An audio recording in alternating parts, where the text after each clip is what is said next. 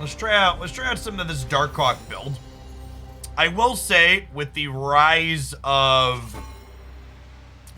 Sandman decks, putting a bunch of Doctor Dooms into play sounds kind of appealing.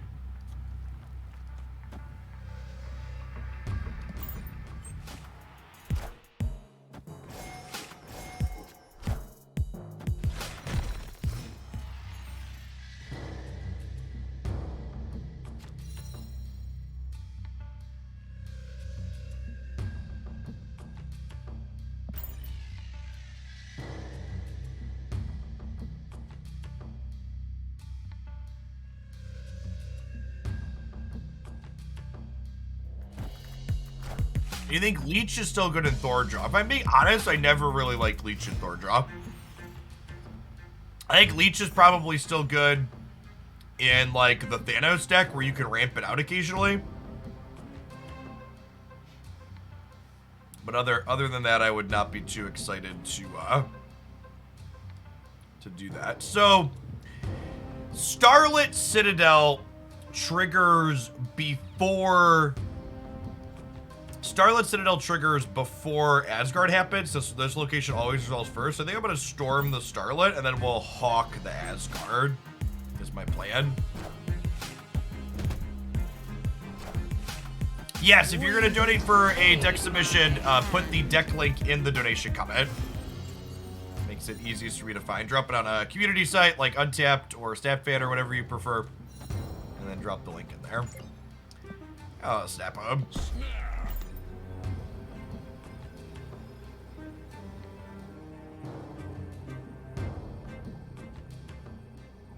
Made to Vibranium running the Collector Modok deck. That build's a ton of fun.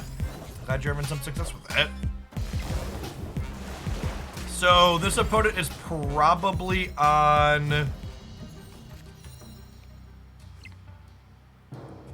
This is probably the Spectrum deck, if I had to guess.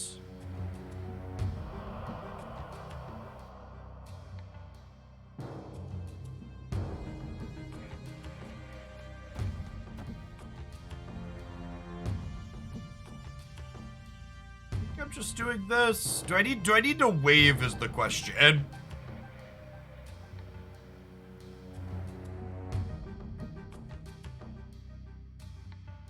Actually, I probably don't need more power on the Hawk. What if I do this? Try and get the most stats here. You want to wave Zabu? I think I need to just put the biggest numbers here, because I think I probably have the center locked. Yeah, that's a dead. I think we're dead here, unfortunately. I just don't have another good way to put numbers in.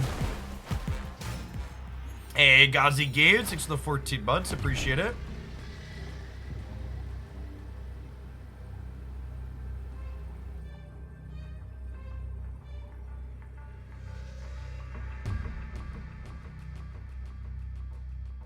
Yeah, and they just put too many stats into the Flooded Forest here. Escape.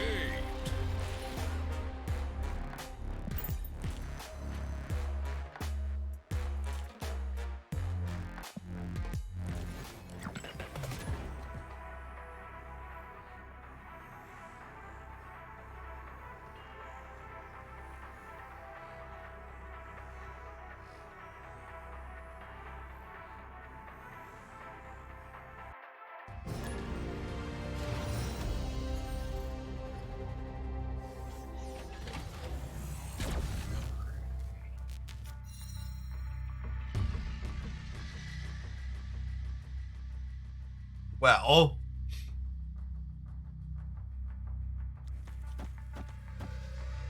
I think we'll do this.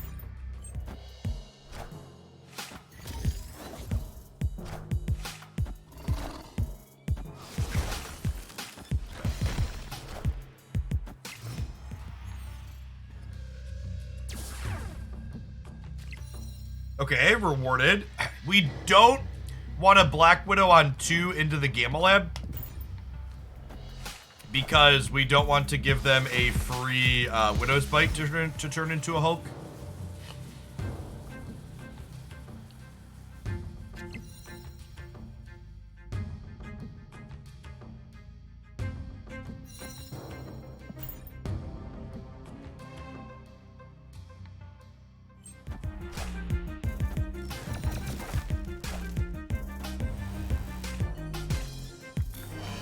The fact that they played a third thing out into the center would imply that they're not a Shang-Chi deck, or they don't have Shang-Chi in their hand currently. Oh, how does this work? I think this does nothing, but I think I'm also willing to trade a cube for that knowledge. Okay. Wow, they had the Shang-Chi. Interesting.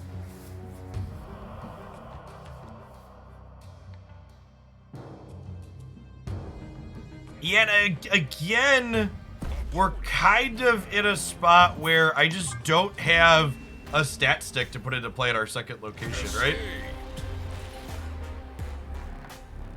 Like we have Hawk to go big in one spot. We just like keep looking at the second location like, okay, what do we do here? And we have any problem with crashes. Yeah, you are not alone with that. There are a lot of reports of crashes with the PC client, especially with this latest patch. Hopefully that gets addressed somewhat soon.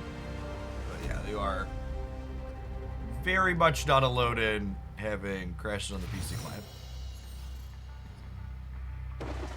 People with older CPUs are consistently getting crashes. Oh, that's a consistency at least. We donate $10. Will you even play a Galactus deck that you hate? Yeah, I mean, if you donate a deck for a deck that's terrible or that I dislike, like Galactus, I play decks for at least 20 minutes. You're gonna get the minimum amount of playtime. If you donate for a deck that is sweet and one that I like, I will probably play it for enough time to get a highlight out of it.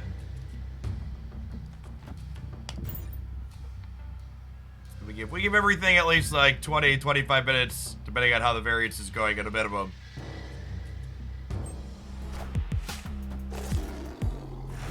If it's better, it gets more time. This just in. This just in.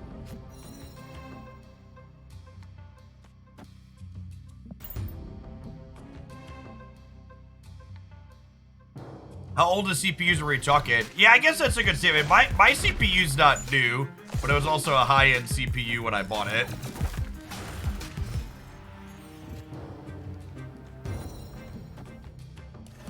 I'll play these in the other order, just in case I decide I want to Absorbing Man. I think we're just doing this, and then we're like Widow into Hawk next turn.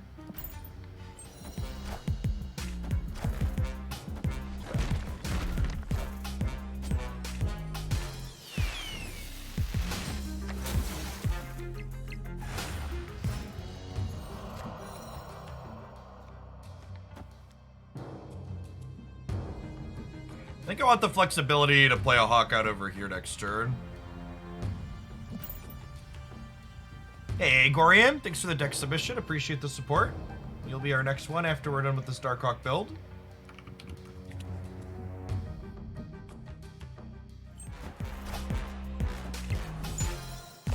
Need Taskmaster a Hawk. I mean, we could, but that's worse than just like playing another 3 energy Hawk after we copy it, right?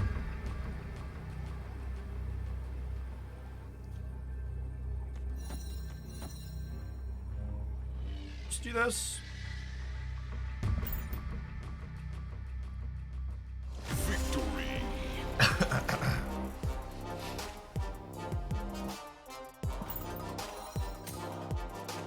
Hey, Zach Cruz. Appreciate the deck submission. You'll be our 3rd deck today.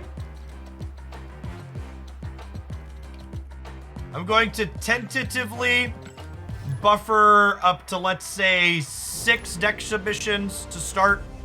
We'll play them in the order that they come in for at least 20 minutes each. Once we get in 6, I'm going to go ahead and hit a pause. on taking more until we see where playing all 6 of those goes.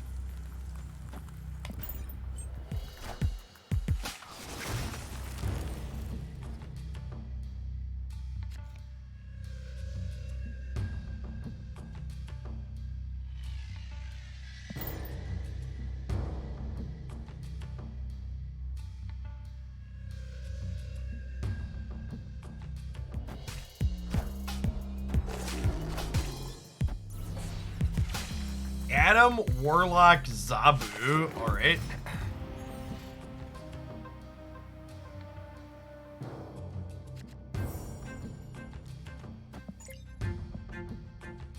I'm gonna jam my 10 power Hawk into the middle here, because that should hopefully stop their Adam Warlock from drawing more cards.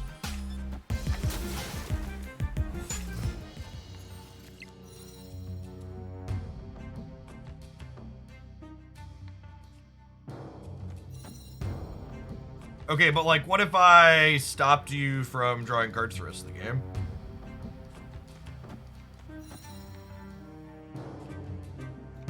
We'll do this, and then we'll Absorbing Man the Black Widow next turn.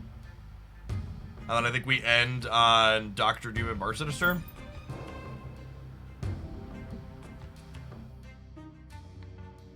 Our Hawk will be 12 in the middle.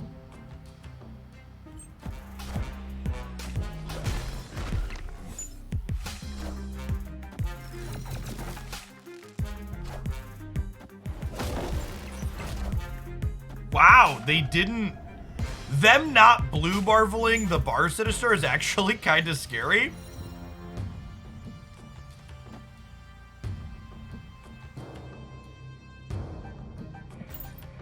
It implies that they have something better to put on the Bar Sinister.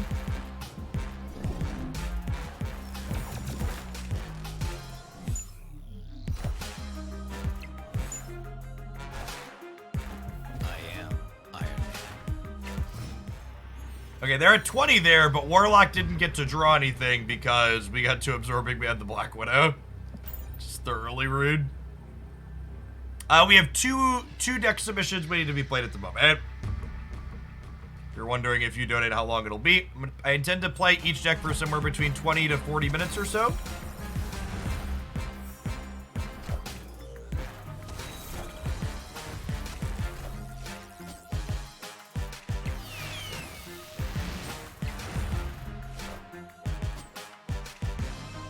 Jubilee into Bar Sinister does not work so good. Victory.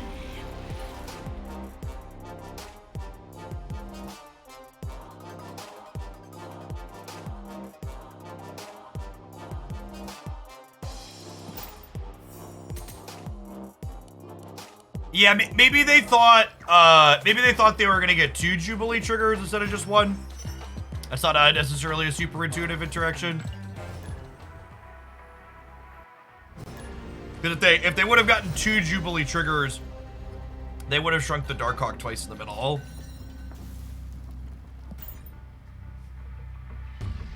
Morning, Fairly Gill.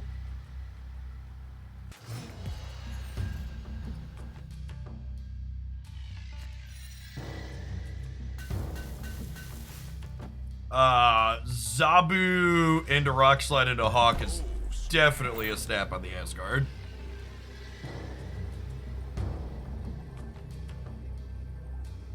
Presented by Thanos hit 90 for the first time. Congrats, Nike. I really like the Daredevil control Thanos build.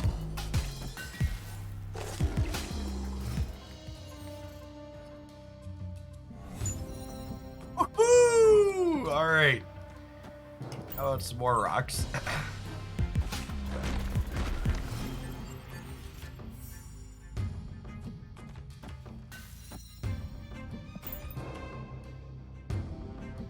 I think the current metagame is shaping up to be very reasonable. Sandman and Galactus.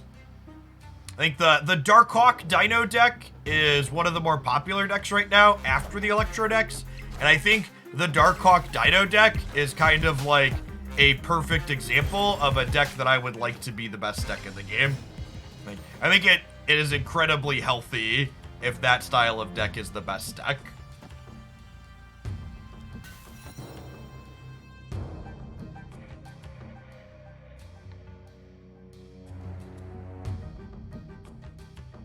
Hey, thanks, Data. What if I...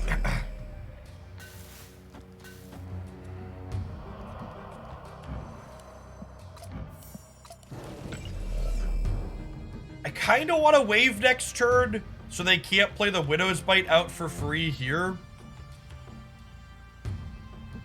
But there's also... We're going to be in trouble against a Shang-Chi regardless of how I play.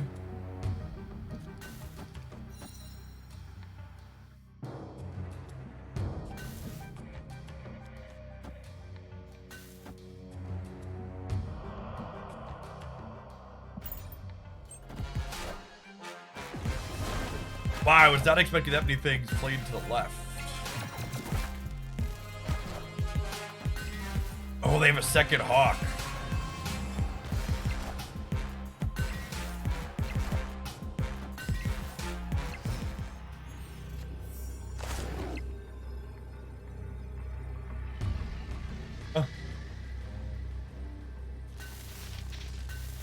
This is plus 13 here up to 33. It's just the problem is that, like, we lose to literal anything, right? My 12-year-old started playing Snap, and last night she played against Galactus for the first time, and it blew her mind, and she thought it was incredible. Yeah, it's super novel the first time it happens. The first time you experience that, it's a very novel thing. I mean, so like, my opponent could have a lot of stuff here, but we also, like, there was a Subterranea, we put 3 rocks in their deck and we cut them off a draw, so there's a good chance their hand is a bunch of links here.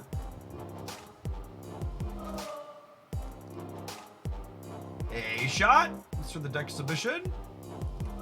You will be our 3rd one in the queue after this one.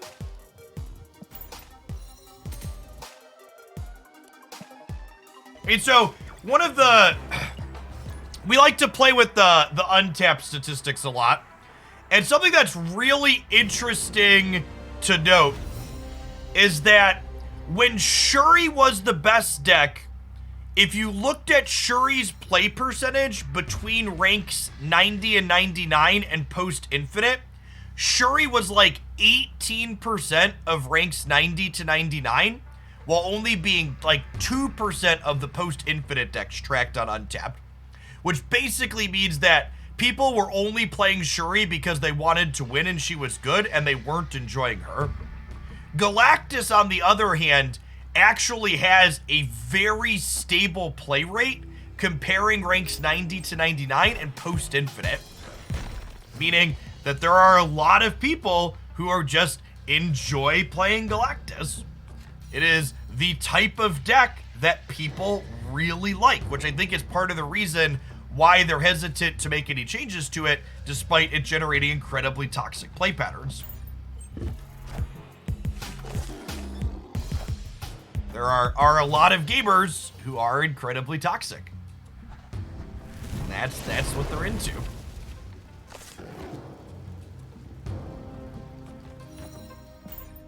Slide the old limbo. Yes, if you are you sub donating for a deck submission, just put the deck link on a community site such as snap.fan or Untapped in the donation comment.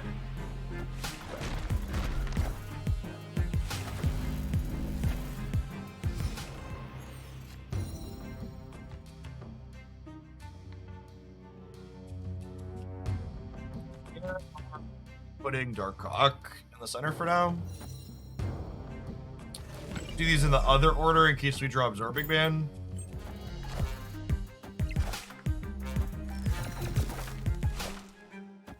Wind, aid my hand. Compelling interpretation of the data. Yeah, I think it's actually a really interesting, like, data factoid. All right, and with Limbo here, and they already played their Star, I think I'm going to Storm New York, so everything's just, like, locked up where it is, and then we'll go Doom into Odin the Doom and the Rock Slide.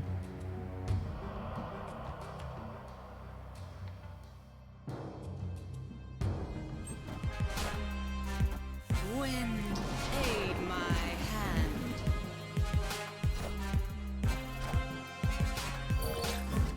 I'm really surprised they're trying to compete for the center when I have this giant hawk here.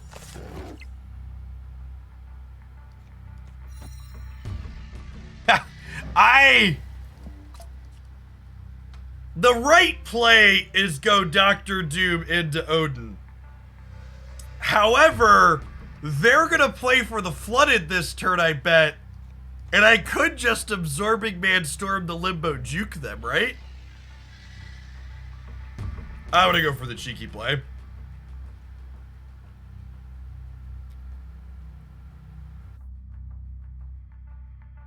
Hey, Alexis, thanks for the deck submission. God, my brain is huge. Wind, aid my hand. Ha-ha! Got him. Got him. Victory. Boom, boom, boom, boom. Very soggy board. Little washed out.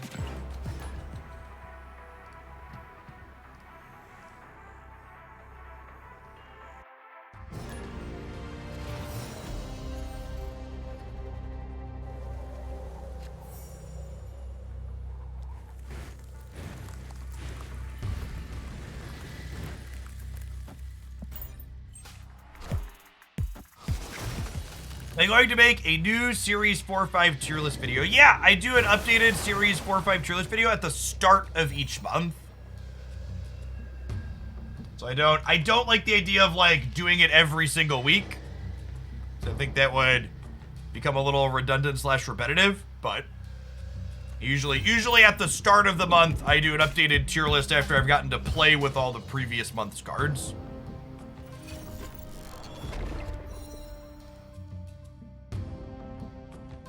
Hey, Mason, thank you for the deck submission. That puts us to 5 decks waiting to be played. I'll take one more tentatively for the day.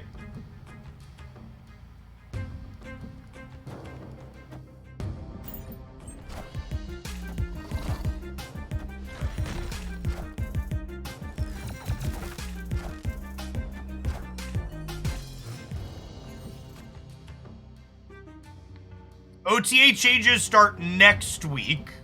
There's been a lot of confusion around that. So there are not over-the-air changes on weeks where we have a patch. So there was a patch this week, ergo no OTA changes this week.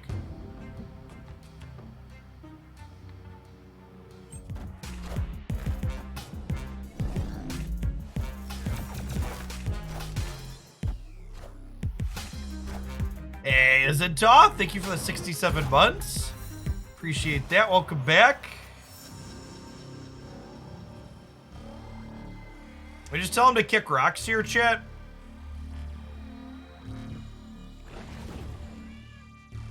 Tell him to kick rocks here.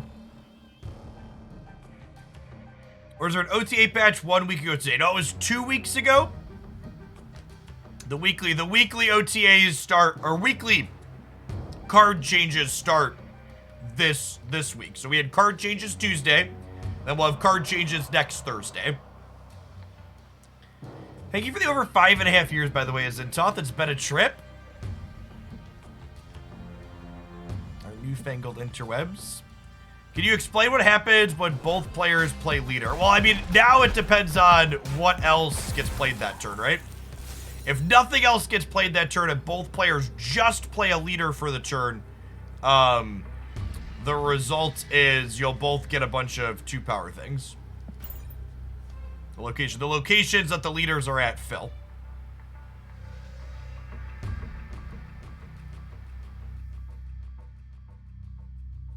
Yeah, as a content creator, I'm looking forward to 2 kind of small shifts per week. Because, like, we have a viewer count / game interest boost on Tuesday when new cards drop. And if that could happen 2 days a week with a small interest boost on Thursdays, I think that'll be very good for content creators in general. I'm sorry, what? We've been juked!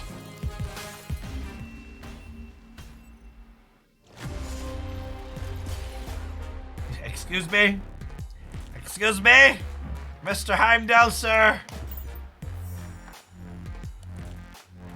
I need 2 more absorbing man boosties to get him to golds.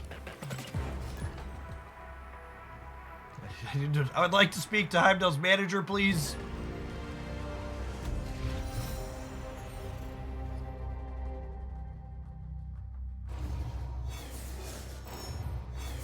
I'm gonna add an OTA command because people are really bad at understanding things.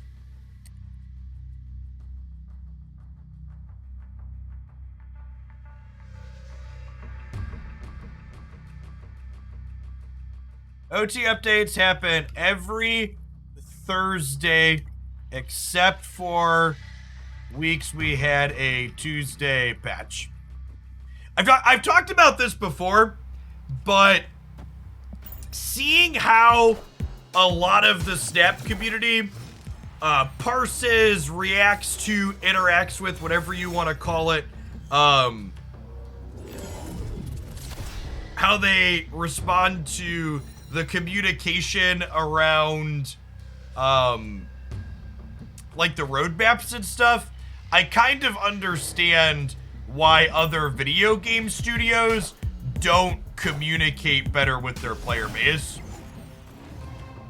Because whatever second dinner like gives us this really good, clear roadmap, there's like always a bunch of people that are like, well, why isn't this feature out yet? They talked about it in the roadmap. It's like, yeah, but like the roadmap said very clearly that feature wasn't coming till summer.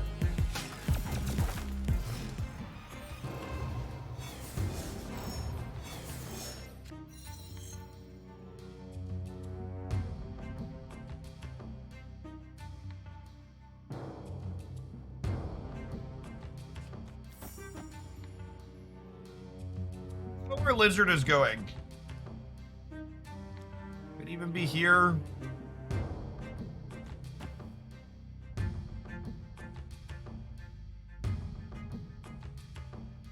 Made it to rank 98, slow and steady.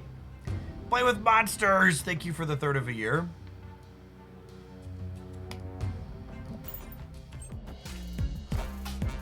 Idea submissions instead of full deck lists. Yeah, definitely. You can submit a small group of cards you'd like to see me build a deck with. You can submit your card sheet that it just has your collection with like, hey, these are things I would like to see built for my collection. I am very flexible.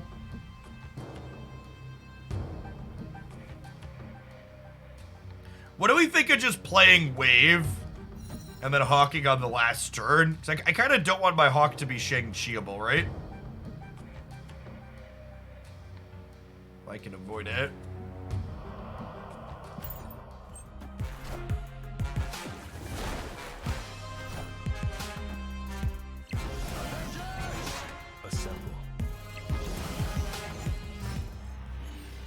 Rock Slide's our best draw here.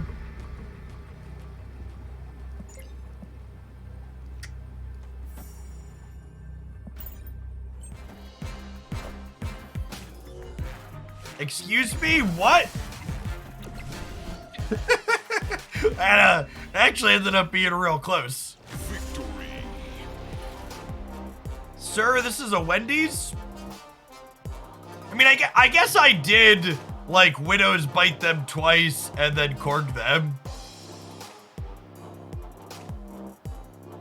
We're working with some limited options there.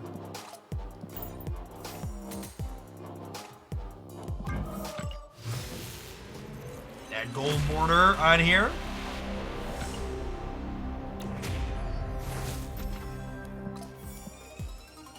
Alright, let's try to get one more good game in with this, and we'll slide along to our next viewer deck submission for the day.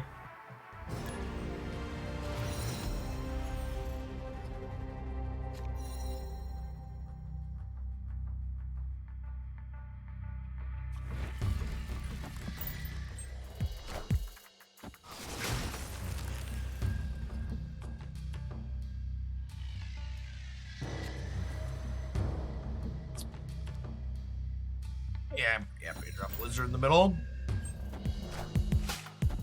You see these splits today? I really don't have many credits. Credits. I've no longer been buying credits every single day. Because I have like 10,000 or 30,000 collector's tokens.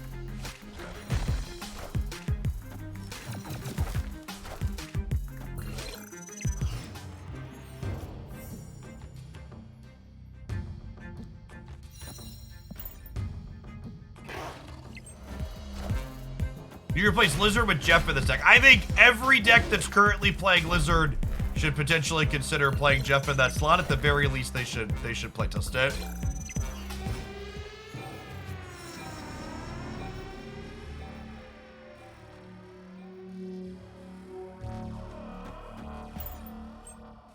That's what I max out power here.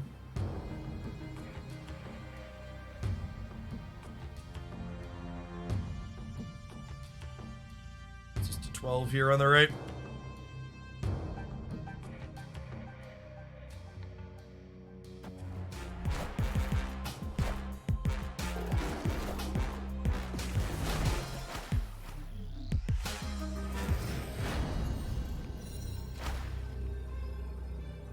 We are unfortunately dead to Galactus.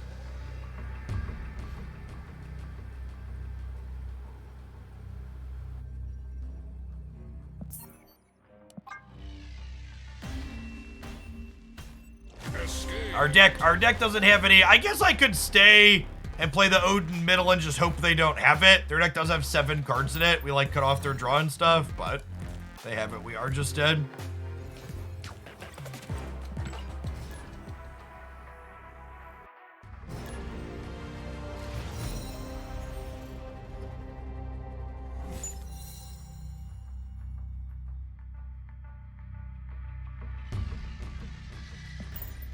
Rip. Hey, thanks for the half a year, Magdars.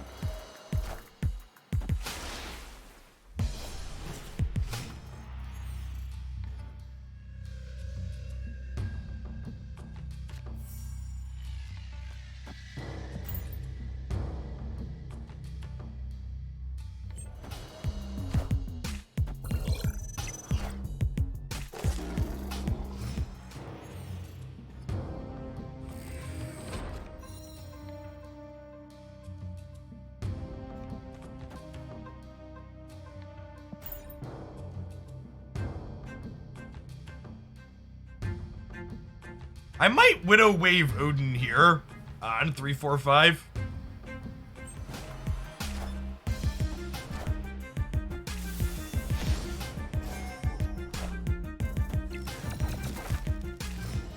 Hey, Dragsy, thanks for the half a year.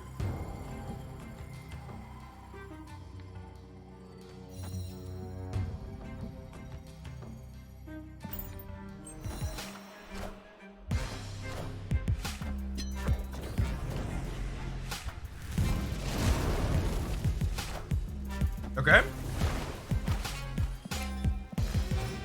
8 cards in their deck. The vault does reopen on the last turn is noteworthy.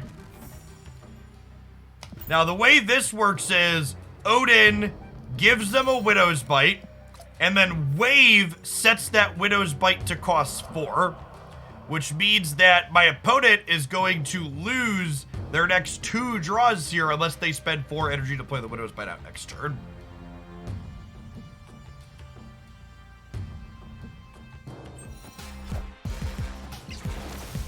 It's an oldie, but a goodie.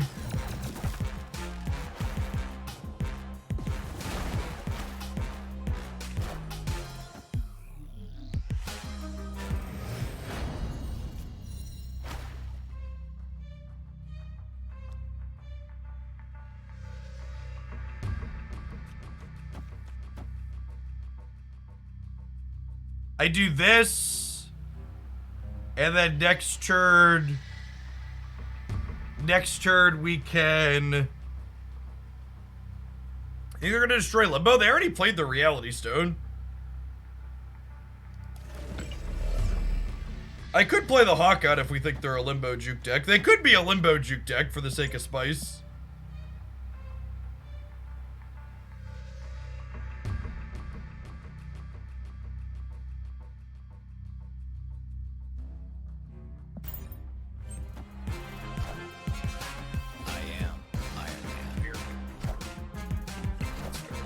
bigger than an Iron Man. We know they're not drawing another card. I think we just count on 13 being enough here.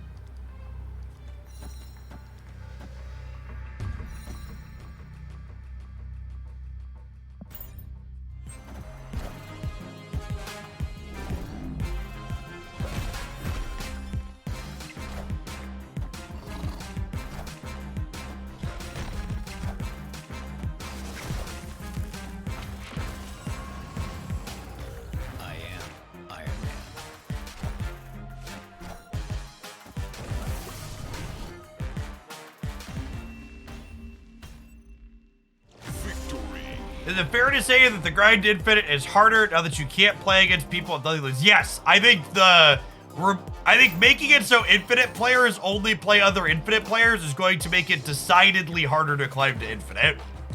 There were a lot of pre-infinite players who like always.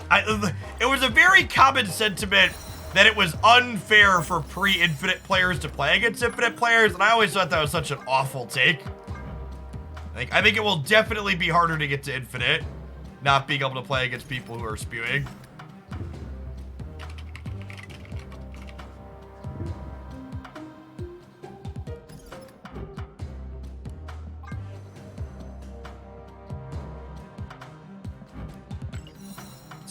I've been slowly upgrading all of my cards to a gold border.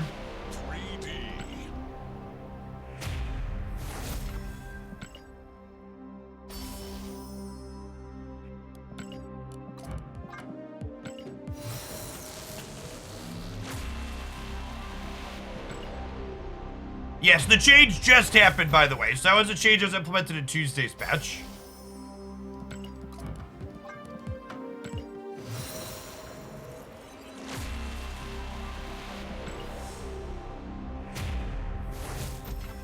What am I saving reserves for? I'm saving reserves for when there's a card for me to open. I currently have every card in Marvel Snap. So if I open a reserves, there's a 0% chance for me to open a card.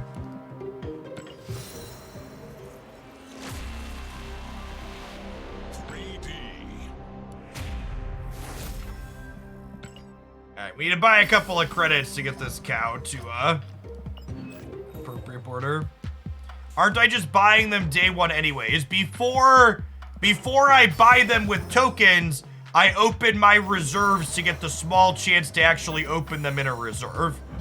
I'm incredibly unlucky, so I never open them, but I would be silly to not give myself the chance to do that. So every Tuesday, I open my reserves that I have held, see if we open the card, inevitably fail, and then... Shiny logo. It's gonna happen when I hit the collection level match. So they keep raising the collection level. I'm not gonna sit here and scroll it. They just raised the collection level max again. It was previously 22,000, but it's higher now. Splitting Hellcow, what year is it, right? I should probably split this one through at some point before I split this variant again, but I also don't have that many Hellcow boosters, so we're a little bit away from that. Anybody update on first edition badges? There has not been. First edition badges were actually absent from their last roadmap update, so who knows when they're coming. Walpurg Hiss, thank you for the quarter of a year. Welcome back. Appreciate the support. Do you have enough collector's tokens to spew on ultimate variants? I mean, even if having collector's tokens and spending them on ultimate variants means I have to buy more tokens later, so it doesn't get any cheaper. Having a bunch of tokens saved up means that, having a bunch of tokens saved up just means I don't have to buy a bunch of gold into credits every single day. So no, unless someone donates the $100 it'll cost me to buy an ultimate variant, I'll even give a deal. It technically costs upwards of $200 to get an ultimate variant. If someone donates 100 USD, I'll pick up an ultimate variant of their choosing. But outside of Twitch chat funding it, I am not wasting tokens on ultimate variants. Hey, Coilous Storm, thank you for the tip. I assume that's for a deck submission. There isn't a link with it, though. If you could let me know in chat what the deck should be, I'd appreciate it. Do we get a discount if we let you choose the variant? To be honest, I don't really love any of the existing ultimate variants, so... How much to force you to ink and gold the Pixel Hellcow? Well, I mean, I don't have any Hellcow boosters, so it's just not an option. You can only pay me money to do things that are possible. The White Queen Ultimate variant's not bad, but I actually think the White Queen Ultimate variant is worse than some of the data mined unreleased Ultimate variants. See, like, I like the Arrow Ultimate less than I like some of the other non-Ultimate ones. Opponent's snapping me. I'm gonna put Morbius over here, I think. And I'm gonna Colleen as well.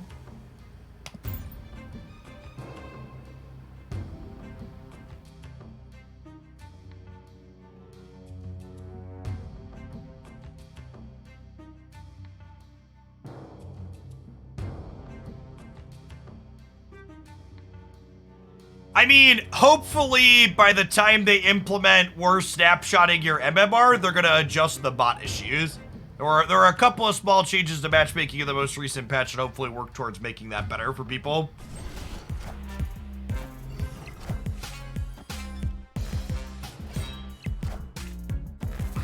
Need a Colleen Mig to trigger Vormir. Yeah, maybe.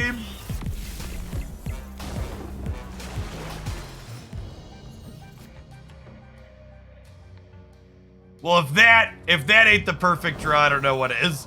I get to play Dockerson over here, and then we get to go Swarm, Apoc.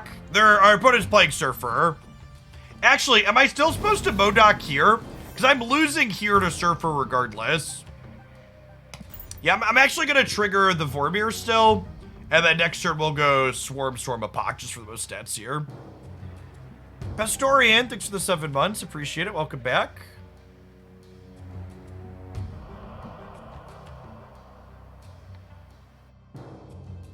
Have I reviewed the latest data mine cards yet? Not yet. I'm not really in a rush to cover those, because a bunch of other people like rush to cover them right away typically, and those cards aren't releasing till June. So it's not like it's a time-sensitive thing to give reviews on them, because nobody's gonna have them for a while.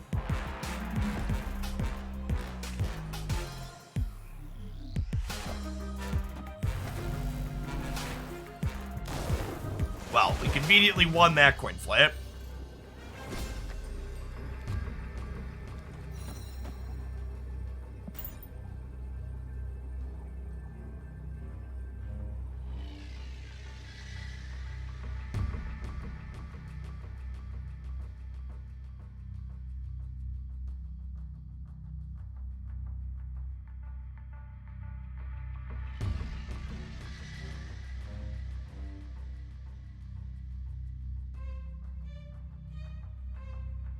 They don't, this is kind of the awkward part about the discard deck is, wait, what?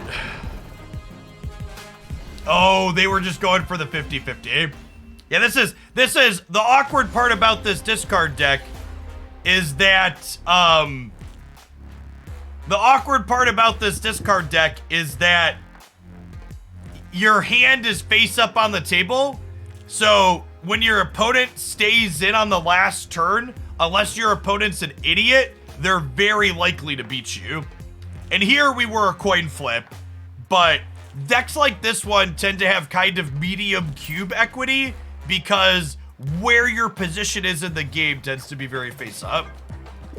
Now, I haven't rushed to do bundle reviews yet either, Gap, because it's also just like not super time sensitive. Modoc left wins. I'm gonna give you a 10-minute timeout to go back and look at the flooded in play. Thank you, Twitch chatter, for your astute observation. All right, and that latest submission, we're gonna close out deck submissions for the time being.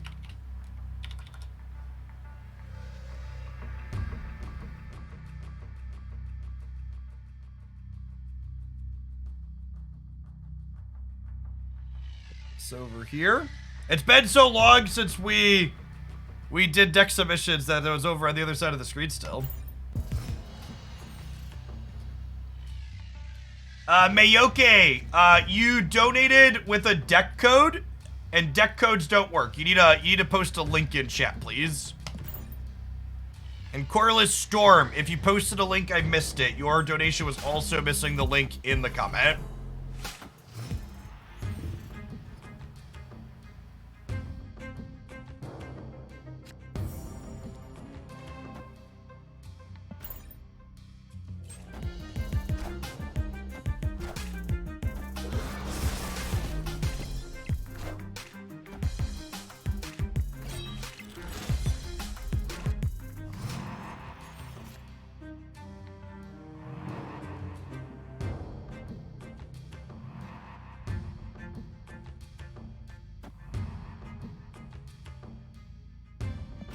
Think I'm just counting on Morbius to win the center here? Ever seen that Lady Sif? Yeah, this was a closed beta variant from the Love and Thunder season.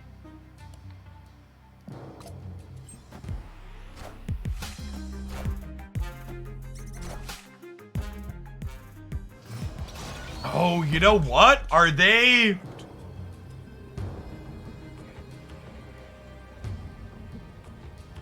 I think they're Patriot.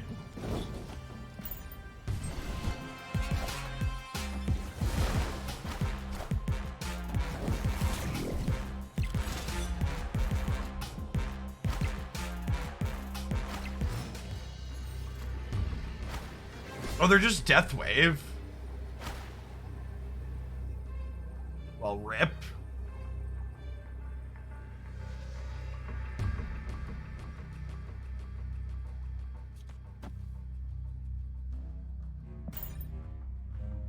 I'll play Apocalypse and discard Chavez to win the game. Hey, think you may okay?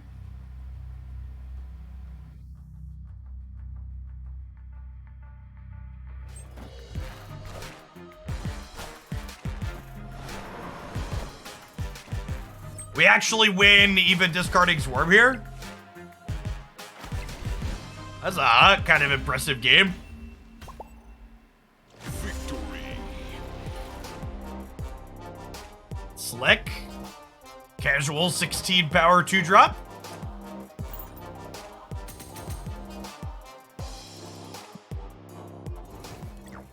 It was in fact Morbid time, and then we morbed all over him.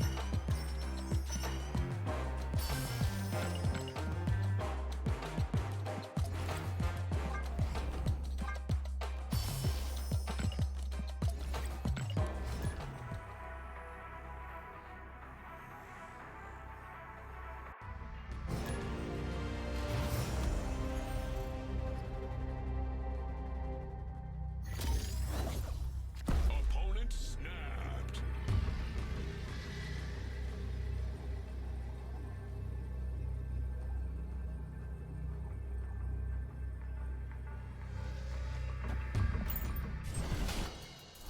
Do you have a favorite variant? I like the Black Suit Captain Marvel is one of my personal favorites.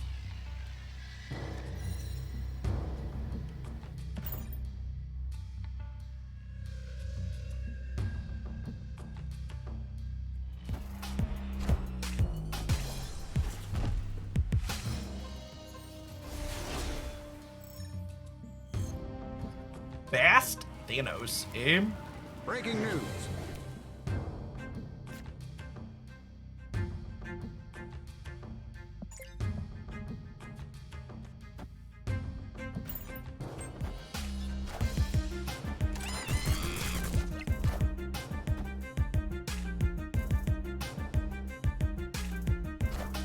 That's pretty good. This is when Sunspot 0 power, 2 patches ago.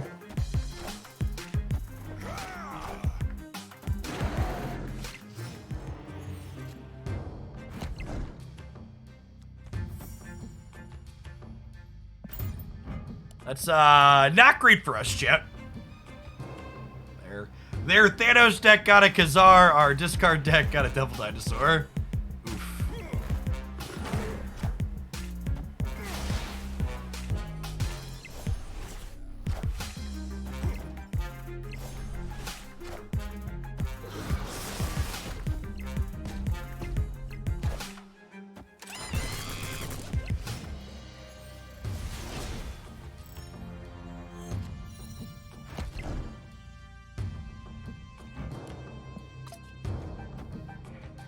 Yeah? Yeah.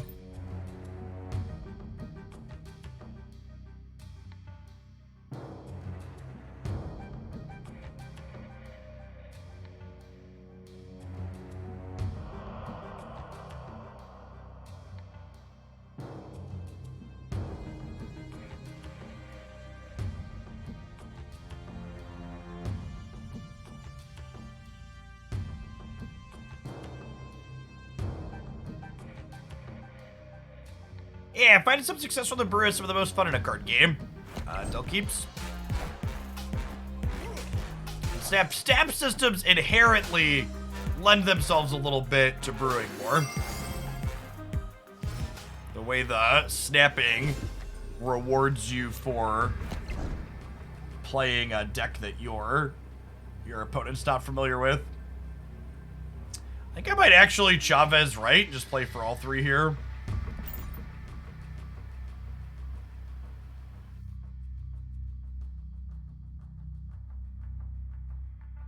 Yeah, I don't know how I feel about this build. I think I prefer the Collector Mystique build that we played yesterday more, but I haven't played this build for a little bit, so I've been meaning to try it.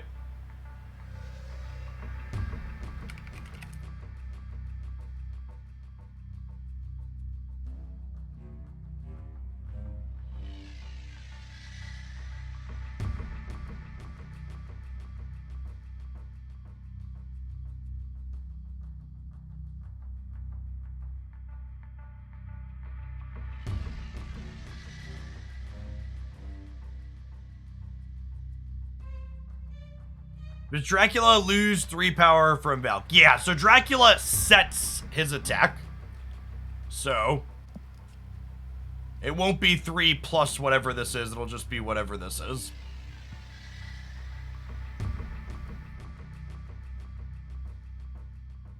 Victory.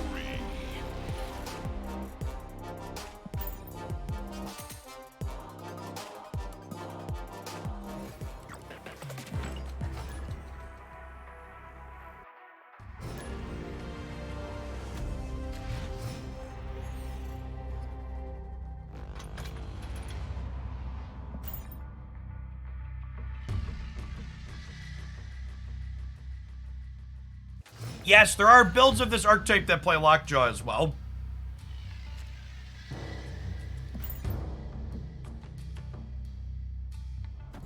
You find a good Thanos deck post nerfs. I don't think the nerfs changed any of the Thanos decks. I think the nerfs made the existing Thanos decks a little bit worse, but that's also a good thing because the existing Thanos decks were really freaking good. And they deserve to be nerfed again. I think all of the Thanos decks that were good before the changes this week are still good.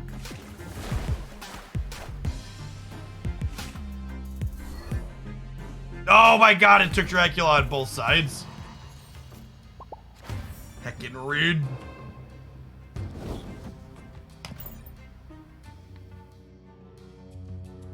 Opponent snapped. I can play Mr. Dockerson out here. It might be okay. I'm gonna chill. Yeah, the control Thanos that I posted last week is still my favorite. Or Monday. Is it Monday? Feels like last week.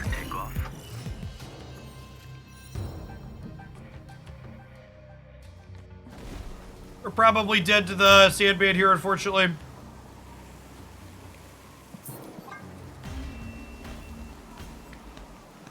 Escaped.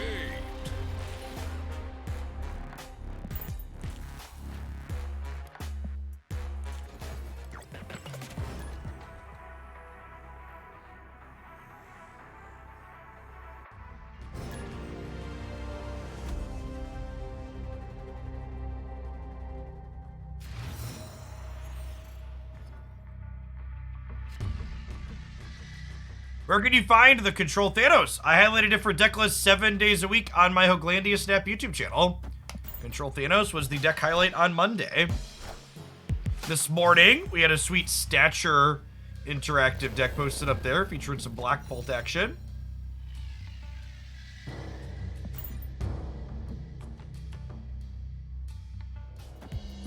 I think Teenage Warhead's a very playable card. I think if you enjoy Daredevil interactive decks, Teenage Warhead is a super reasonable pickup.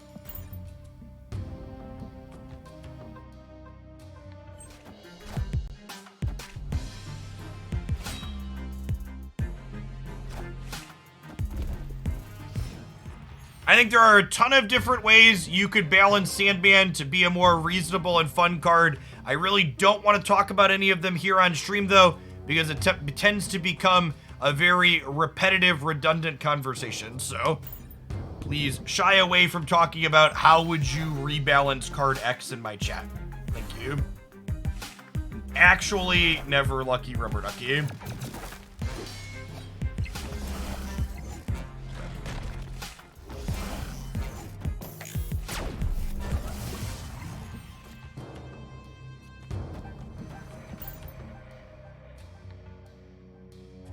The good news is, we're drawing Chavez next turn. So I'll get to have triple swarm Chavez. We have to play a game here.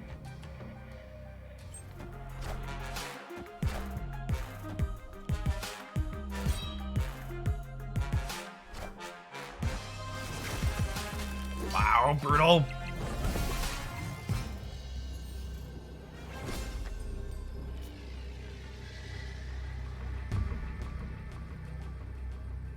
Would Jeff be good in the Thanos control deck? I think Jeff is a generically good Marvel Snap card that you could justify putting into an incredible range of decks.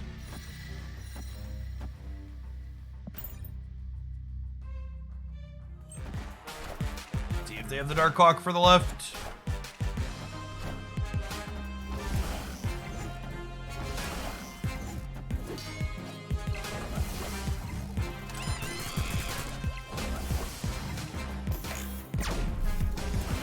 Does that win us the game?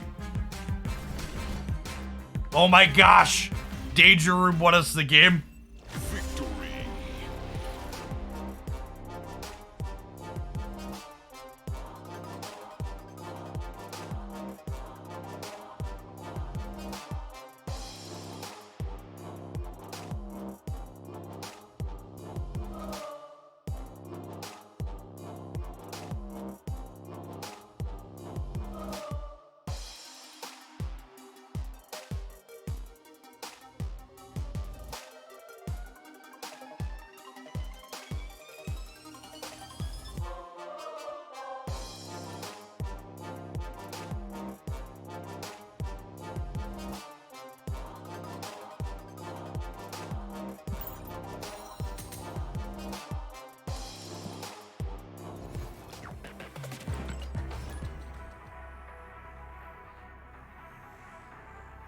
Another day, another barrage of people asking about Cerebro 3. Listen, I click around to the Marvel Snap section of Twitch.tv a lot.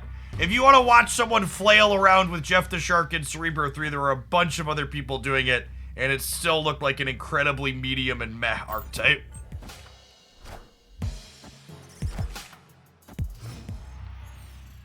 Cerebro 2 is the best and only reasonable Cerebro deck, and my mind's not going to be changing until something changes in the format. We gotta get new cards to change it.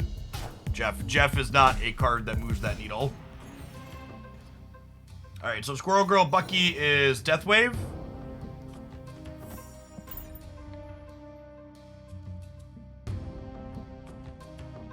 You're confused? Why did the opponent play Hitmonkey last? You're confused because you don't know what Hitmonkey does. Hitmonkey counts all of the cards you played in the turn, even cards you played after it. So it does not matter the order in which you play the Hitmonkey.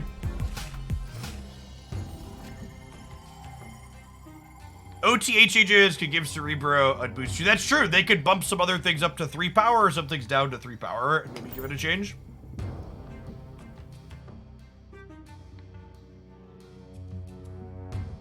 We played Cerebro 2 since the patch. I don't think the patch changed anything for Cerebro 2. I guess it made Red Skull a little bit less popular, which is probably good for it, but like the cards that deck plays are all the same. I posted a Cerebro 2 highlight last week.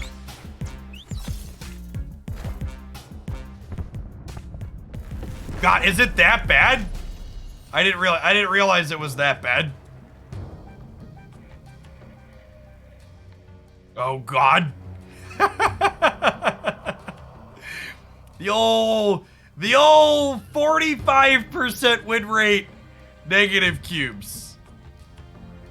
Fucking sucks. Cerebro 2 has a low game volume, but it has better. I love being able to open up a pile of data and the data just being like, yeah, Jeff's fucking intuition is super right. He knows what's going on. Feels amazing, man. I'm gonna Moon Knight them.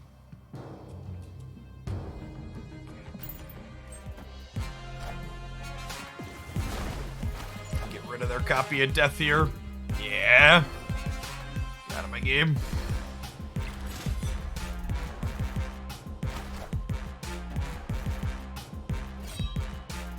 All systems go.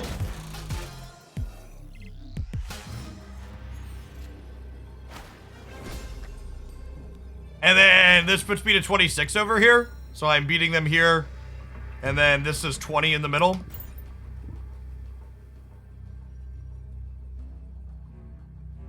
We lose to Arrow. We lose to Arrow.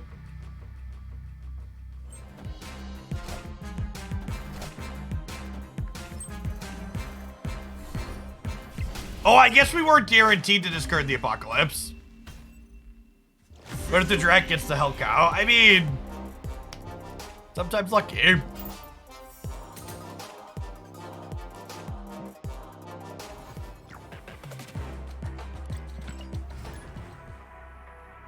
Sir Miss-a-Lot, you in a shark suit named Jeff should go in every deck.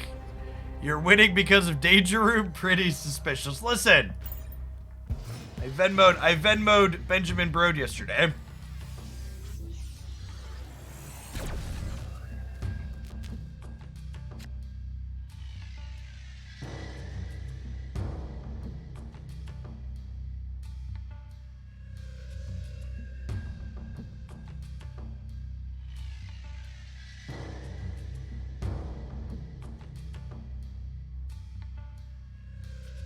It's just Morbius. It's Morbid time.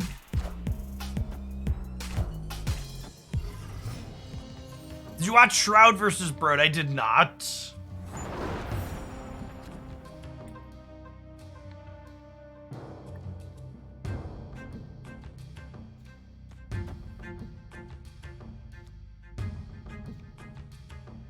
think I'm just supposed to Colleen so I don't,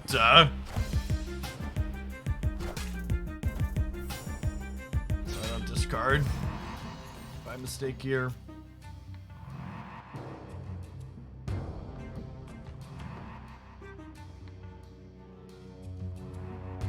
And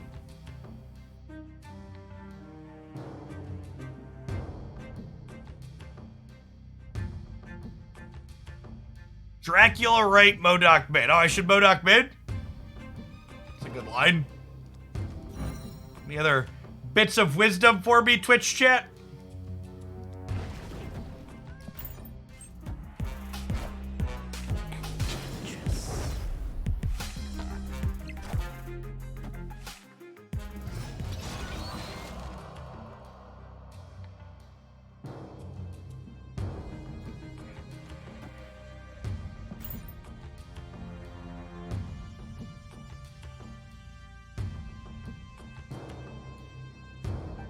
Does Goose have text? Not if you are currently watching a Twitch stream.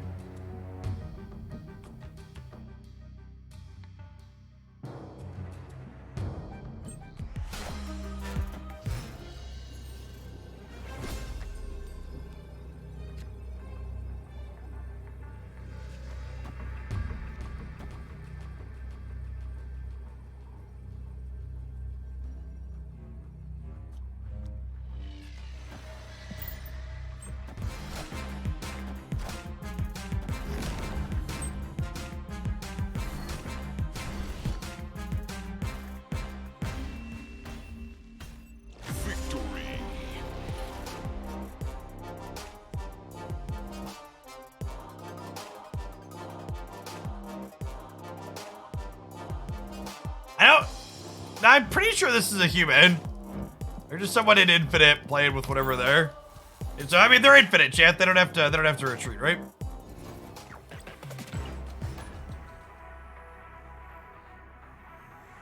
Hey, their username was Jokester, right? Shroud said he watches a lot of Marvel Snap streamers. That's sweet.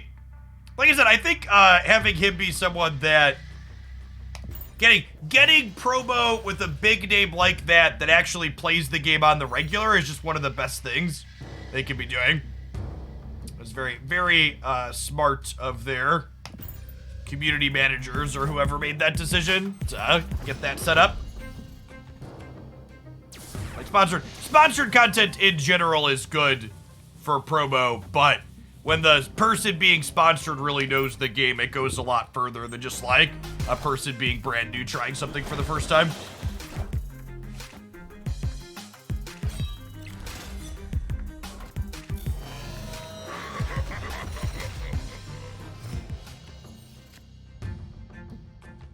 Any plans to play Sarah Patriot? Why would I want to put Sarah in a Patriot deck when Sandman is the most common deck I play against on the ladder? Can you explain?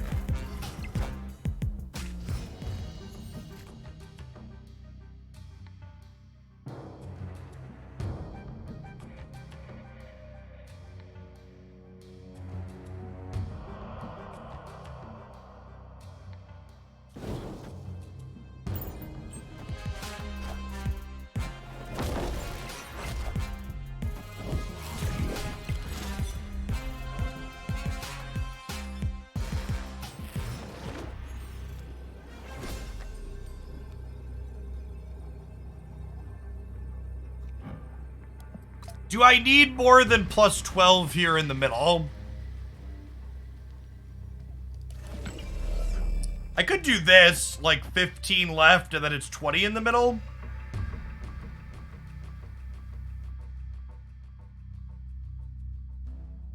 Yesterday you said that you're gonna play decks that are dead to Sandman and just retreat when you're infinite. Yeah, but like what? I need a compelling reason to play them though, Darius. Like, why would I want to add... Why would I want to add Sarah to a Patriot deck is the question. Like, they're like, just putting random shit in with other random shit is not good deck building. You should be looking at your deck and being like, okay, this deck has a problem, and I think I'm potentially solving that problem by making this change. I'm willing to play things if there's a good reason to do it, but just like building bad decks is not something I'm interested in doing on stream.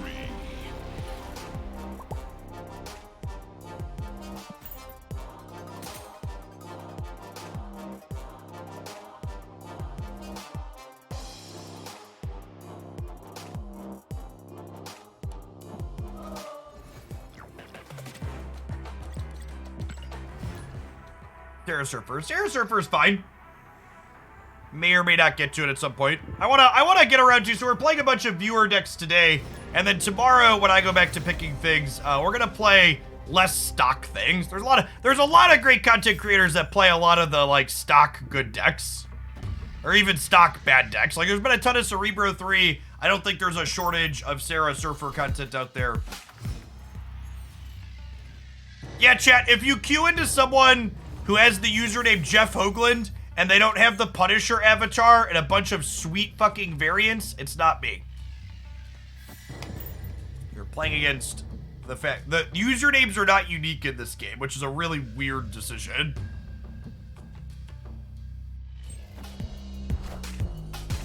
Wind, aid my hand. No, I haven't tried Cerebro 3. I just have decent game theory understanding. I don't think Jeff does anything functional to improve anything Cerebro 3 is doing. There's not a compelling reason to play the card in the deck. It like has loose synergy with Professor X is like where it stops.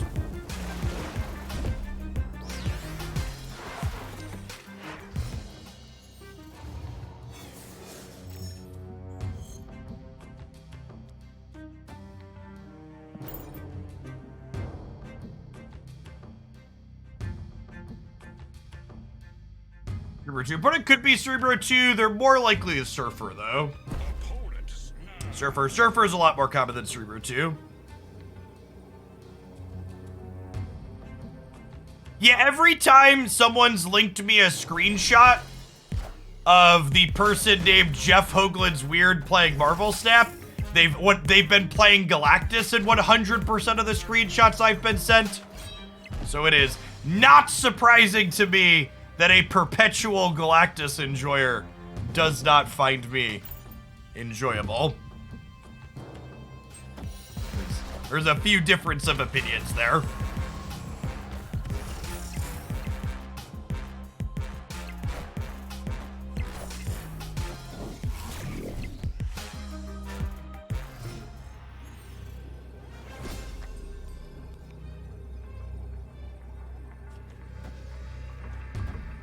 If they play a blue Marvel here, they end up at 28, and I'm only going to 26.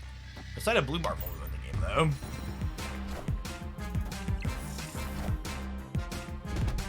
Oh! Booster, fantastic. Well played, opponent.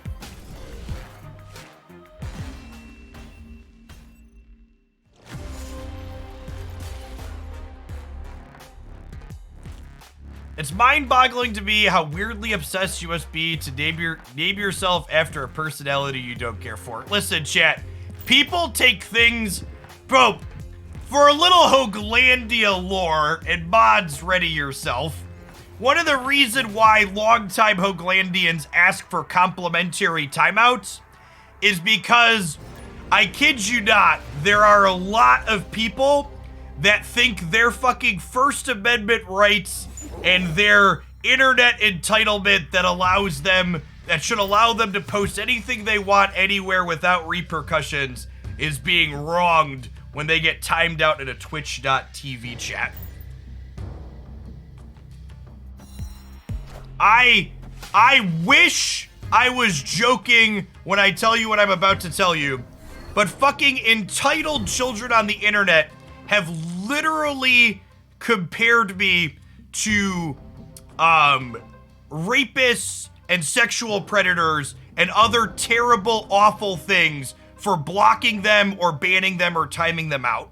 Because they're such sheltered fucking children that they can't imagine anything more tantamount or terrible than being removed from having their ability to post in a twitch.tv chat.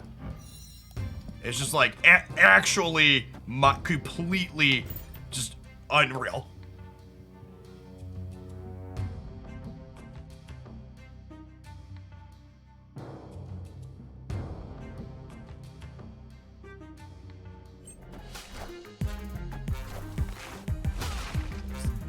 Desperately need to get out and touch some grass.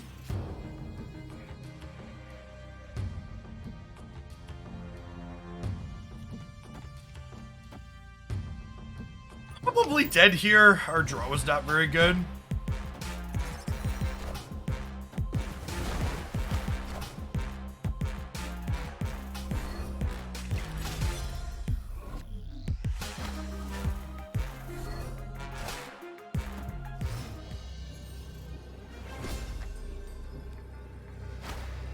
Yes, next submissions are currently closed. I have 5 or 6 things waiting to be played. If we get through all of those and I'm still streaming, we'll take more later in the stream, but for now I just want to make sure we have time to get to everything.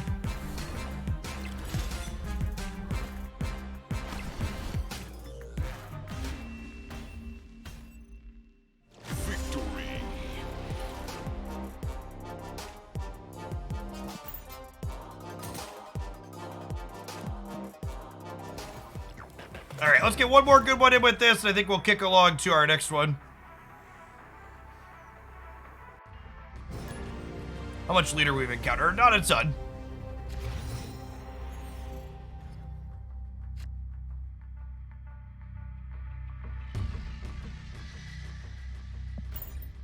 I think a lot of it has less to do than you would think, No Coast, with my opinions, and more so on the sense of internet spaces shouldn't have moderation, and, you know, sexy anime girl 42069 should be able to spew whatever they want without any repercussions. in any place online, and any repercussions or moderation should be frowned upon.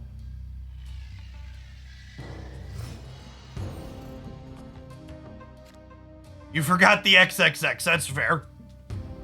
That's fair.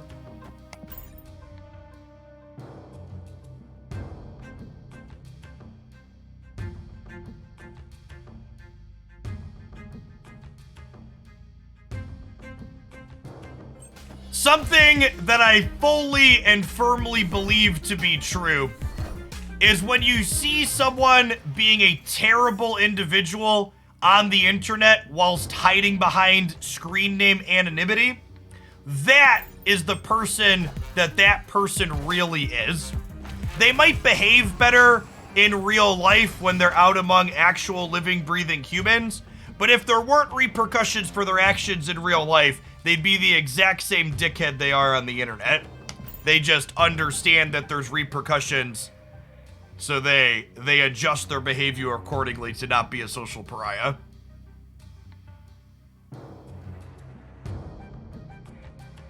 No, Jeff, I have a monkey with a mohawk named Marty. Aren't we all, Marty? Thank you for the 77 months. I appreciate the almost quick math, 6.5 years.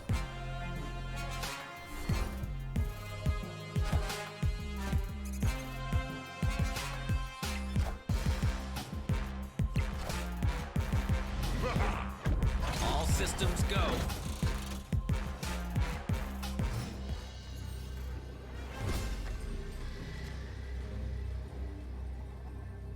Is the repercussions, or is it just easier to dehumanize someone online? I think it's both.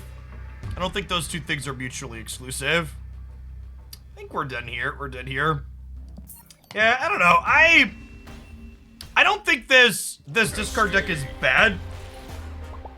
It has variations of it have pretty good stats on Untapped, if I recall, but overall, after playing through that, I think my opinion that I prefer this collector Mystique version definitely holds true. So this is definitely still my preferred Mo Dockerson pile of cards.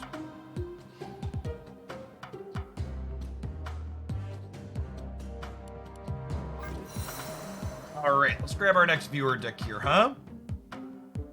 Jeff Ongoing.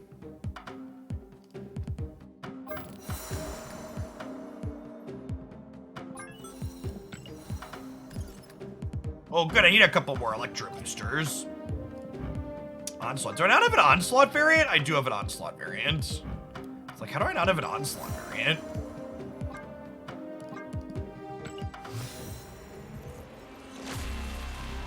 Hey, Tarmo Brad. Chat, are you familiar with this product known as Twitch Prime?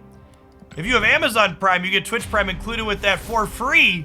And that Twitch Prime lets you take a couple of Jeff Bezos' dollary dues and give it to someone here on Twitch every single month. Even if you don't use your Prime here, like Raffalal, thank you for the tree fitty. Make sure you use Jeff Bezos' money somewhere every month. Lord knows he has enough of it.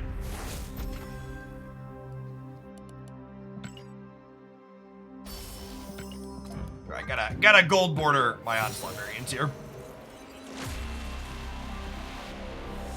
Lovely. Hey, Grinzial, thank you for the brand new Prime. And Heartless, thanks for the quarter of a year. All right, let's do it, huh? I actually low-key think Super Scroll and Rogue are some of the big winners from this patch. These cards give you counterplay into Null against Galactus in spots, letting you win those games sometimes. And the Darkhawk Devil Dinosaur deck is one of the premier big numbers decks now, and this card is good into those matchups as well. Hey, Nugget Stretch, thanks for re-upping for the second month. Welcome back. We're a Squeeta, thanks for the almost 2 years. Appreciate the 22 months. And the Chandrian. Good morning and welcome back.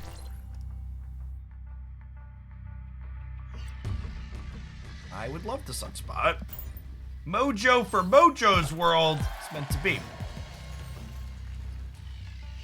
Why did this patch help them specifically? So, The reasons I just said. So, Shuri is on the decline with this patch, which makes the Darkhawk Devil Dinosaur deck the premier big numbers deck now. As well as Galactus having an ongoing card that Super Skrull and Rogue are good into. What's going on Thursday? Welcome, welcome, welcome back.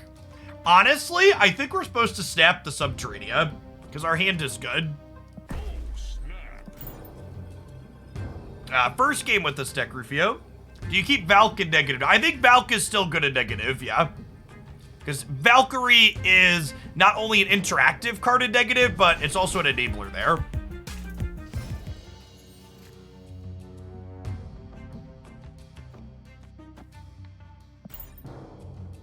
Oh, I guess playing the rock means one less power on my sunspot.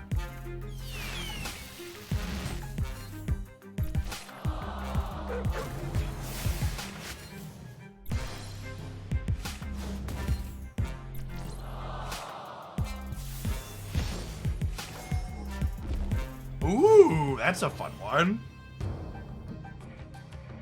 I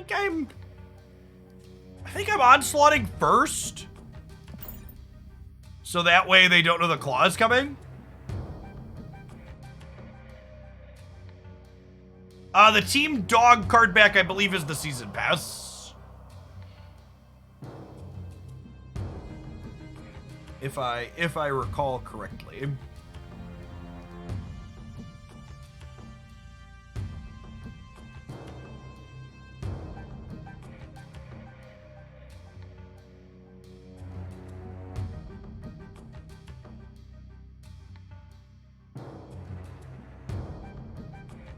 How long does Marvel Snap seasons last? All Marvel Snap seasons are either 4 or 5 weeks. If you open the current season pass, it says in the season pass when the next season rolls over. The ranked seasons follow the season pass seasons. They all line up together. Oh, the card back's on the free track of the pass? That's great. Didn't realize that.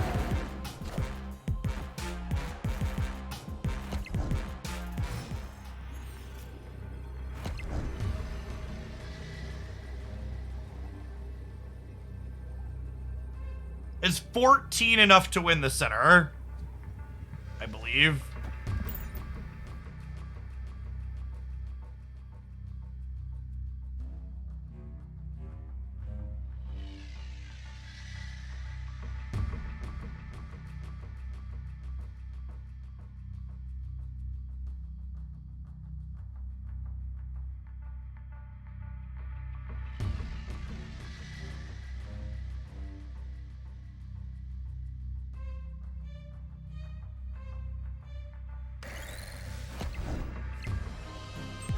Oh, they filled Elysium?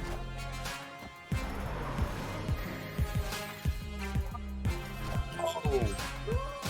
Brutal. Savage. Wrecked. Oh my god, did we just win the center with 2? Did we just win the center with 2 points of power? Got him. Does Jeff get around Electro's ongoing? He does. No electricity is enough to hold my shark down.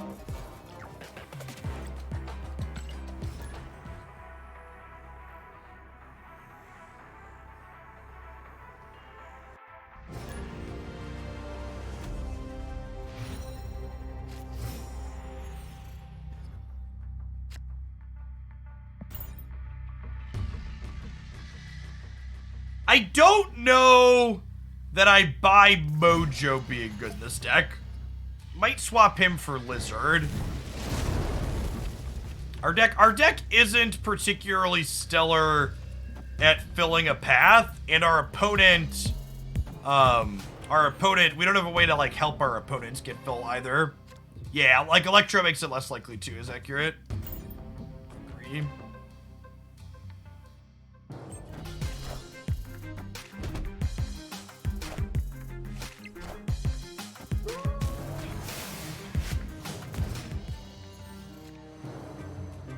Dracula.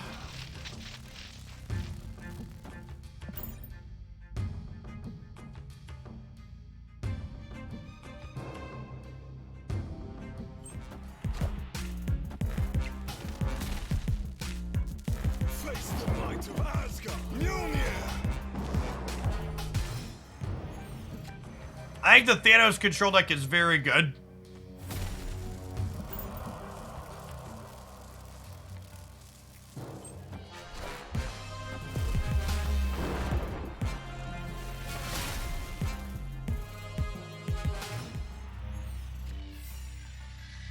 We get to go claw into Jeff through our Electro.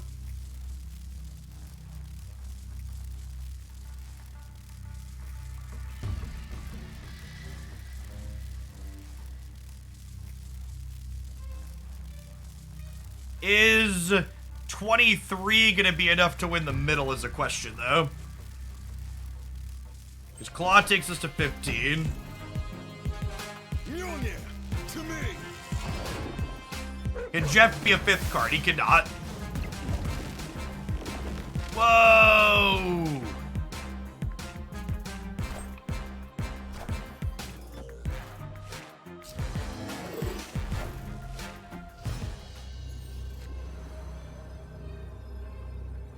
Yeah. This is plus 11 here, technically. I'll stay for a cube.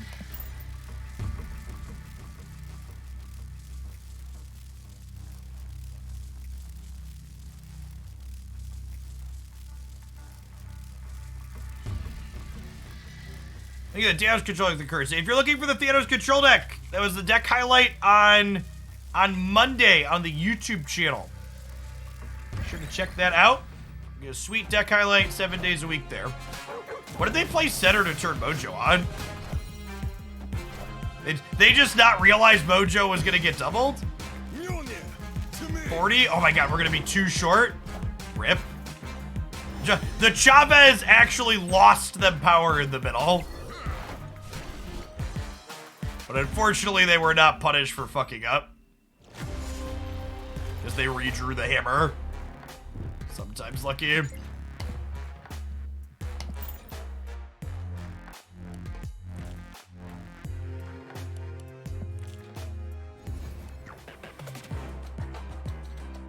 Oh, they did it because of M'Baku? Okay, sure. Yeah, maybe it was intentional. And they just think they could win through the Mojo because they didn't want Baku to jump there and lose it. Yeah, that's a good observation. I like that. That's a good and astute observation.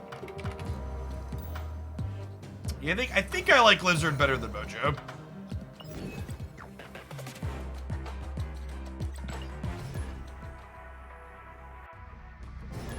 I see you, Moods. Happy to oblige. I think Jeff is a Lizard quality card, which is to say it's not really going to make or break most decks that play it, but it's just a generically good 2 energy play that's going to propagate and see play in a lot of different places.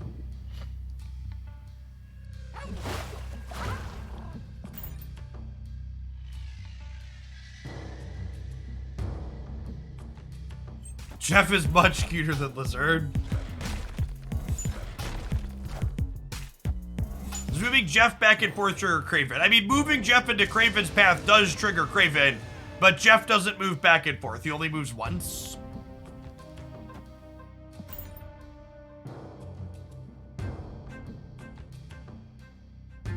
This Super Scroll's probably decent. Like their Darkhawk deck.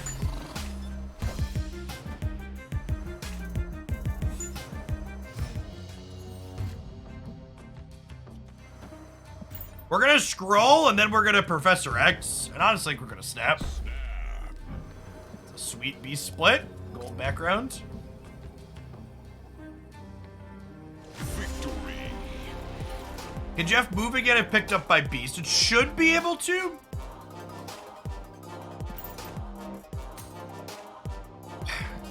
Why do people find it funny to get timed out? It's free interaction. Don't you like it being interacted with?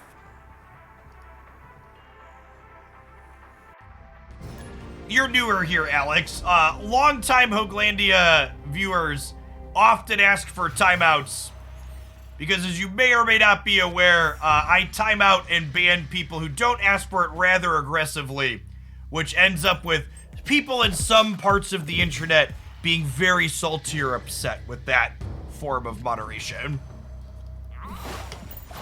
So regulars often ask for timeouts to be like, hey, those people are silly, this isn't a big deal. Because it's not.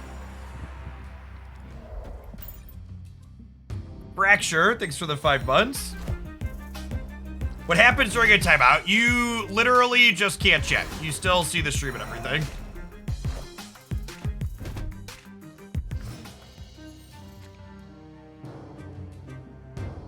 Six 600's probably a little too much silence.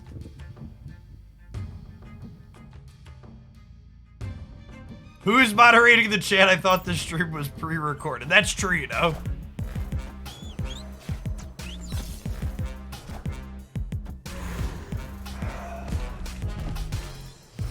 I need to move Jeff to the right just in case they Galactus Death's domain here, right? Oh, actually, I just Professor X it, right? Yeah, that's the actual point.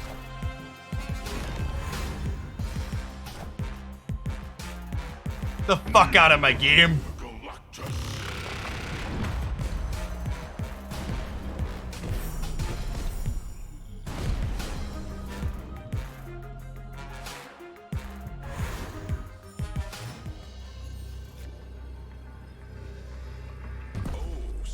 We'll complete my win games with a snap here.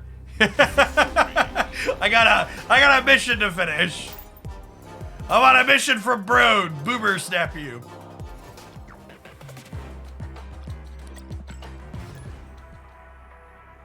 I will say Professor X feels like it's well positioned.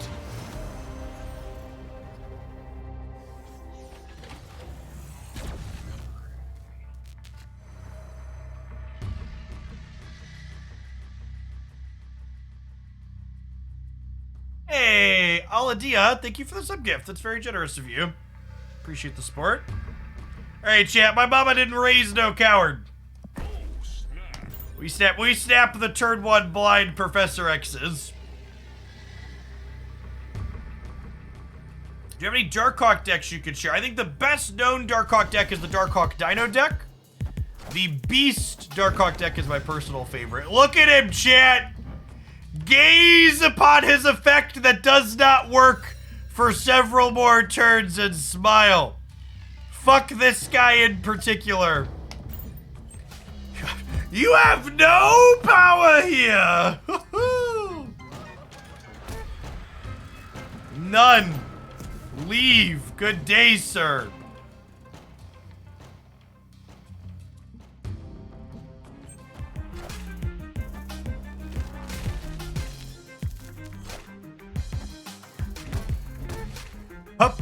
Patriot.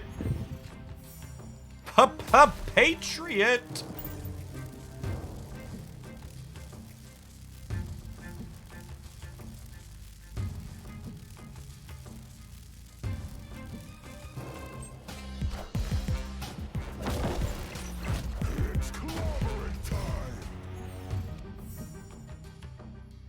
Alright, our cards are losing their text boxes next turn. Oh! And Leech glows green to remind us.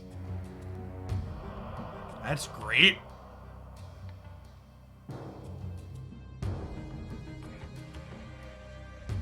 Yeah, Spectrum.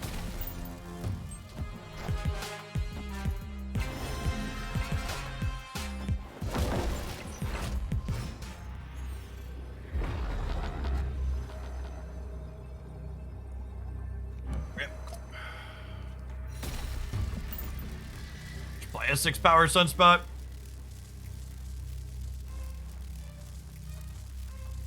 Scroll could have been okay. Oh, it's leeched.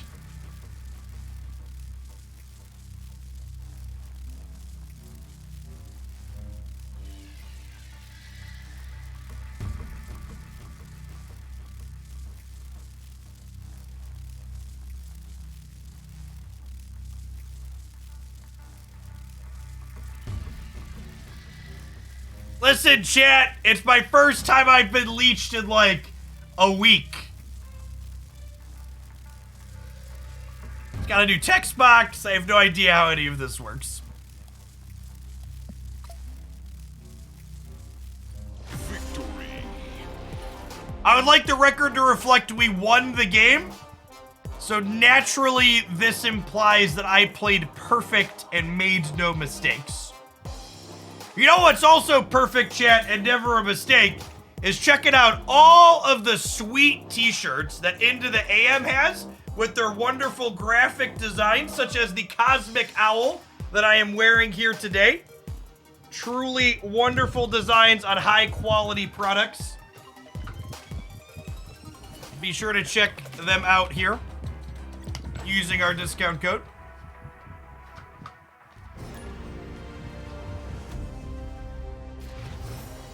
All of their shirts are a hoot, but some of them are more than others.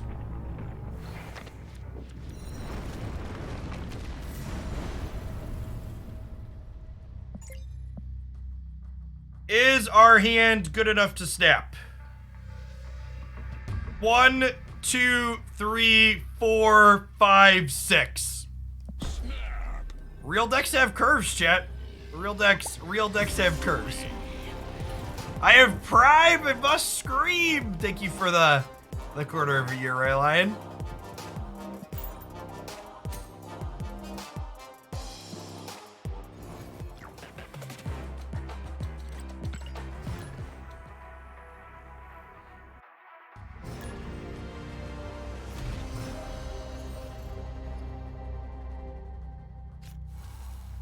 Oh yikes! Is the referral link not working? All right, let me make a note. Let me make a note to follow up with them.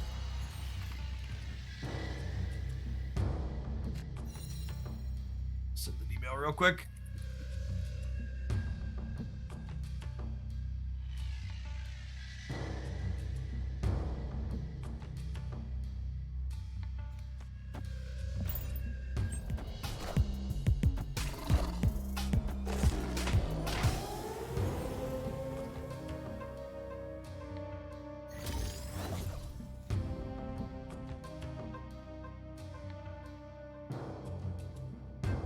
I would love to play Jeff. Oh, you know what? Hold on.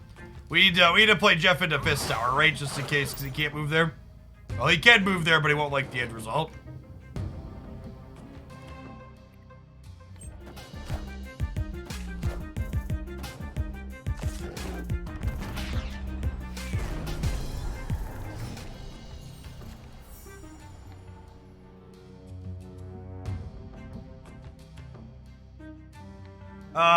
This sounds great, right?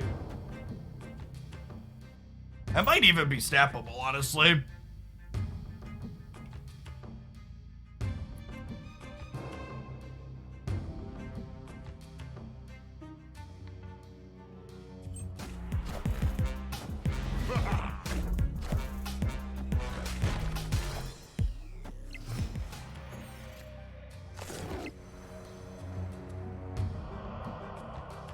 Is super, thanks for asking.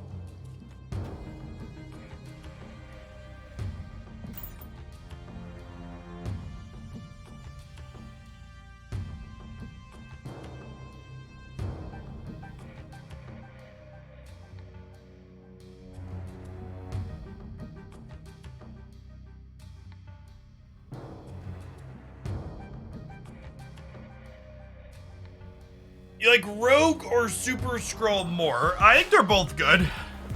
Our deck's obviously an ongoing deck. I guess Rogue steals ongoings. Scroll is a little bit of a higher floor for when,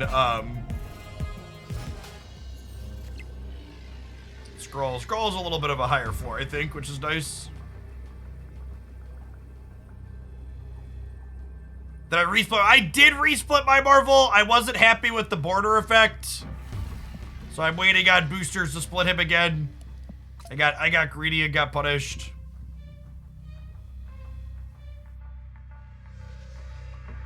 The Spectrum mid are best bet. Spectrum mid's +9 there.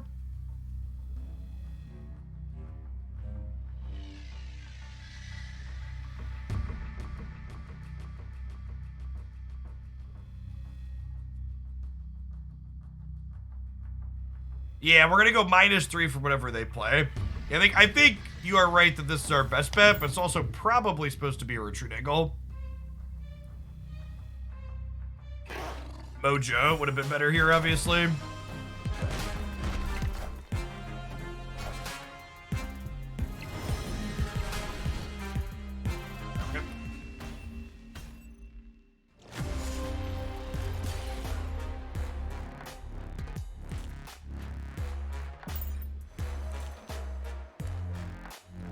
Almost to the perfect split on this. We've got the gold background with the gold swirl. I just need 2 more boosters to get that gold border.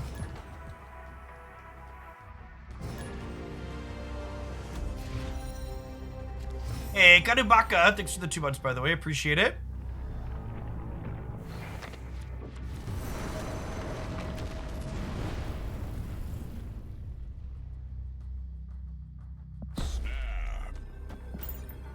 Good.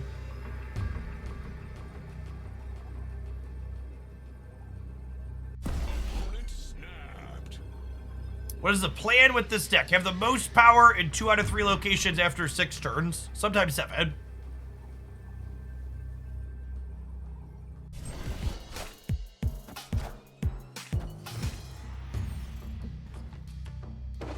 Sometimes 4, that's true.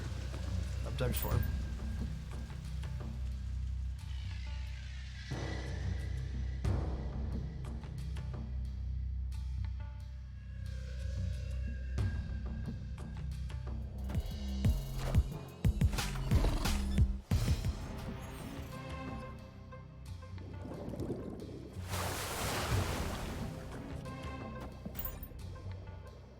Oh no, Super Scroll against Lizard, chat.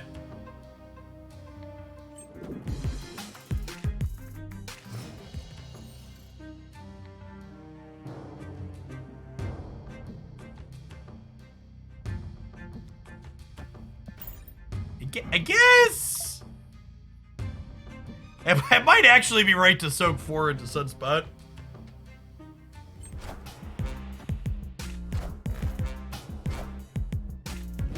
Shuri!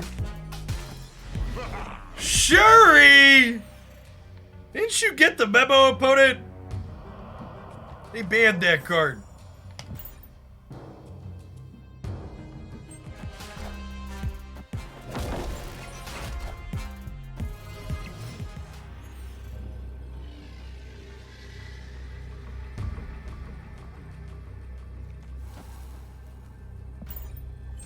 Lose the Taskmaster? Yeah.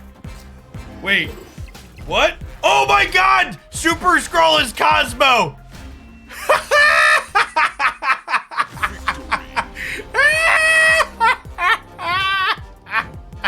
Who's a good boy? Yes, you are. Yes, you are. I was like, wait, what happened? Did it bug?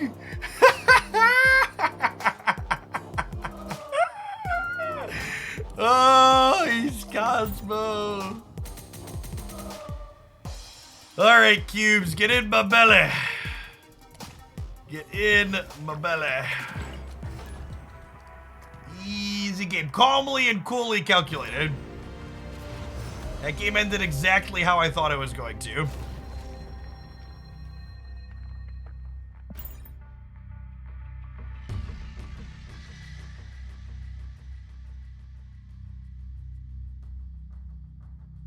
It's exactly how we drew it up.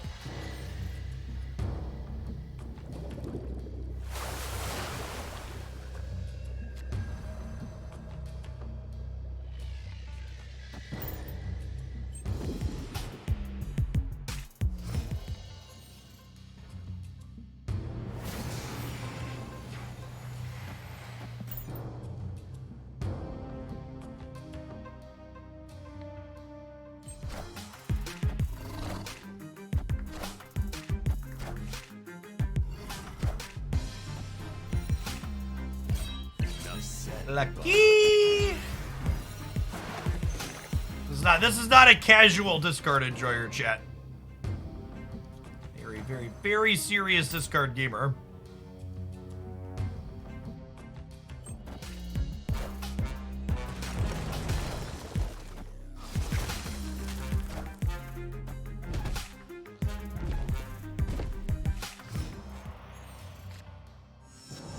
Does priority affect leader copying opposing Shuri buffs? It does actually, Zapdos, yeah. I think we're dead, fam.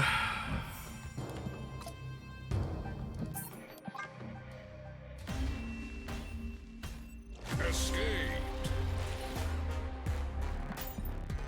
I think, all right, let's, I think a couple of small changes here. I think Sunspot is actually kind of bad in this deck. Our curve's been like pretty tightly packed, and I haven't had a lot of extra energy in these games. I think playing a 1-drop here is fine, but I think I'd rather have... I don't know that we fill a location consistently enough for Ant-Man. I think I'd rather just play Iceman. I think I'd rather just like have the stats from this. I don't know that Blue Marvel is doing enough for us either.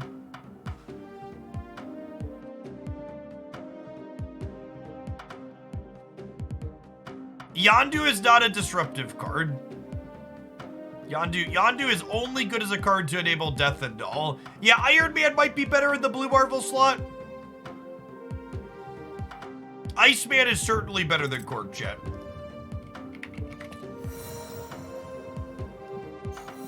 Okay, I think I like that. Play a couple more. I don't think Dino's very good. We don't really have anything impacting our hit size.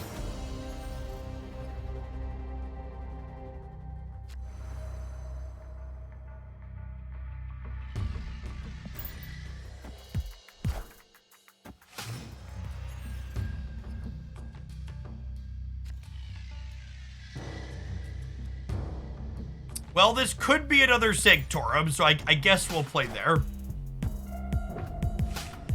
How many inks of Iron Man variants do you have? Just 2.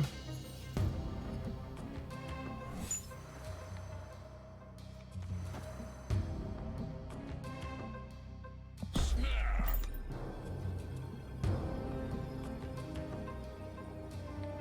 Yeah, our hand's pretty good, so even if a second Subterranean happens, like, not a big deal. And if this ends up being Sanctum, we could maybe be doing okay because we're running the left Sanctum. If they're likely a Dino deck, right? So Super Scroll into Professor X here is probably decent as well.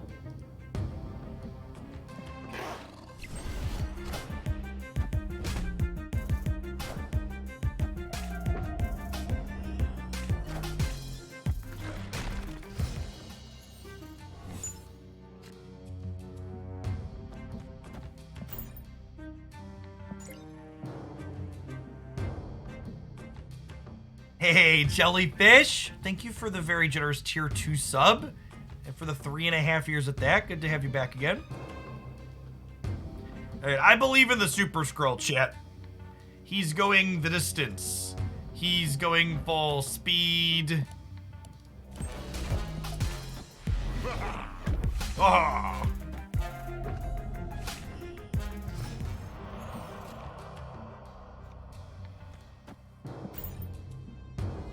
Thoughts on the 10k tokens for 100 USD coming on May 3rd. I'll have a full bundle review posted on Monday on the YouTube channel. I haven't sat down to go through all the numbers to see how it compares to other things coming up.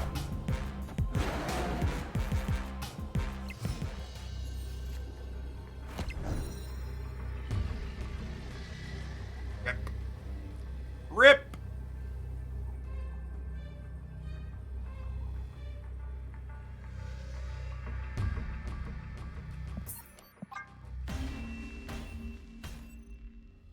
Escaped.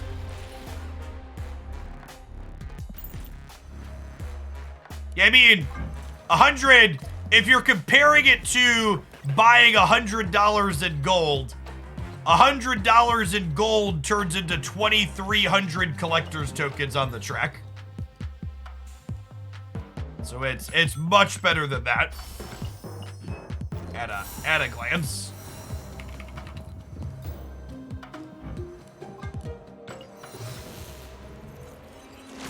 You don't win that with Claw. Unfortunately, Marvel Snap enforces the game rules. I should play Claw of the Middle. Oh, Twitch chat. Oh, Twitch chat.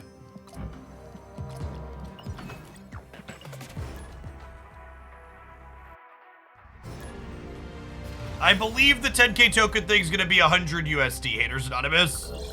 That was what one of the data mines said.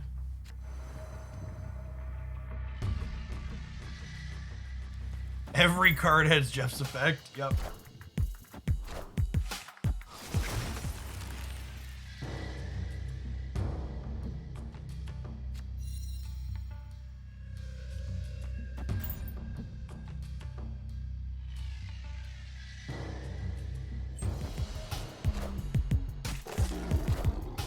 Is a sweet Mbaku. Looks good with the gold border too.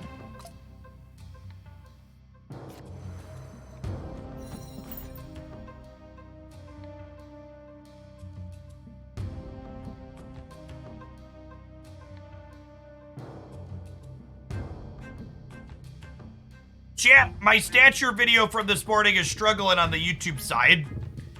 If you can spare processing power and bandwidth, give it a click and some watch time and push the like button. Engagement for the engagement gods.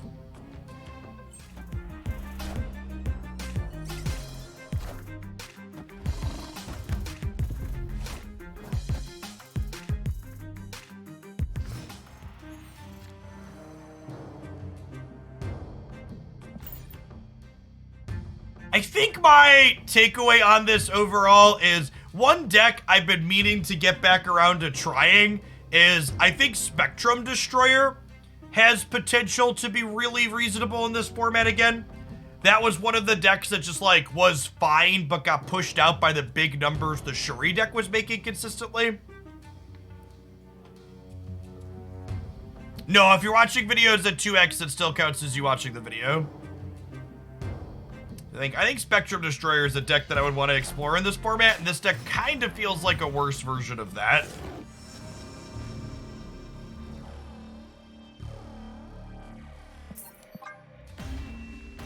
Cerebro 3 Destroyer could be fun too. Gonna move along to our next pile of cards. Pile of cards is an apt description for what we are about to load up. All right, now this is a Twitch chat deck submission.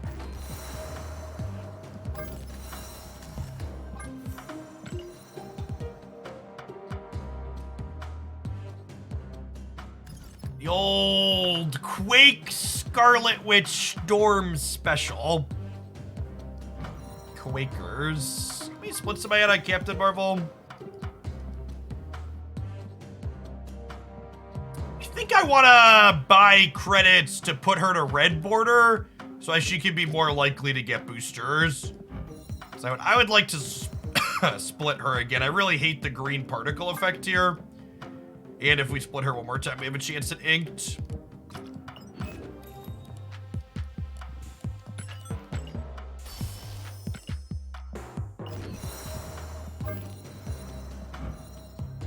This is one of my favorite pieces of art in the game. I'd like it with a gold or an ink and a not shitty border effect.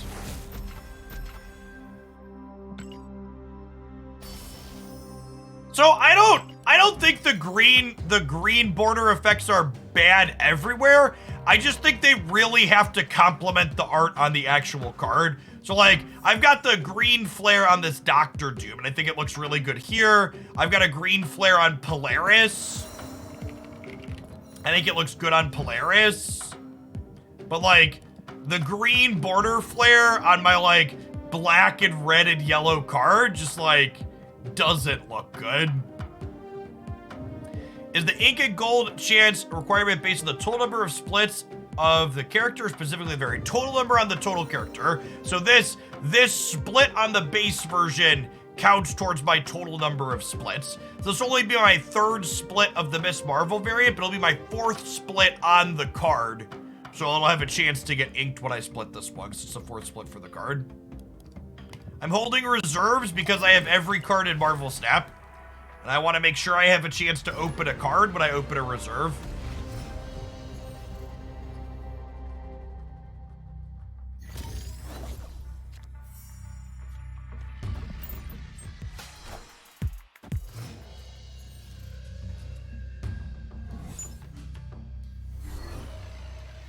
Ant-Man Gamer.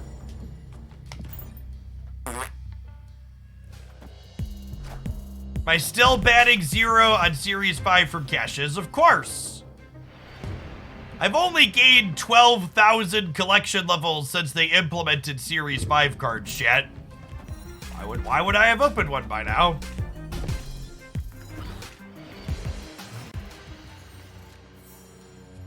At what point do I start holding reserves? I simply don't open my reserves when there aren't any cards for me to open. So every Tuesday when they add a new card, I open all my reserves before I buy that card from the shop.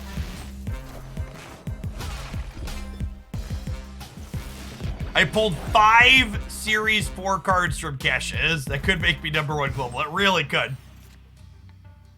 It really, really could. Shang. There's She-Hulk. Ugh. Yeah, Harry was not a casual leader abuser last time that card was legal. He leadered many a gamer. I think we're dead, fam. Unforgiven, thanks for the 2 months of Prime, welcome back. Escape. No update on first edition badges. In fact, they left mention of first edition badges out of their last roadmap update. So there's probably a good chance that we don't know when they're coming yet. Hey, shout out to everybody that clicked on the YouTube video when I asked you to. It has officially gone from underperforming to average performing. You the real MVPs.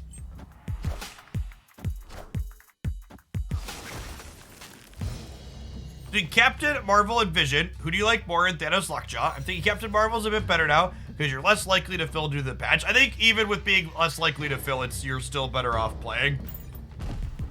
You're still better off playing Vision.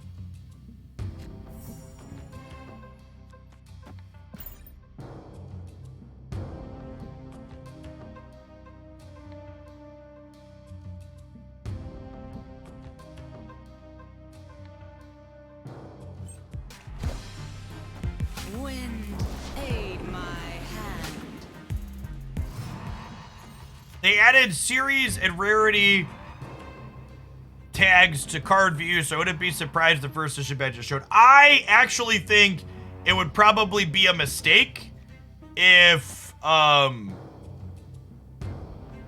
think it would be a mistake to not have the first edition badges be visible on the battlefield. Rip.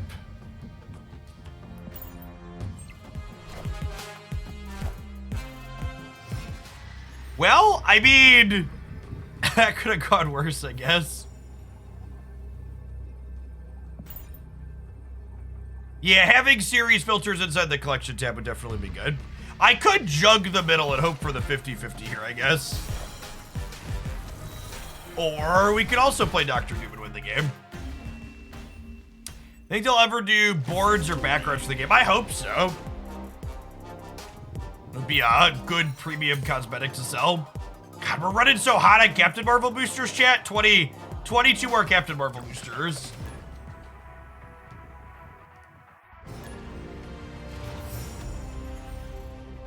T2 more Captain Marvel boosters.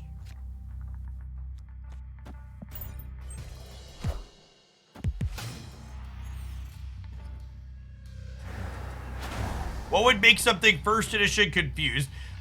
Cards that people purchase while they are in Series 5 are going to get first edition badges, or ones that they open while they're Series 5. Was announced.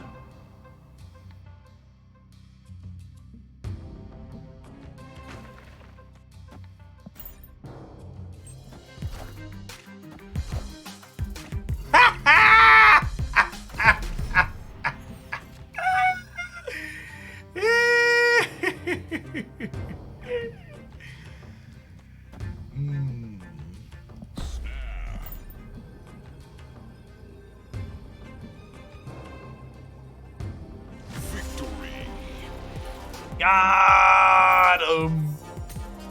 Got Ah, yes, my 746 sunspot. I should really resplit this sunspot at some point. The green border glimmer. It's another card that the green border glimmer looks bad on. I also think this variant looks really good with the gold background. Should probably split aggressively for gold at some point. You know what? I have extra credits. We never have extra credits, champ.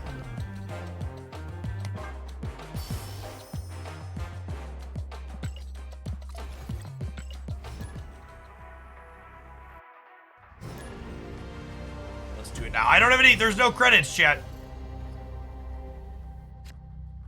There's no credits. It takes like 1,500 credits to split a card.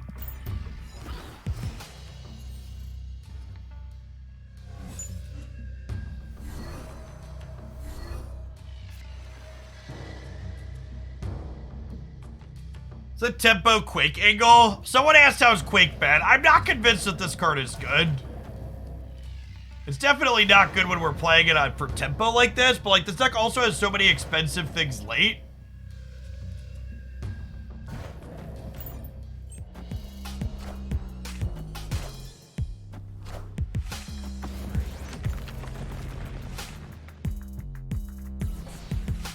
There's actually a limited number of credits you can buy per day. The people are telling me that I could spend money on it.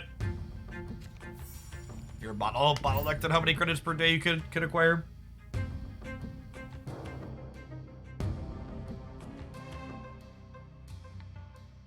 That's true. Quake did make it so they can't collect us on 5.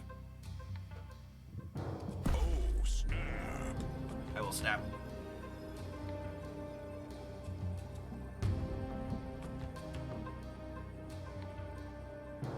I am full on viewer decks for the day. We tentatively might have more later.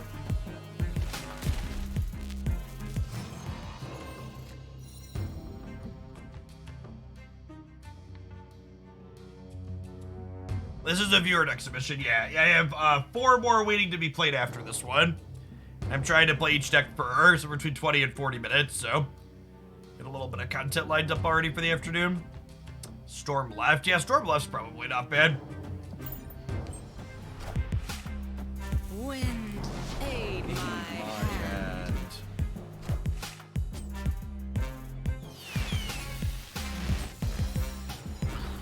Clear for takeoff.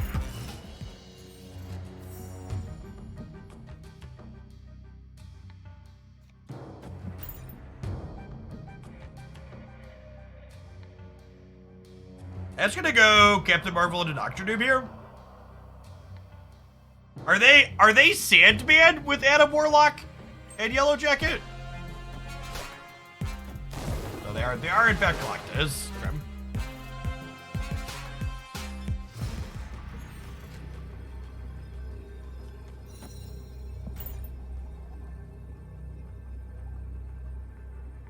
They're not a bot, chat. Stop calling my opponents bots. None of these are bot splits. Victory. Very much a human. They just got a weird card choices.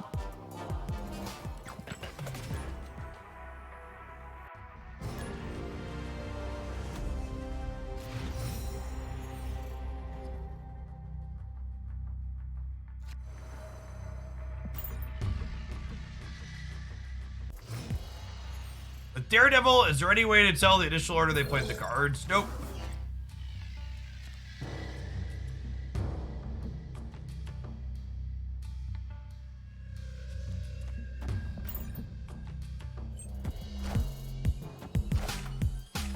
No more DSL. Oof. Where do you live that DSL is your only option up until this point? Haven't heard those words in a long time.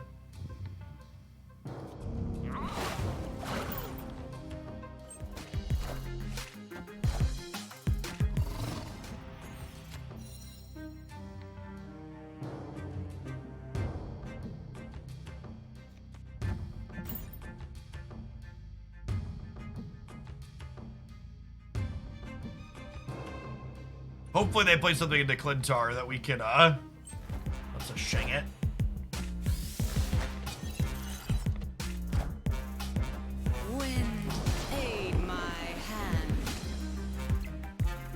rural Wisconsin. Yeah, makes sense.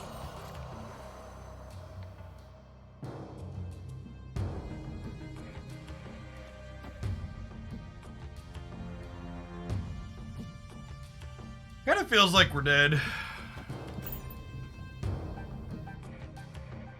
Does Titania jump across in a Professor X lane? She does not.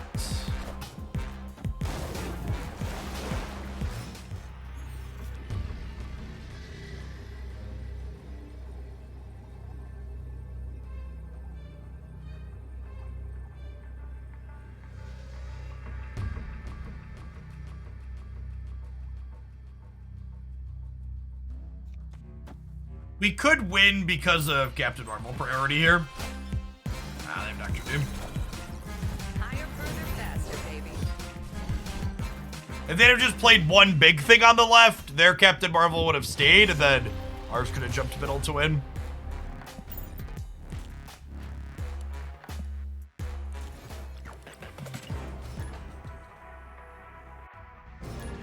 Yeah, I feel very fortunate to have a small fiber internet provider that provides my internet.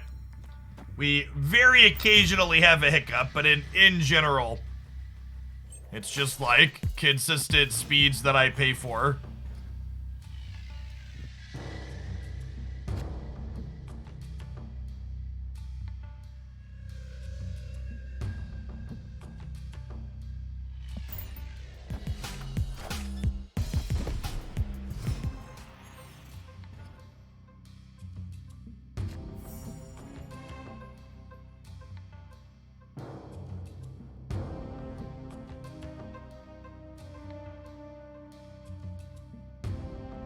I think we jug their Angela path since we have priority here, right?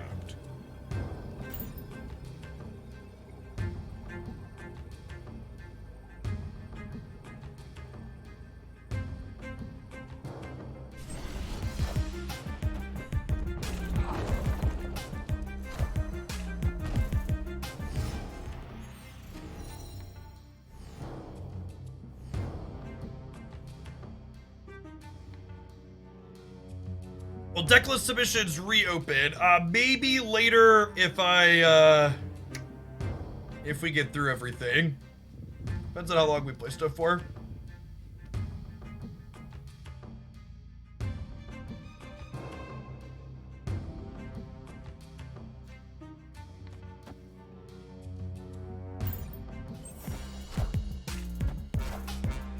Oh, they filled DC? Oh, it's a beast?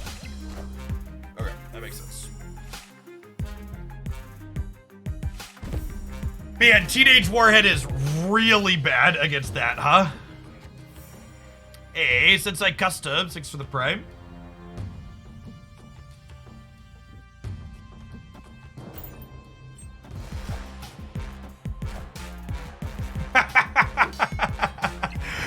Oof. Oof. Yeah, I'm gonna try like 1 or 2 more with this, but... No announcements today, Foster. The first edition thing is like months old. Many months at this point. It was, we're doing this at some point, but there hasn't been any communication on it.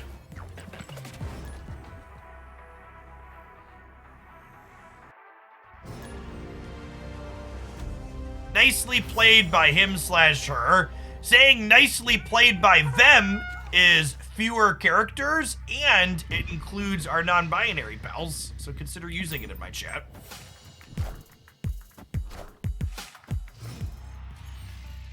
Less keystrokes is wonderful. As is inclusive language.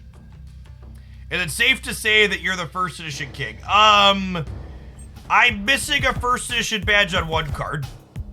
Was it Super Scroll? I think I let Super Scroll downgrade. If I recall correctly.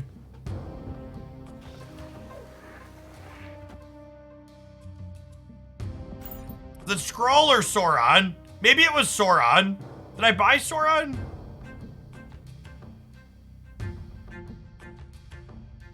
I forget.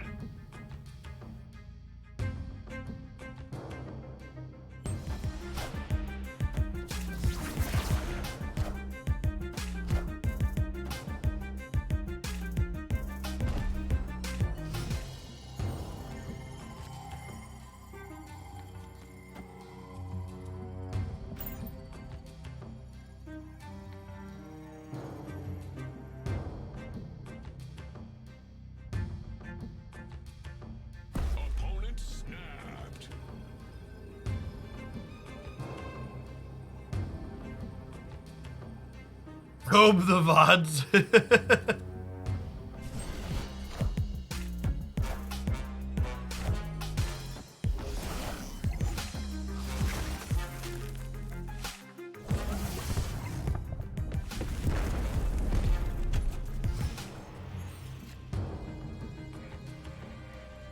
I think we just pass, and then we have She-Hulk, Captain Marvel on the last turn. All systems go. Putting the first edition kitty in my will. My kids will be lucky one day. God bless. Okay, yeah, so I think we go Captain Marvel center to double her up with Shuri, and then I'll drop the other one here, and then Captain Marvel plays for all the locations. Honestly, I might slide Jeff right. Yeah, do that.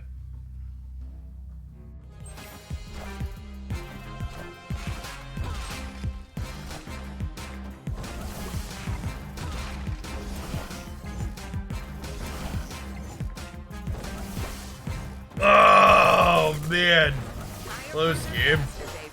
Lower, closer, slower, Grandma. Yeah, this deck just doesn't feel powerful enough. I don't know that I have a good description other than that. Like, Scarlet Witch and Quake just doesn't... They're just not very strong cards, I don't think. I don't know. I like...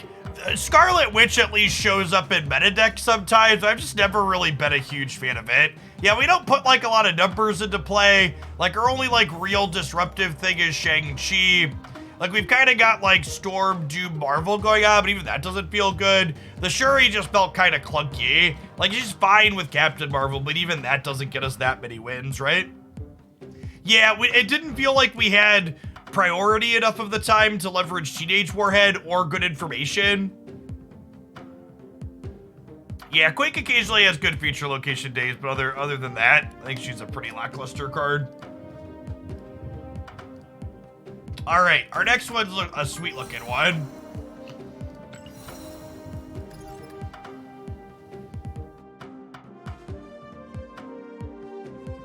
Hit Monkey, Stature, Moon Girl, She-Hulk.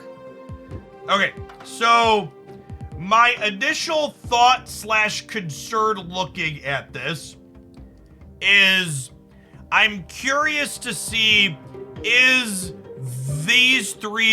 are these three cards at the top end of our curve, Stature, Black Bolt, and She-Hulk, is this awkward tension that we're going to have? Because in a game where we're playing Black Bolt into Stature, we're never having a 1 energy She-Hulk, basically, right? Like, obviously, sometimes they're going to wave us or whatever, and that could happen, but on average, we're doing this or this, and maybe these two things are just both individually powerful enough that that's fine.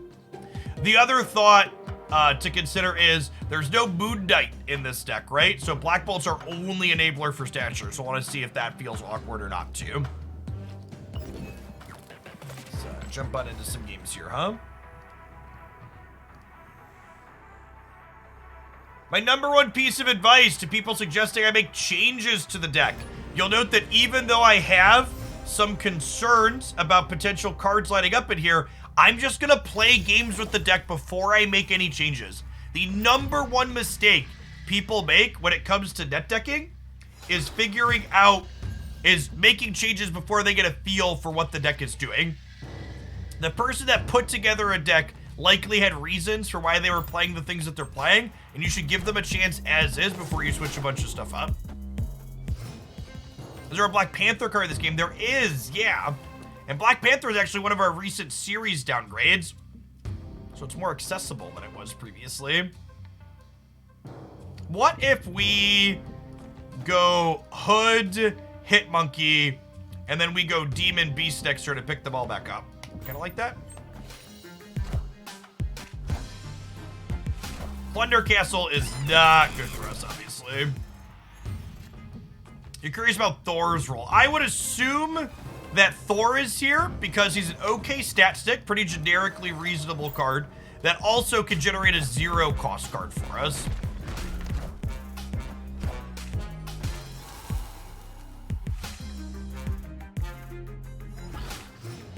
that a gold background Daredevil? I believe it is.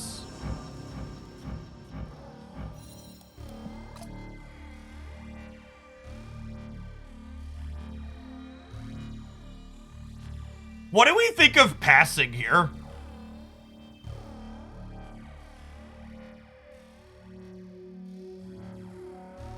This might be crazy. Call me, baby.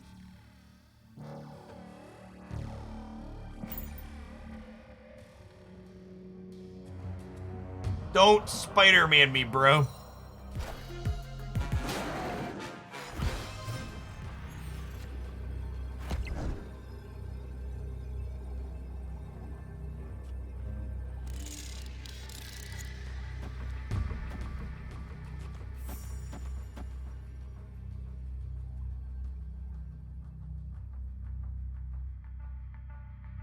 Does 116? It's only going to 18 here.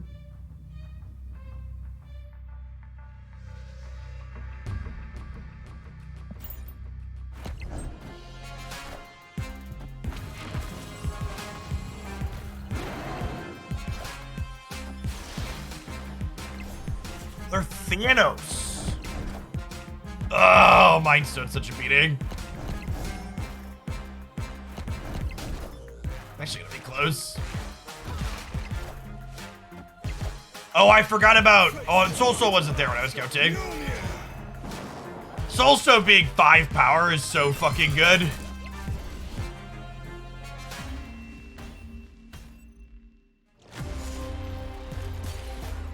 This Mind Stone was worth 1/4. This is a 9 power Mind Stone and a 7 power Soul Stone.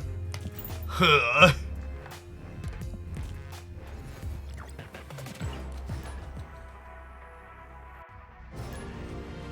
The only beta cosmetic that was available for gold was the wave variant. All the other beta cosmetics were cash only. So I would assume they're going to be cash only when they come back. They plan to do more viewer deck submissions tomorrow. I'm going to reserve comment on that until after I see how I feel at the end of today.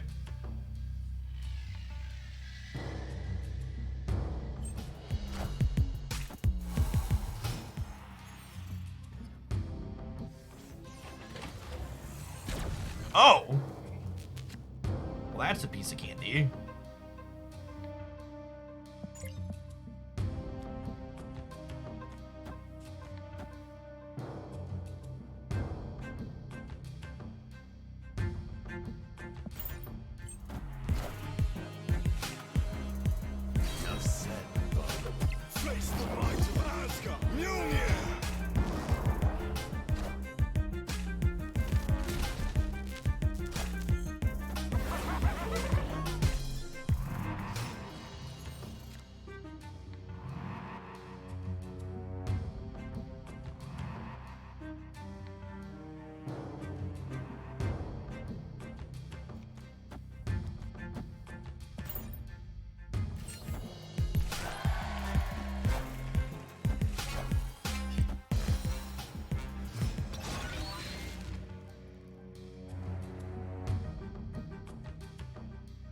I feel like I need a so you're about to get Galactus support group.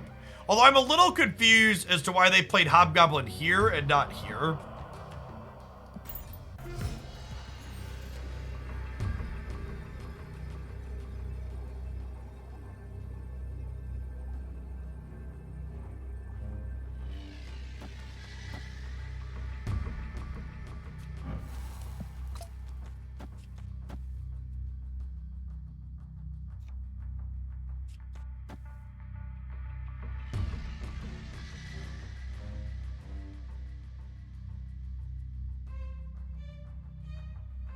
What if I did this to put 3 things in the middle? Is this 22 over here?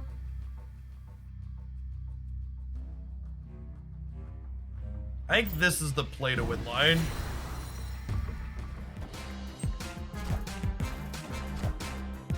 Okay, so it's gonna come down to the Wolverine coin flip.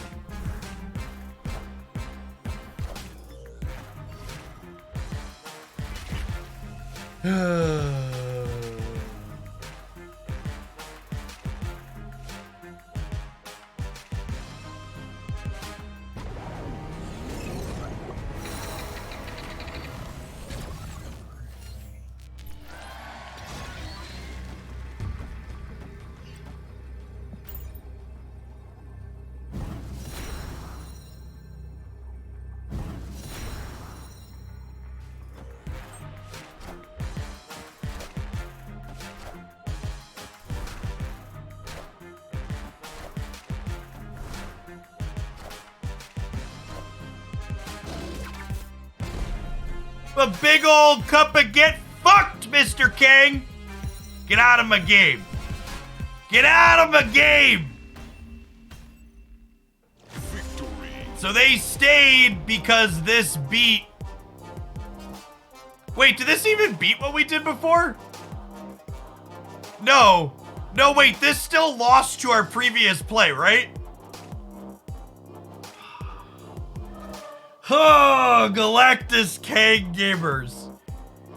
This doesn't, because like if we do our first play, they would have been 5-8, 2-2. Oh, gamers. Oh, gamers.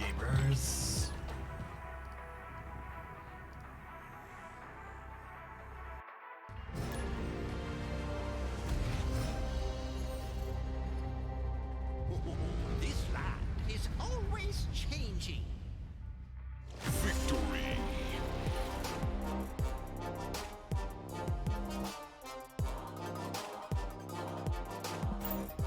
Cordemi, thank you for the 55 months.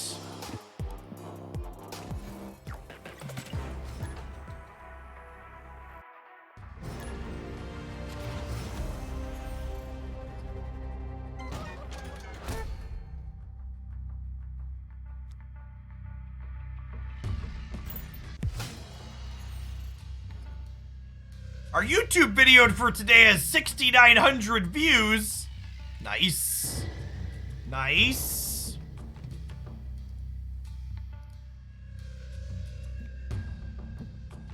I think we're vibing.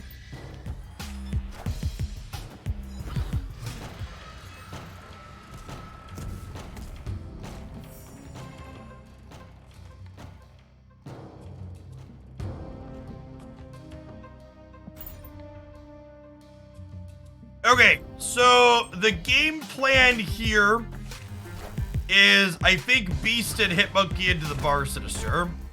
What do I consider good viewership on my average video? If I get 20,000 views in 24 hours, usually I'm pretty happy with that.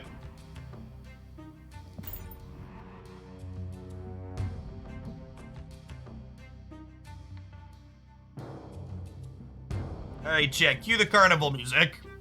Says local man about to be cosmoed. It's my collection level, about 20,000.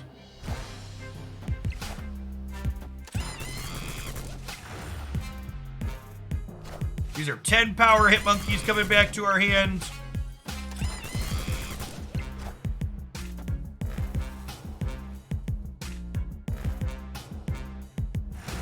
Then we get one of these beasts back to our hand as well.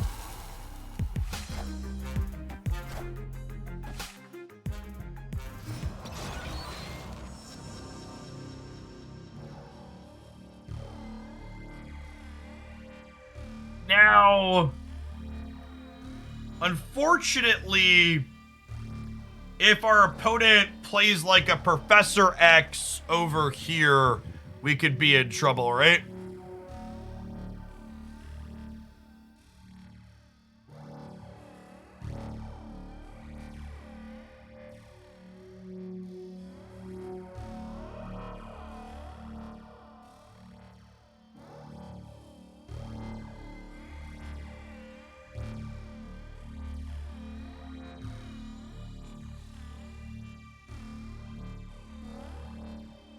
We could do this.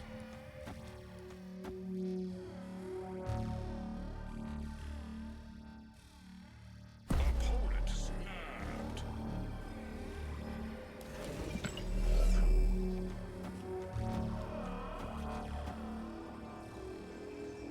No, Professor X doesn't make copies in Bar Sinister.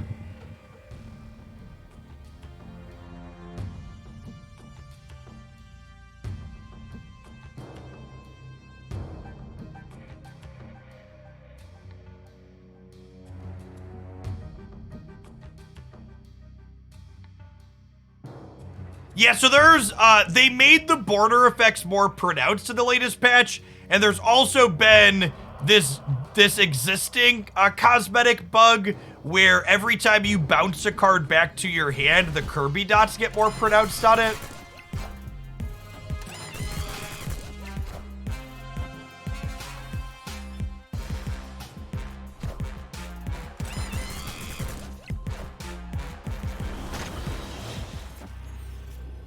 Ah, got me.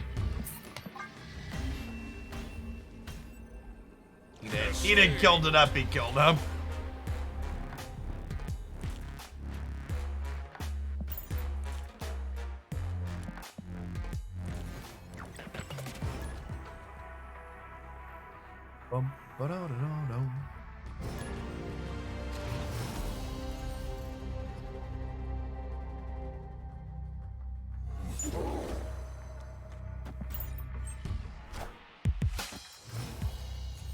Kirby egg intensifies. Yep.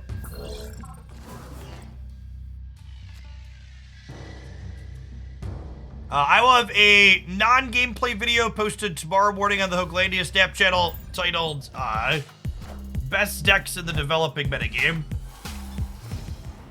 I'm gonna play a little bit more, get some more anecdotal thoughts on things today, have a chance to let a little bit more data propagate into Untapped, and we'll give a little bit more of a formal breakdown.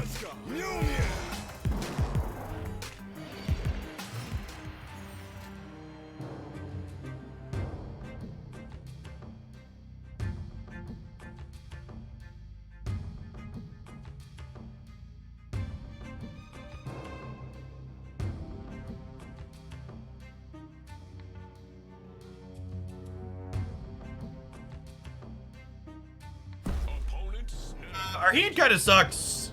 Debris is really good against us, and Monster Isle didn't do us any favors.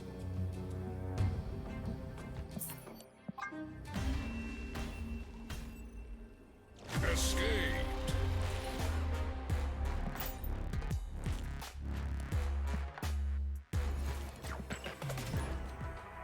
Seen a lot of Patriot. I think Patriot's a good choice.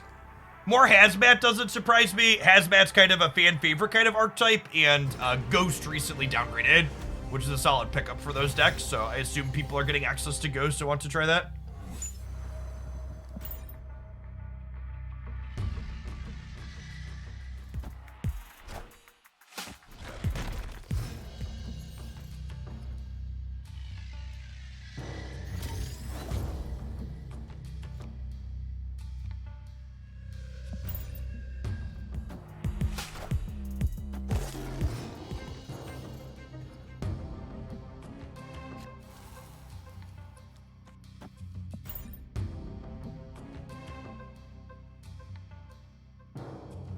Thank you.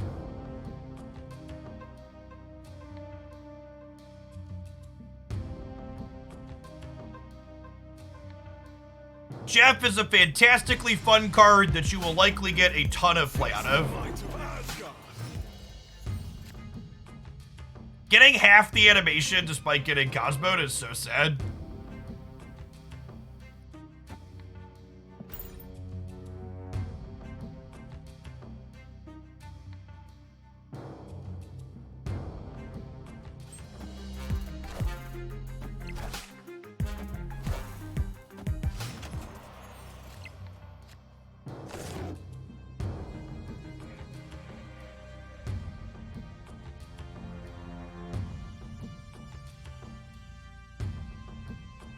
I guess we'll just play Stature here. In Yellow Jacket.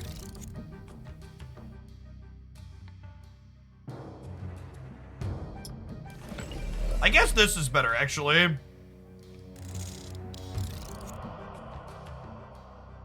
then next turn, I can play Stature Demon over here, I guess. Maybe I don't need She-Hulk there, actually. Maybe we do this so I can go Stature Demon later. The Yellow Jacket ordering doesn't matter because they have a Cosmo.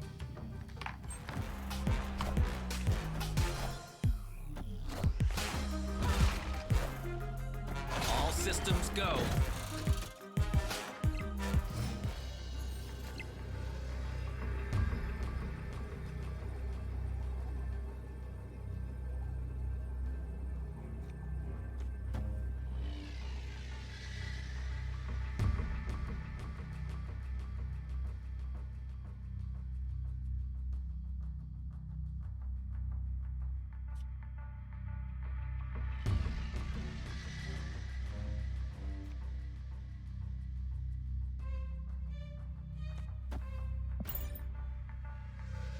It's got nothing. Victory. They got Subterranean too. Our hand was awkward, but theirs was worse. That's nice. Any favorite decks today so far? I don't know that I have any particular standouts.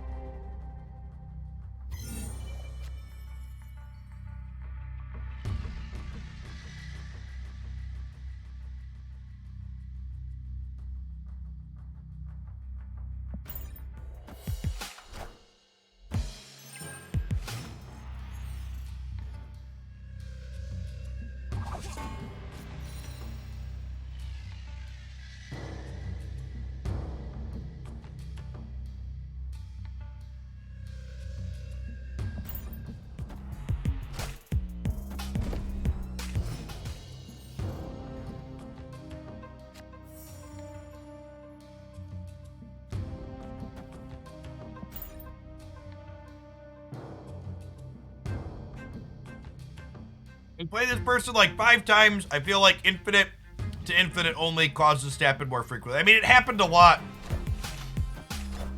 It happened a lot even before the infinite to infinite change. I don't know that it really feels like that meaningfully moved the needle. Yeah, it's a little bit of a diff, but not too bad. I think we're doing this, and then we're beasting next turn.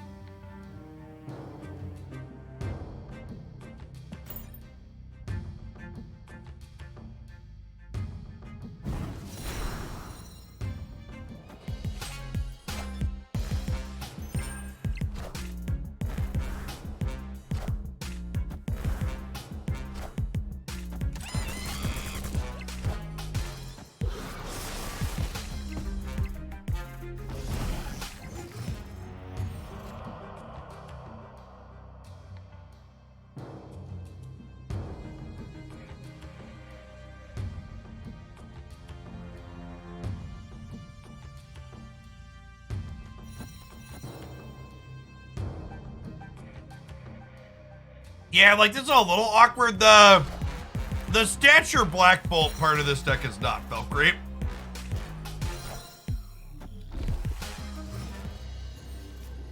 Opponent snapped.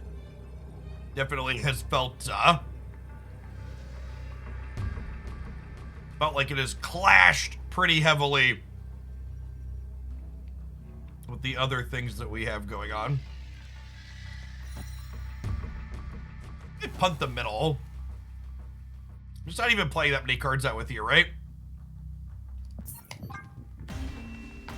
I'm gonna try a couple more, but Escape.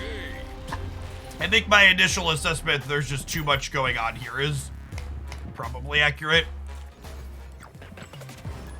Yellow Jacket has felt worse than Wasp on average too. I agree with that.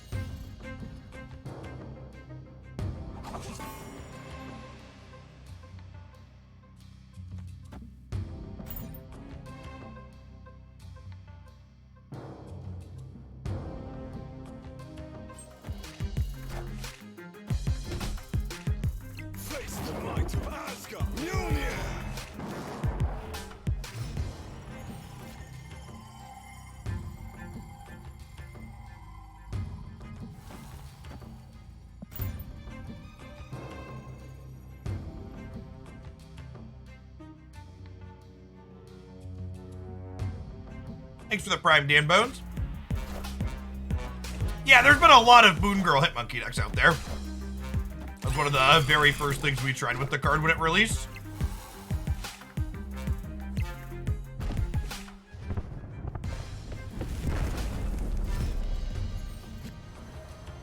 Now, I do get to go Black Bolt into Hood this turn, and then next turn I have D-Mid, Stature, Monkey, Titania.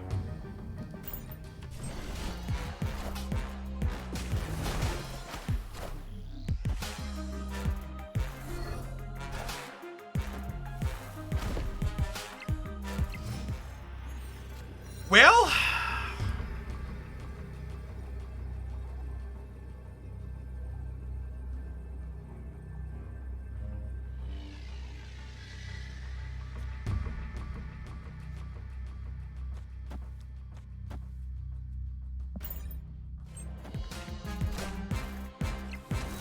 one short over here. Oh, not even because of the sunspot.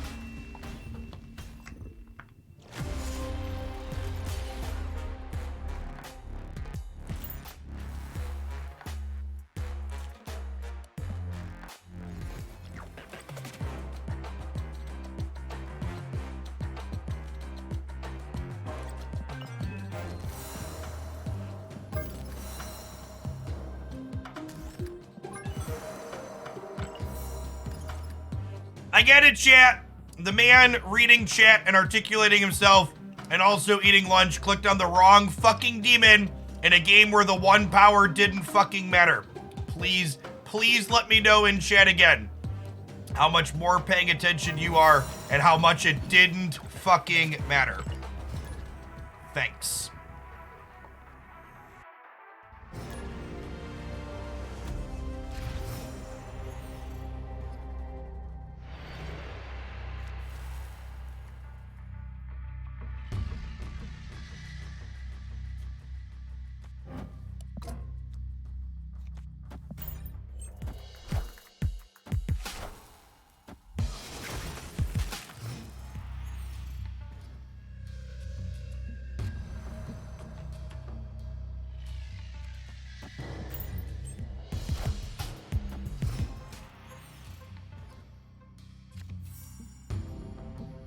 Going on, Fuzzy Dice. Thanks for the third of a year.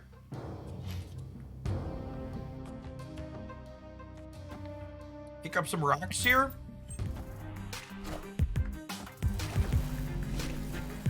Oh, that's awkward. I wanted these to slide into here and then cartage it all.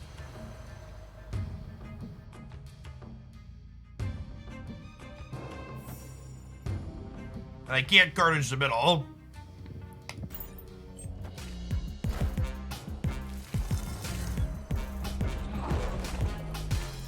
Well, I mean, end result mostly the same.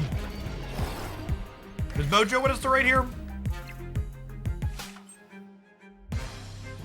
We'll be tied against Surfer.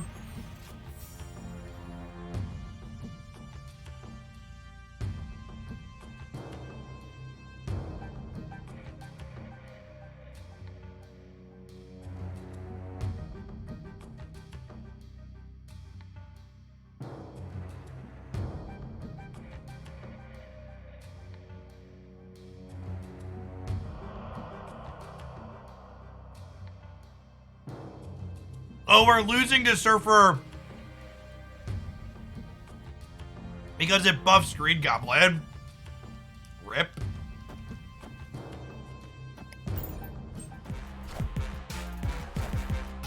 Our archetype basically never beats the card Killmonger.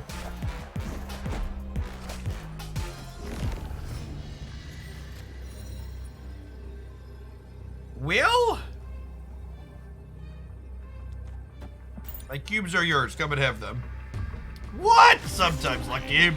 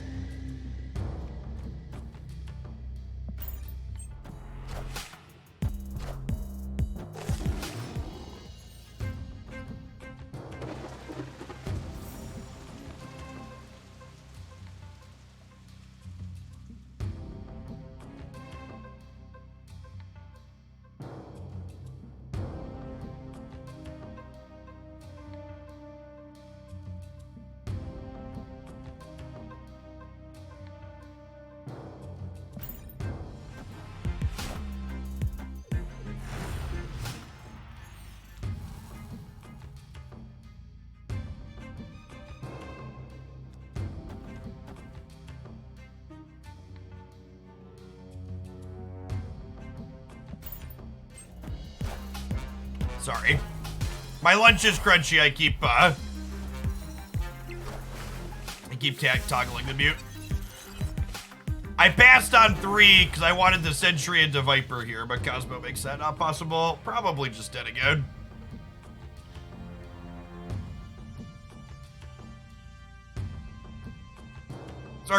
This archetype is fun, but it has a lot of very polarized matchups where you're just like, well, I guess I'm dead now.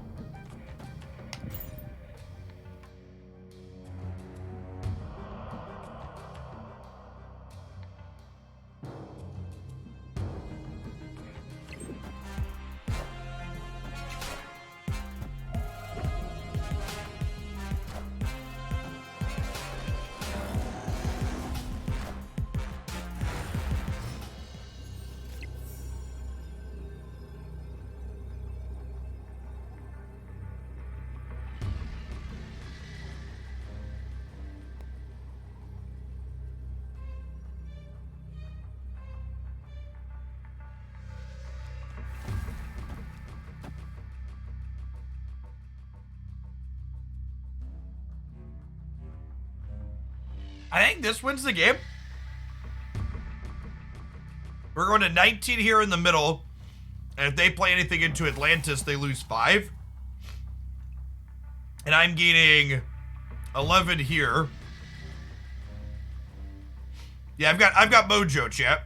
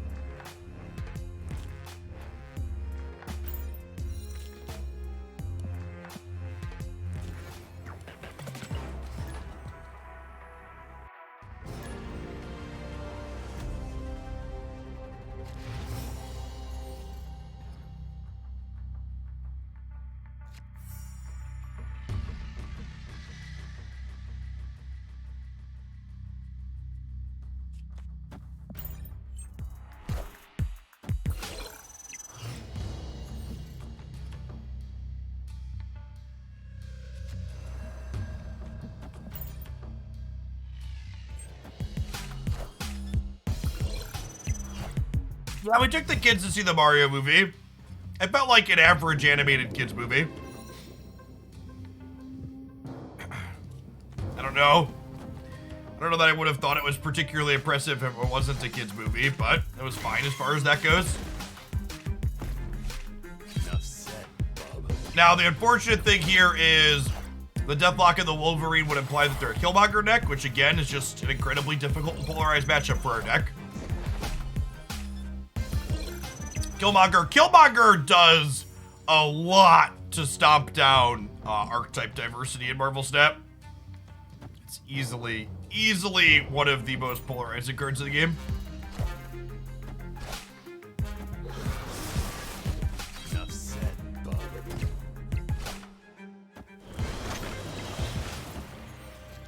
Alright, time for Jeff Hoagland's daily lesson on how to not be a shithead for Twitch chat. Instead of saying, Jeff, where in the USA is your dialect from? I can't put my finger on it, which has the underlying implication of, Jeff, you sound weird. Where is your weird sounding voice from? You could instead just say, hey, Jeff, where are you from? And then there's no fucking negative connotations attached to it.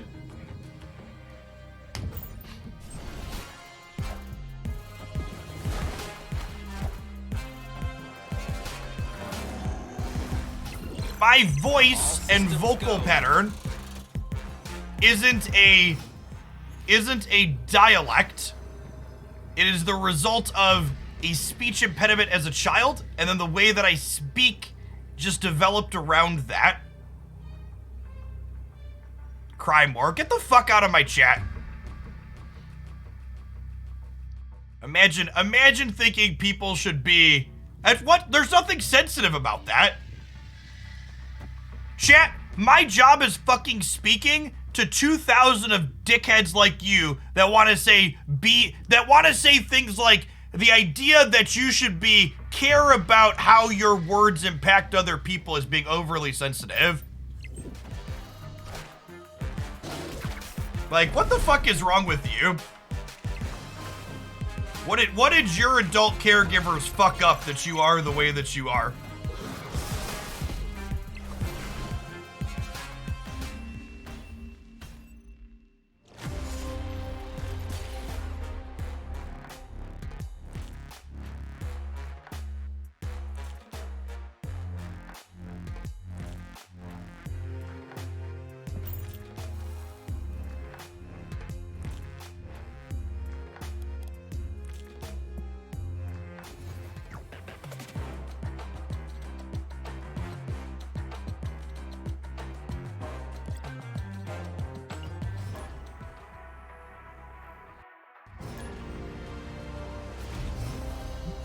Cause bald.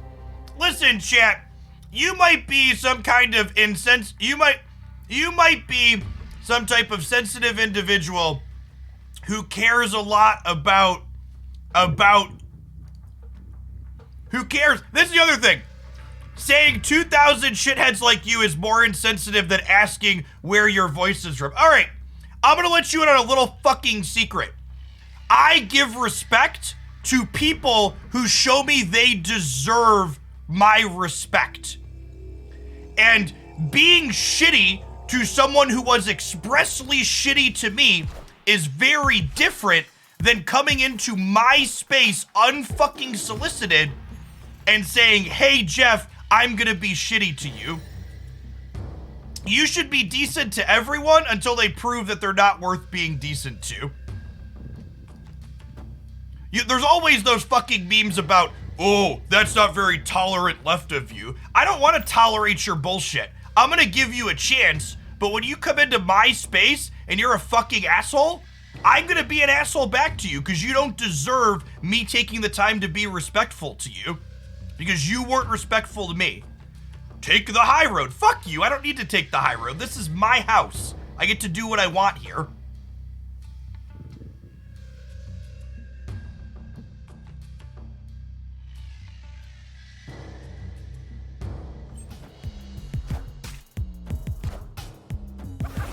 Is Reddit down today? What the fuck is up with chat this morning?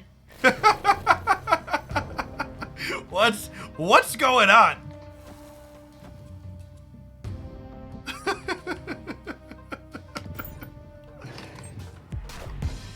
Also, like, the mad cause bald comments. Listen, chat. My hairline doesn't bother me. My floppy dad bod, man titties, stomach doesn't bother me. If that's a problem for you, that's tough shit. I'm gonna be all right. I ain't here to impress anybody.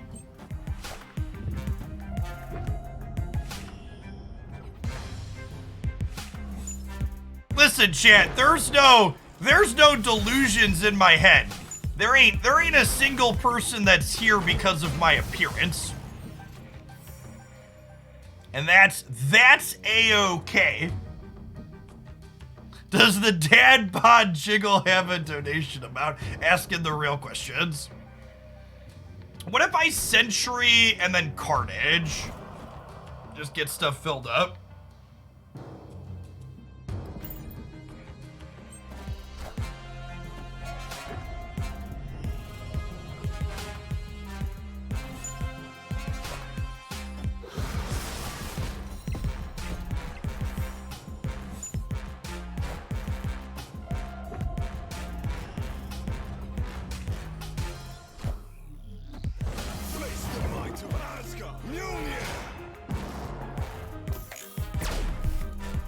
How much for a truffle shuffle? There's a reference I haven't heard in a long time. Thanks for the 2/3 of a year, RJ.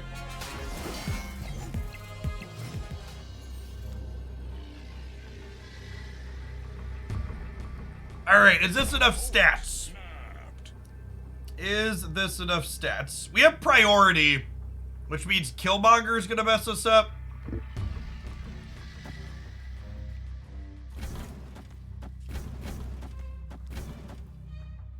We just do this. So the Prime Winterfell.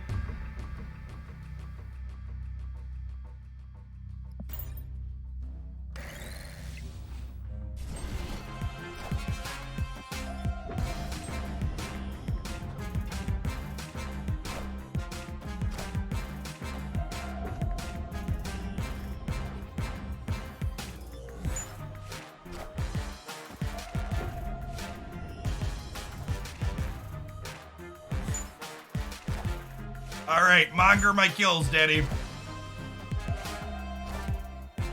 I am. Ooh, that's a big one. GG. Close game. Hey, T-Jor, thanks for the brand new Prime. And Tubus, thanks for re-upping for the half a year. Came for the snap, stayed for the dad bod. God bless.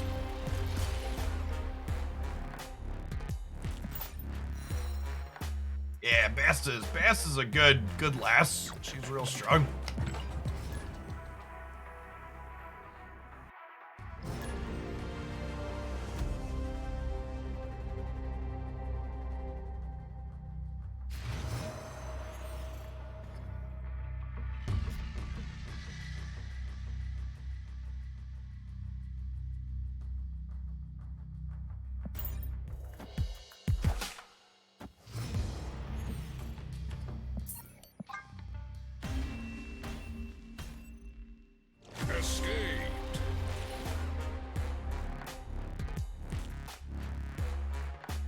Can we get a single matchup that's not a Killmonger deck during this session?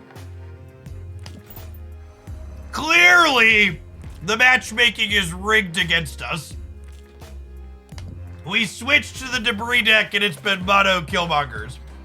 Obviously, Big Brood is out to get us. What am I eating? I have some tomato caprese salad. A little bit of mozzarella cheese, little bit of balsamic vinaigrette glazed dressing, some tomatoes, some croutons.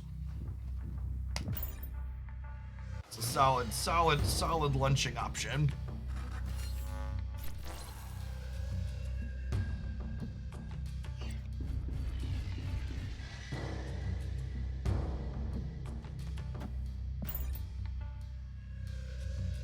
Do I cook? Yeah, I really enjoy cooking. Try and do it at least a couple nights a week.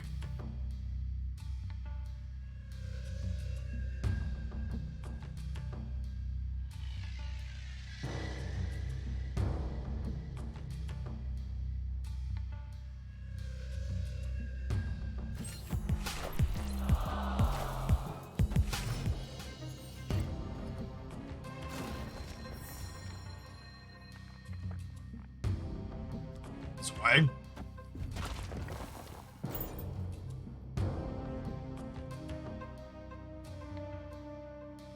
And just a final closing comment on the saga of people saying shitty things. I'm a moderately successful Twitch.tv streamer who is firmly upper middle class and doing all right for himself. In general, people being shitty to me is something I expected as part of the job, like just dealing with people out of the chat like that. A lot of my comments like that aren't explicitly me being sensitive about myself, but there's so much as thinking about how those things could impact other people. Because there were definitely parts in my life where comments like that about my voice and my speech pattern would really hurt and they'd really get to me. And me having a zero tolerance for bullshit comments like that in my chat is not the same thing as them personally upsetting me, so much as it is hopefully a teachable moment to maybe think before you speak in the way you phrase things. Earto, thanks for the tier 1, appreciate that.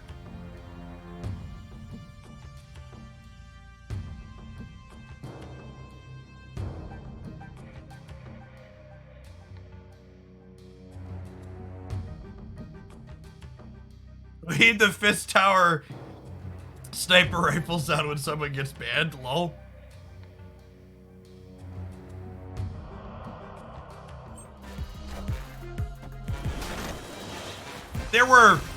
There were times over the years. So I've been streaming for a long time. My Twitch channel's been partnered for, are we at 92 months yet? It's like 90, 91, 92, somewhere in there. Yeah, 90. My channel's been partnered for 92 months. There were times where social interactions and dealing with people on the internet quite literally sent me to therapy as part of my job. And therapy's great. But things used to impact me a lot more until I got into a better spot. And part of what got me to that better spot, feeling good and reasonable about what I do, is simply removing people like that instead of going back and forth with them constantly. Never forget, chat, if you are feeling down, there are people out there that are willing to help. It doesn't make you less of a person to go and talk to someone and work through things.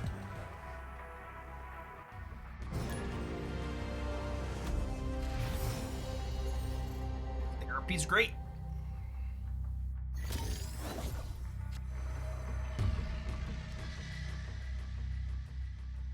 Slide Hood into Wakanda. I guess I do have Carnage. Maybe I vibe on this for a second. We just play Nightcrawler out.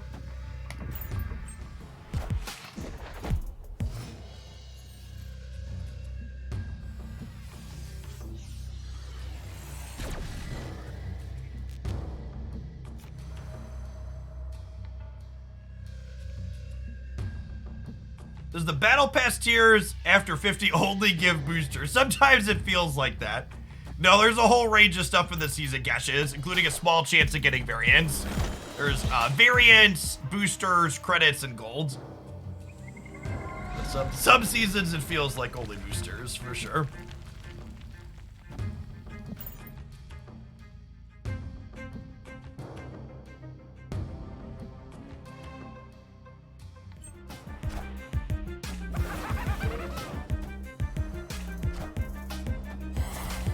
No! Oh no!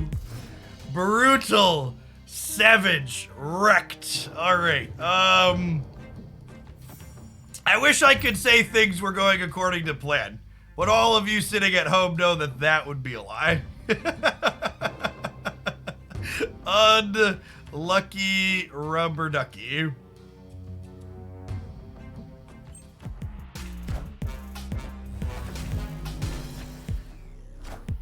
Ooh, okay, so a little bit lucky here. This Polaris was actually 1 in 3, or 3 out of 4 to grab one of these. And she grabbed this rock, so we didn't generate a thing for over here, so that's good at least. That being said, I don't really know what we're doing this turn. I guess I'm Spider-Womaning?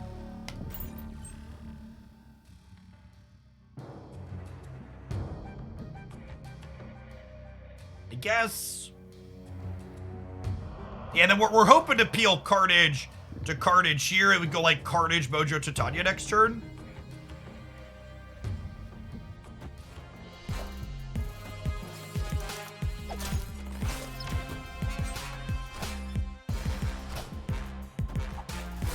Okay, that was the best hit there.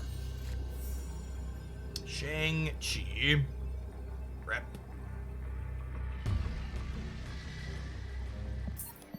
Any replacement for Mojo in this deck? Yeah, you could play Ant-Man in that slot.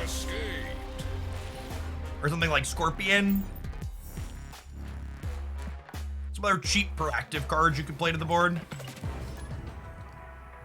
I don't know, I think this deck might be one of the ones that got a little bit worse with the way the metagame shifted a little.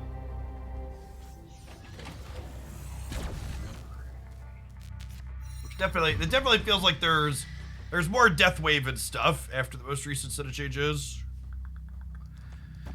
What if we did this? Okay.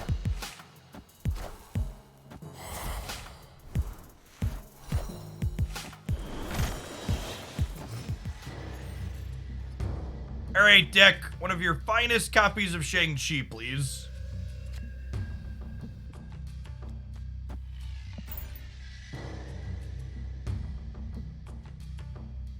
Jeff the Land Shark could be the auto answer to replacing anything because Jeff goes everywhere. That's true, you know. Okay, so we've lost Project Pegasus. Gross? Or is it gross? That's another debris. Sure. Valk might be nice in this. Our deck actually does not have a lot of ways to break Valk synergy. Oh, that's adorable. No! Oh my god, the Triskelion gave them Carnage? Are you fucking kidding me?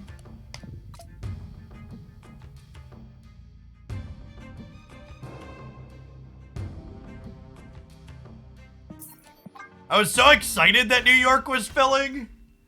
Rip. Rip.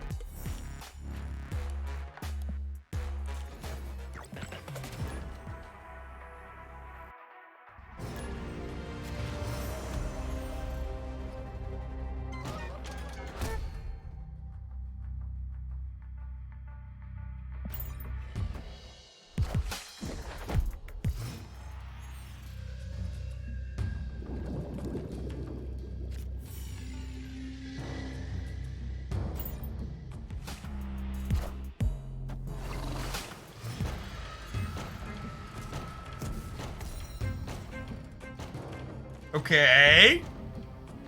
That's a snap, right? We have Green Goblin Center into Sentry Center into Viper, your thing across, right?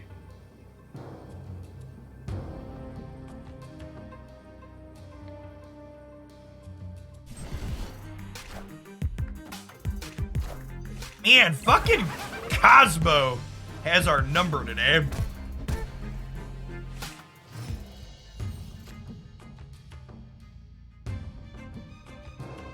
Just keeps getting in the way on the right.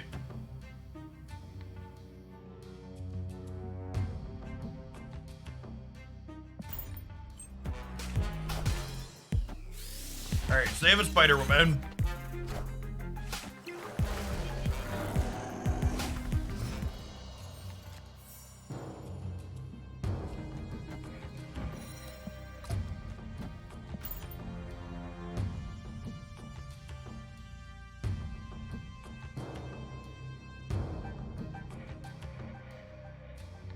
They playing Cosmo Raid as anti-sentry technology. Certainly feels like it. Rip our snap, huh?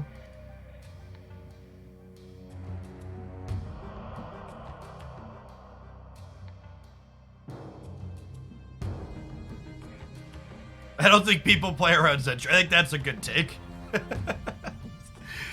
Sentry's not exactly a metagame powerhouse.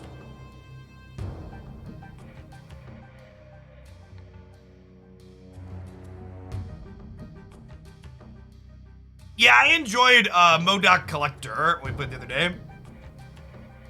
Why not Debris right to fill mid? Because I kind of wanted to... Worked out. I wanted to reduce their plays in the last turn.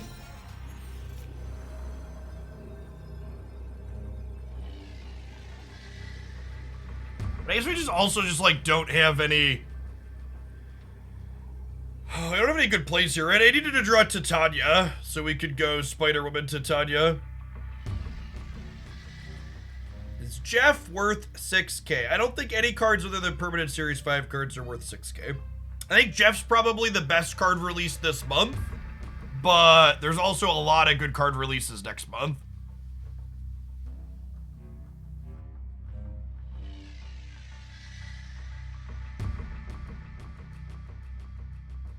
Yeah, I definitely think Zabu shells are probably the best leverage for this card in general. Just been struggling to close things out. This set. Hey, thanks for the almost 5 years, Roth. Good to have you back again. Yeah, the Spider-Man month in June looks real good. Yeah, Living Tribunal and High Evolutionary are next month. the average amount of tokens you get in a month. With the Token Tuesdays, you get between like 6,000 to 8,000 free to play. You get one new card release a month, basically. Sweet looking Nightcrawler. There, Jeff the Shark highlight video. Yeah, if you check yesterday's highlight up on the channel, we played some Jeff the Shark Miles Morales stuff. Felt relatively solid. Man, it's another location that's just not good for us.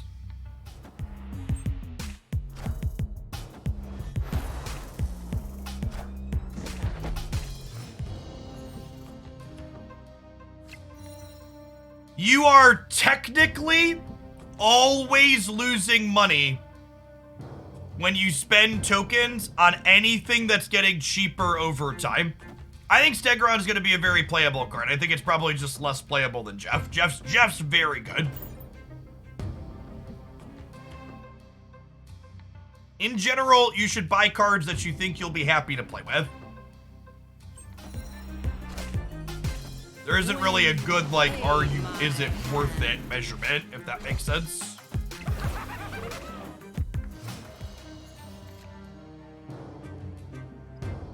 What's priority here? Or we gain priority here, unfortunately. I could jug them. Just go, like, Jug Demon. I wanted to Viper this Hood, but Jug Demon's probably correct, right?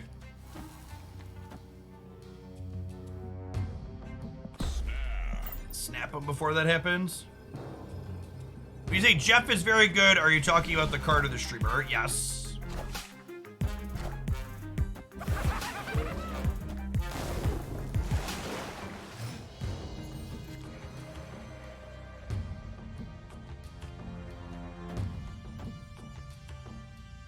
Nightcrawler moving middle means we tie Doctor Doom as well, which is great.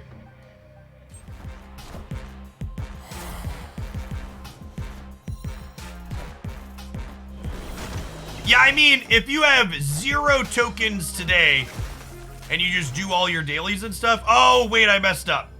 I meant to move the Nightcrawler. Bunted. That's fine. Slow in the game. Slow in the game. No problem. No problemo. Victory.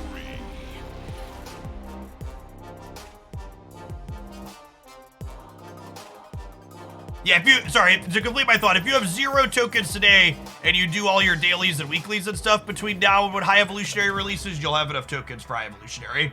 As long as you log in and hit the Token Tuesdays every week.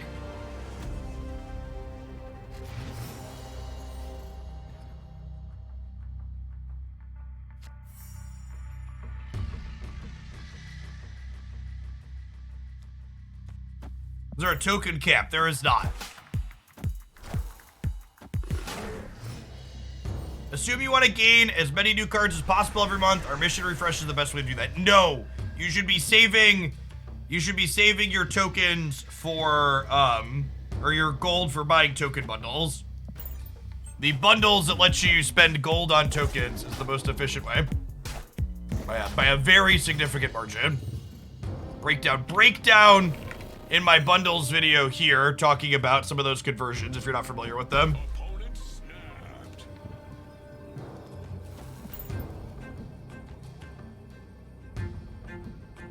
snapped. There's probably an integer limit on the tokens if we're being technical.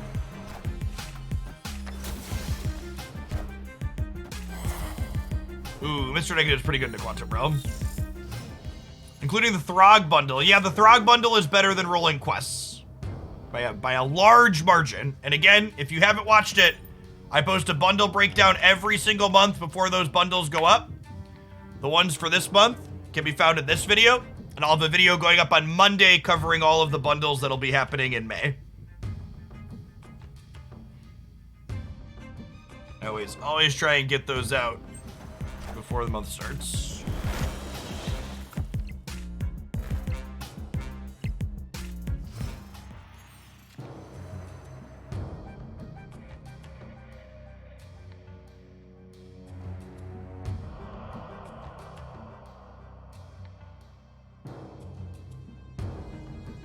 Our hand's real awkward.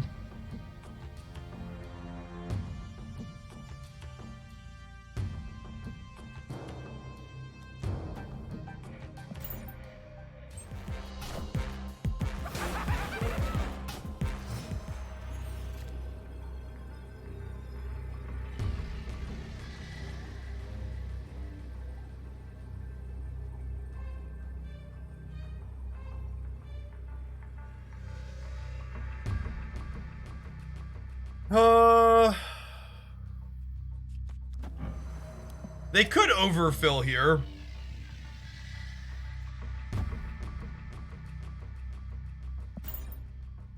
They could fill most of their locations, but then we can't kick them out of the quantum realm.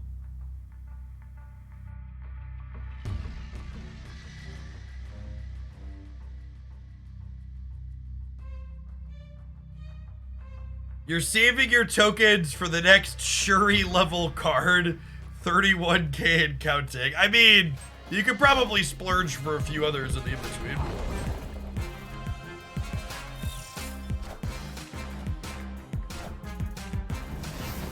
Okay.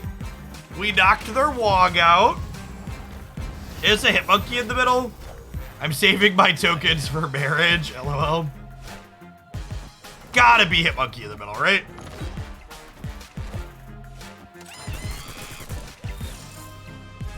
Ah, so close.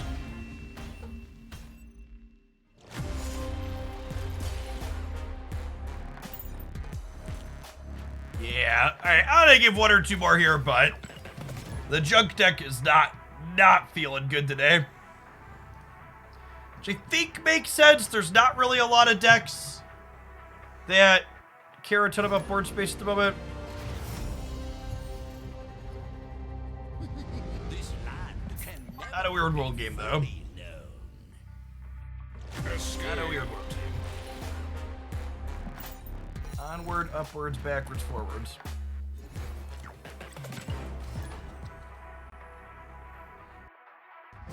Yeah, Quantum Realm's a weird one. It doesn't impact ongoings or other modifiers, and Bast actually beats Quantum Realm as well.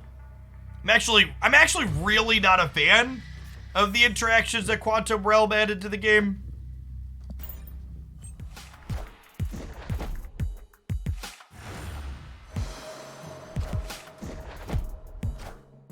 Okay, so what if we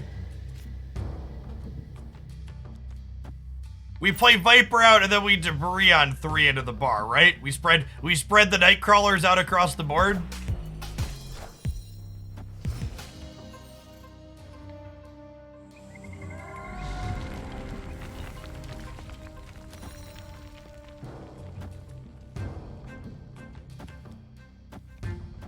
Oh, snap.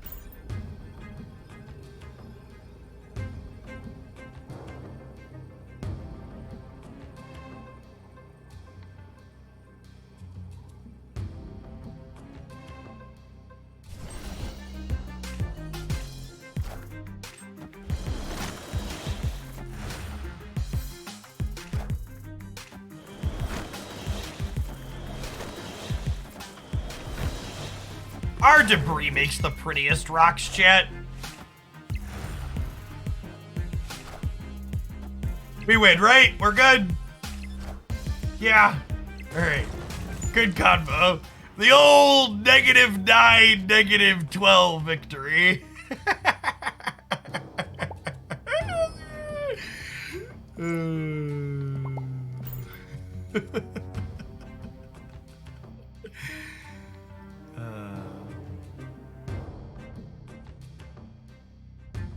We accomplished the win a lane with 10 power or less mission.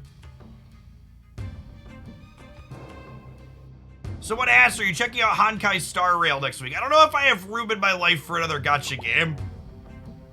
We'll see though. Victory. I'm kind of expecting them to do an advertising push when they release, so hopefully they'll reach out about doing some sponsored content. I did a pre-roll advert for them on the YouTube side, so hopefully they reach out again when they actually release about doing a Twitch stream.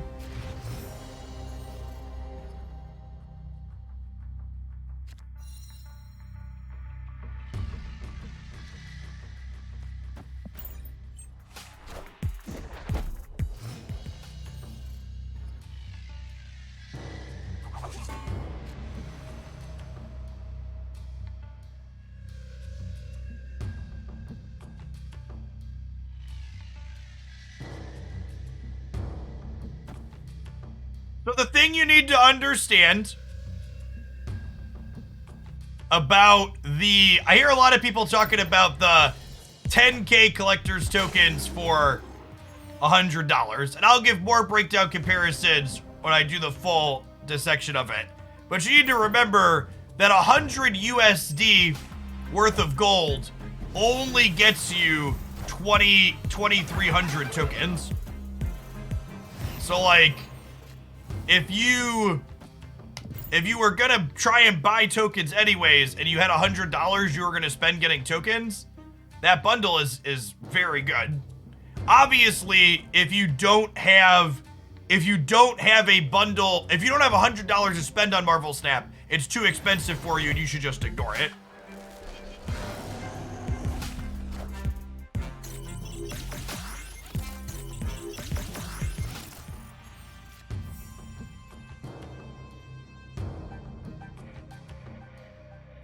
Okay. Is this the line? My Viper doesn't miss, right?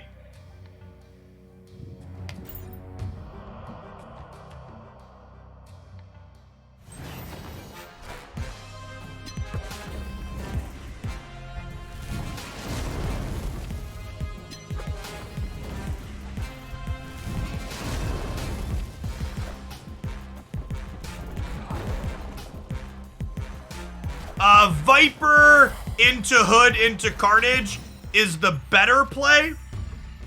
This is the more fun play.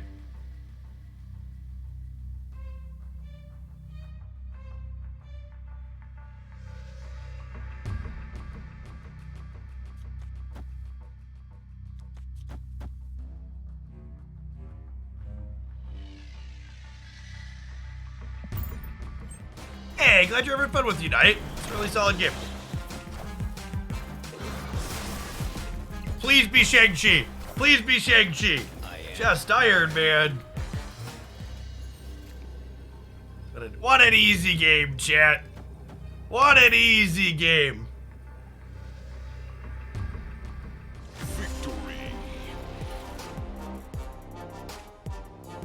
You said pool 3, what's the best free card? The Hood is my most played card in Marvel Snap. Big recommends on the Hood. When Carnaging Sentry is the right play. Sometimes that's just what it is. All right, I think I'm gonna end on a high note with this one. We struggled a little bit in the middle there. All right, for our next submission, we have a build around with a request.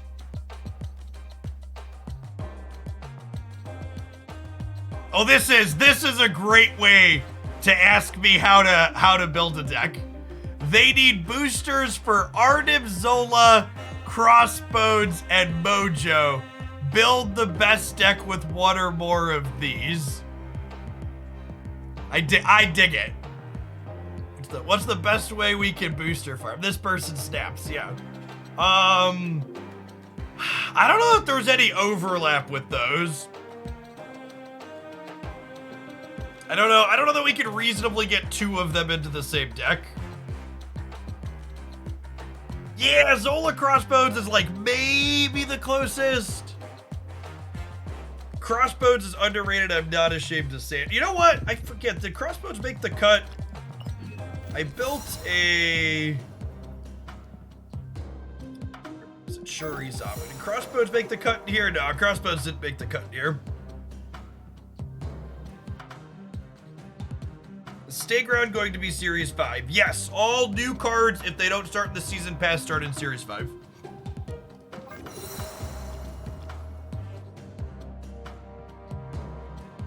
Okay, so we're Series 3 complete. We've got a pretty deep pool 4. We've got the big ones out of Series 5 along with Season Pass cards.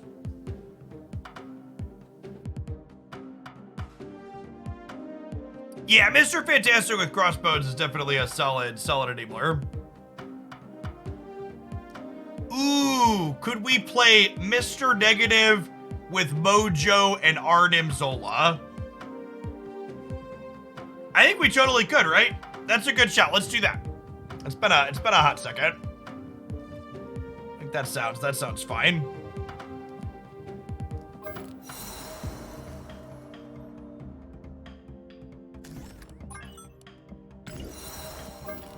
That spreadsheet available. Yeah, if you haven't seen that card sheet before, you grab a copy of it from here for easy tracking of what you got.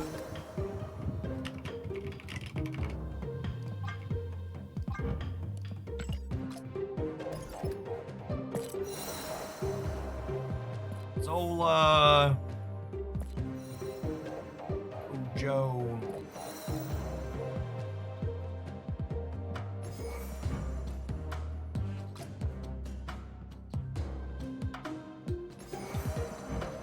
I don't have enough boosters to get him to gold border, so I guess we'll play the base art one. It's been a while since we played some Zola. If we're playing Zola with negative, we probably want Panther.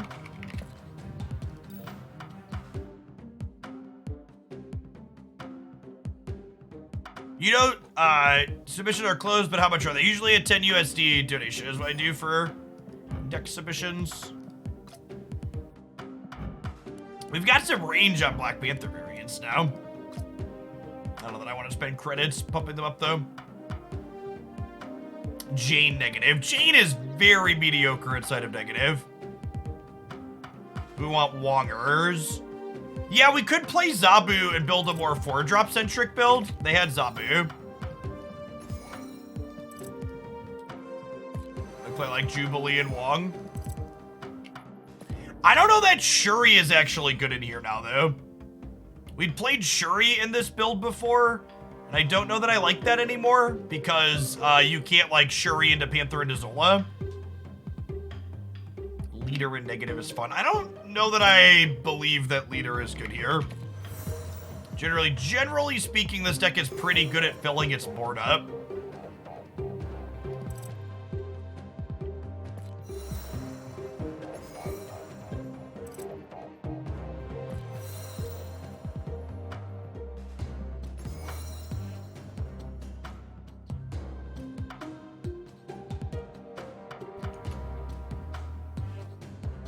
Ooh, we could play Skrull as another 4. Yeah, I think that card's reasonably well positioned at the moment.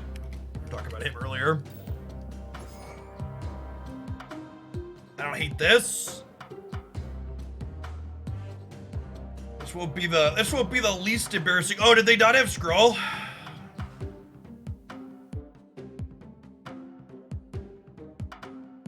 No, Skrull Series 3. Oh, they're missing. It's their one Series 3 card that they're missing.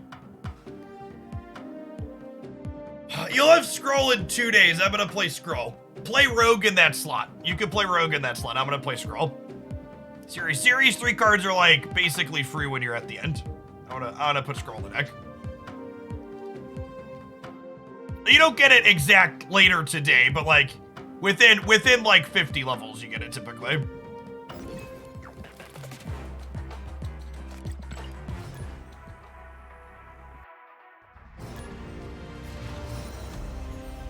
Infinite today from 75 with the Ultra Doom deck from yesterday. Hey, that's great. Swapped Cosmo. And yeah, Cosmo's a solid card for sure.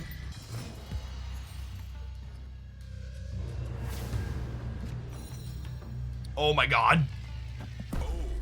Well, that's a snap. Yeah, let's play a game, huh?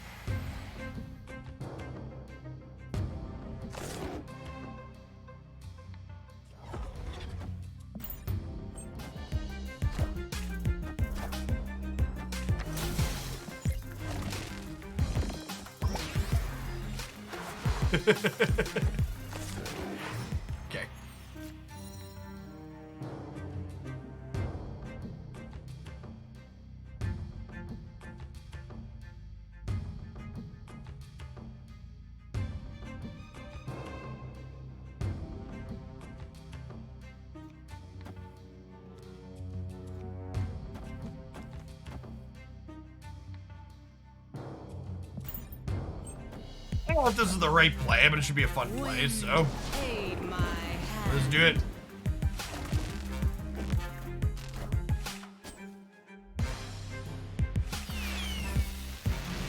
Wakanda forever.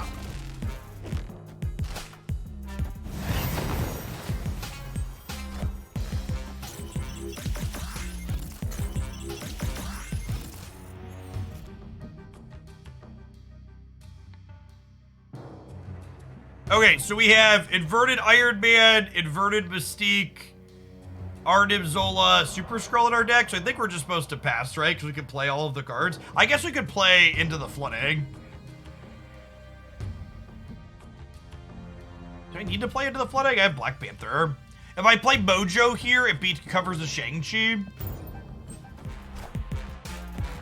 Oh, I guess Shang-Chi would have gotten ripped over to Asteroid M either way. Doesn't matter.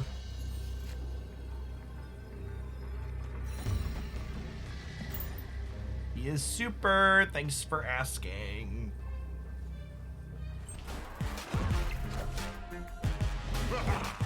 Ah! I am Iron Man. He's super. Thanks for asking.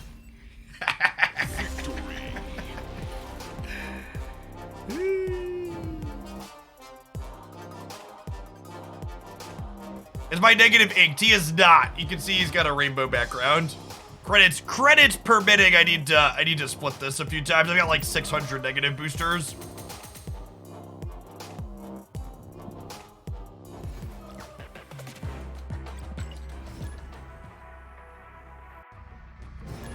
Super de-duperist.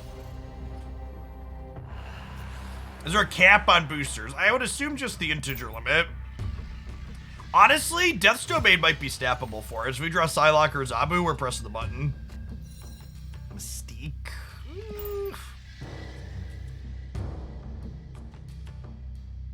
All right, chat. It's not even 1:30. And I've only got one more deck submission lined up after this one. And I'm planning to stream till like 3:30, 4 o'clock Central. So I'll tentatively take 2 deck submissions. If you are subscribed to the channel, you can donate 10 USD at the Stream Elements link here with a link to your deck list. So put the link to the deck in the donation comment. Helps me keep track of it. And if we have a few people that all donate at once here, I'll do the first 2 today probably and then save the last one for tomorrow. But tentatively, if we get 2 and then no others, we'll just do 2.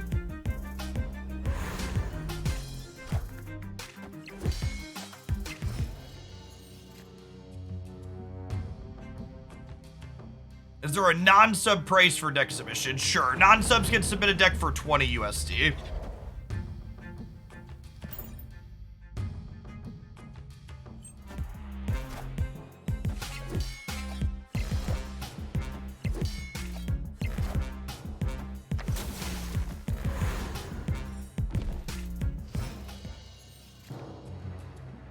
Opponent snapped.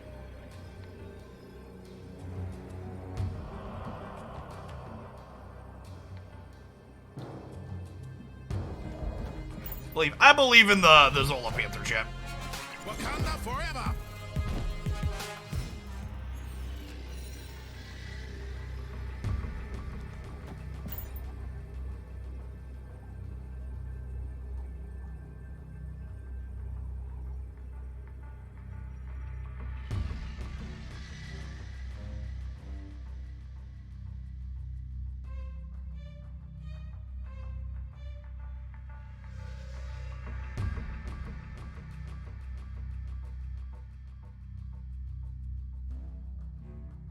We're actually not playing anything that large here. We're only gonna have 16 on each side. It's only 15 in the Death's Domain. If you use Mr. Negative twice, does your deck flip back? It does, yeah. Yeah, we'll play an opponent. A Del Keeps. Those are our 2 deck submissions in. Or close those back up. Help me find a spot for Ghost in here, okay? Del Keeps, if you could do me a solid and post your deck list on a community site like Untapped or Snap.fan, I'd appreciate it. Just the deck code like that. Or if you could send me the URL from Snap.fan, that would be perfect. The URLs are enabled in chat, so you can do that.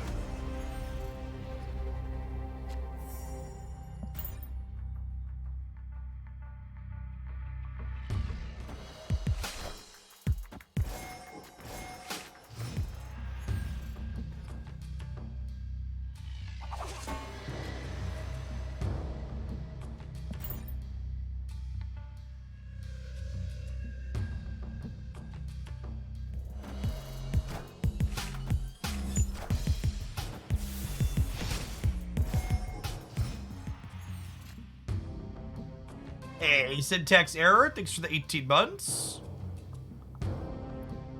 Nothing going on here for us. This might be a 4-5-6 win the game angle. Long Panther Zola. Hold on, syntax error. Thanks for the 18 months.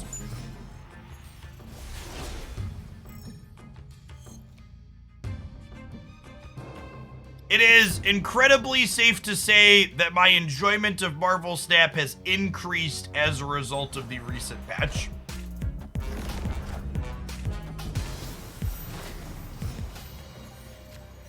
Well, shit.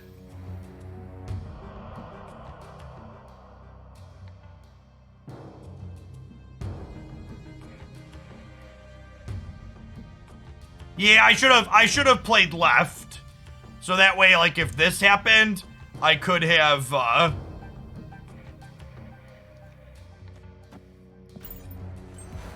should have played left. Rip. Yeah, strong here.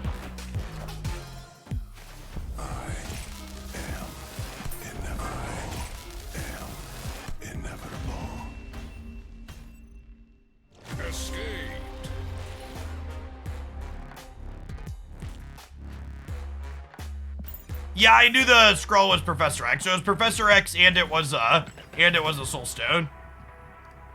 We've lost because we can't play right because they Spider-Man us, chat.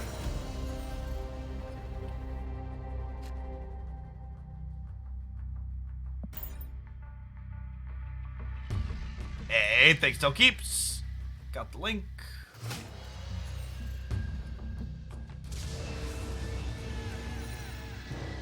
Oh, you know what's funny? Both of these deck submissions are variations of Jeff and Surfer, which is fine. Been meaning to try some flavors of that.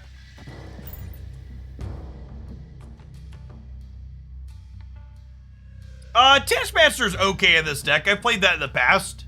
It's only great with Panther, but it's also just like a 0 cost thing, which makes it fine a lot of the time.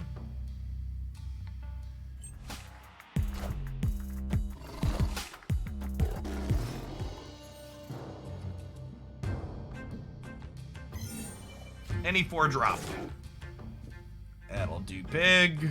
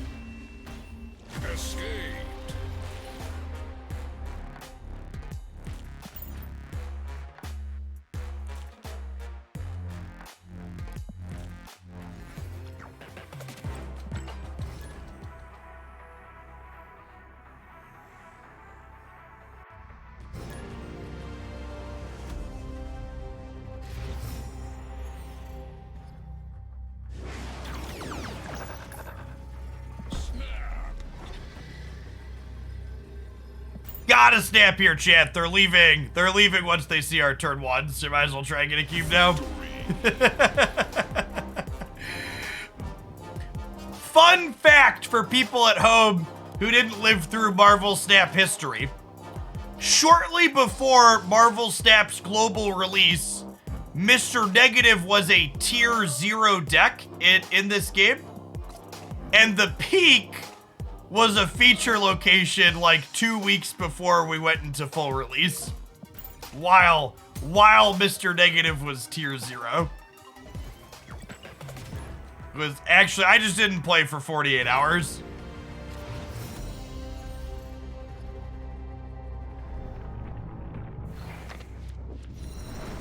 Damn it, Bobby.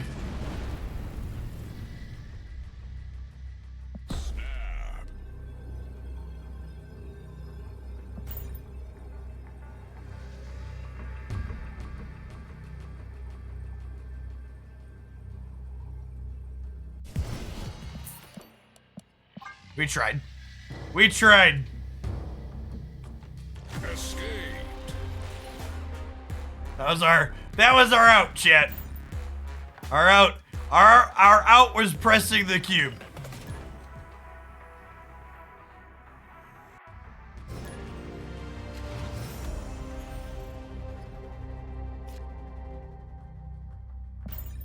Something never buff snap. Yeah. You're not wrong.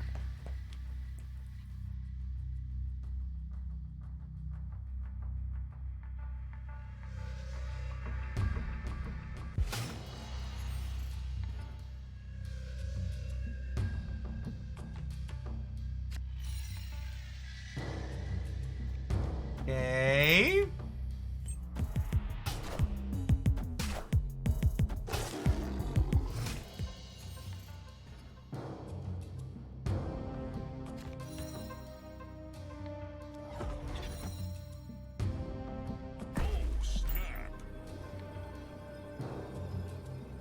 Around what percentage of your games involve a retreat from either player? About half.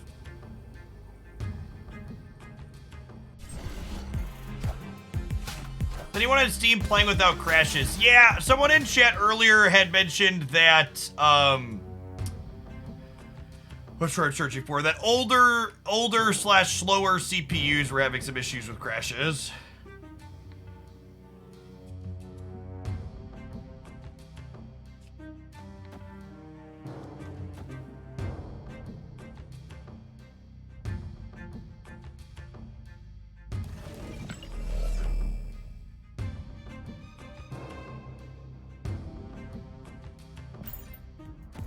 We'll pass for a turn. We could draw a Black Panther or Iron Man. We'll give him the chaos on the last turn, chat. We're gonna Zola the middle. I just want to be able to Zola something better than Wong.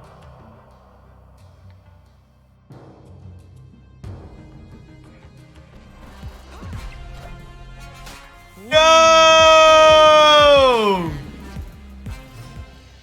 Wow. What did fun ever do to you, opponent?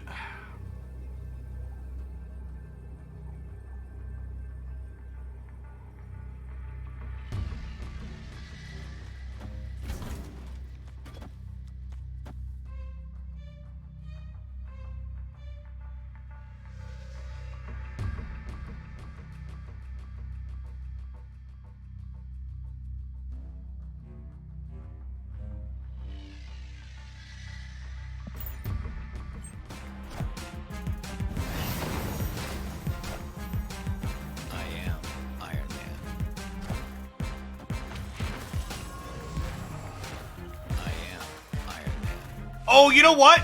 Maybe instead of copying the Iron Man, I was supposed to copy...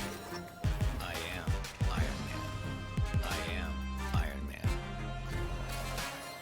Maybe I was supposed to actually play Iron Heart there. I am Iron Man. I am Iron Man.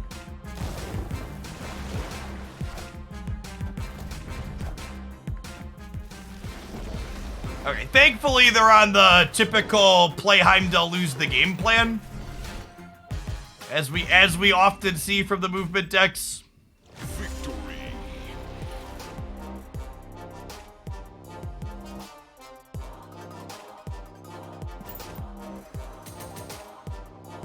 there, as they are known to do.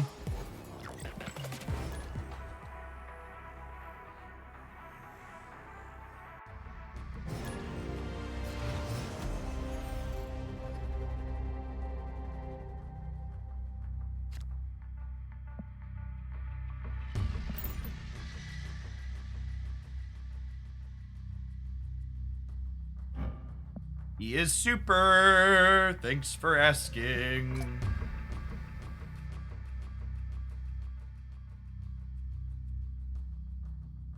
Yes, our own personal battle mode here against Waba the Move player. Waba Fat. Scroll just went down to Series 3. He did, yes. Highly coveted Super the Scroll.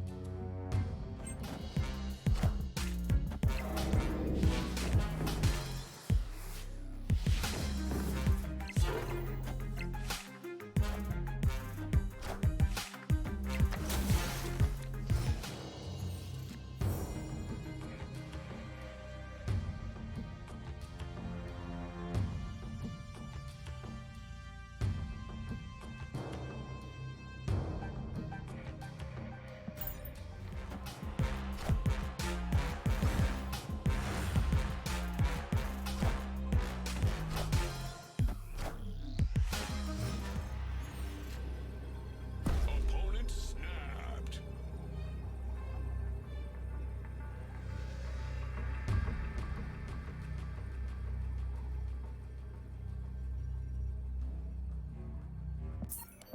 I think we leave.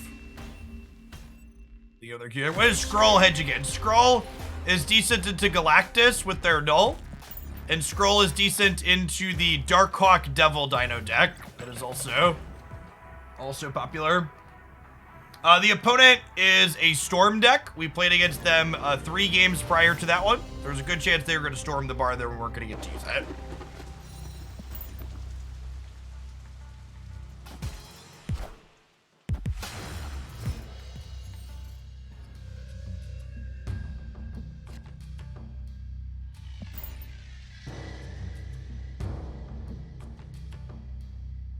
That's true. Wong is good against anybody else trying to play Iron Man. I prefer Skrull to Rogue in this deck. I think if your Mr. Negative deck has Zabu in it, Skrull is definitely better.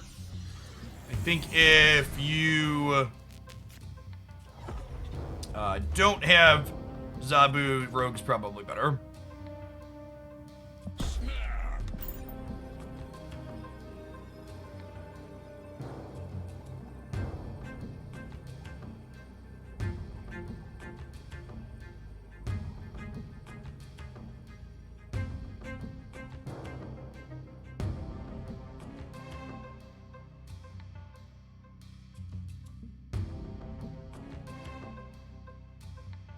So, I see folks talking about placement of decks on the untapped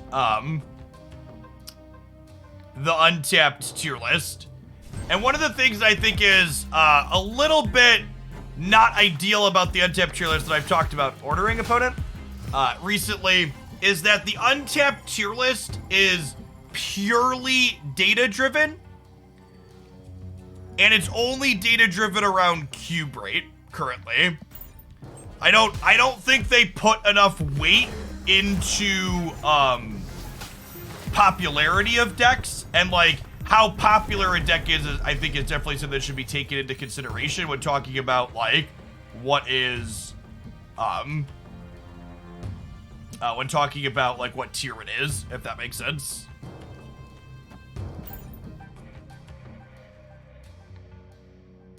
Scroll for their Sarah. They might be a Sarah deck, but they also might not.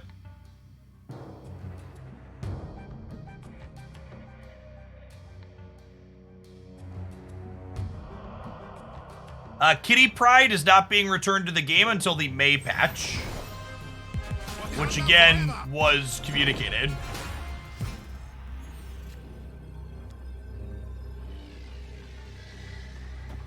Alright, Mr. Zola, make us some cats.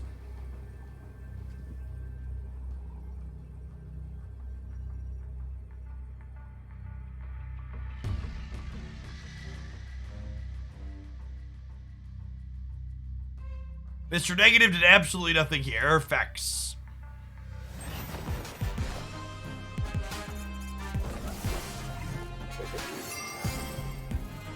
Yikes! Okay, if we hit Wong first here, we might still have a shot.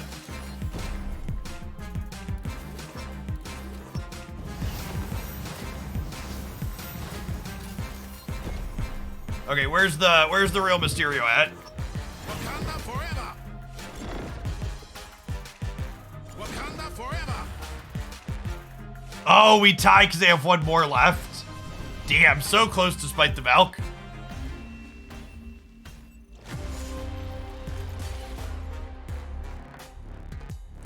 Rip.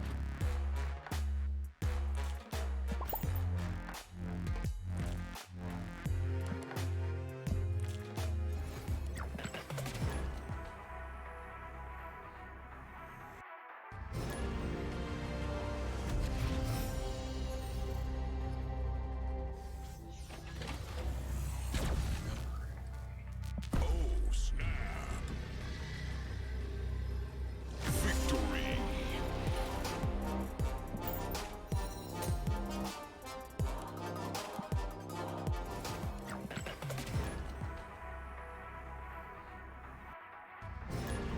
It's been a little bit since we've done deck submissions, Delkeep.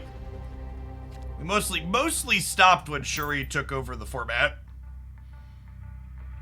Do you have enough boosters to split negative into an ink/crackle? I don't know that I have enough for crackle. I definitely have enough for ink, I think.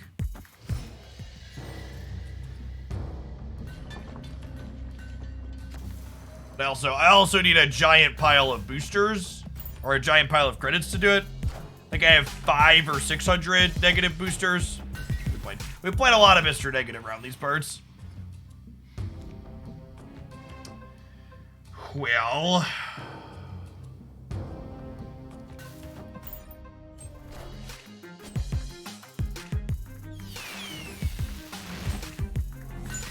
rip.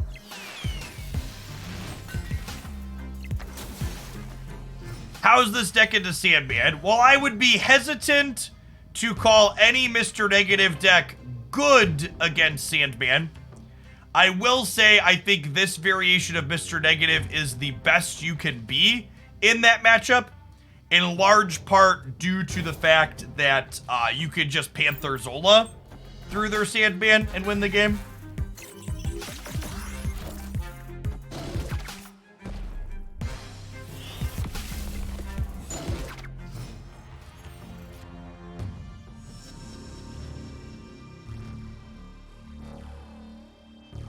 Any replacement for Panther? Panther Series 3 now.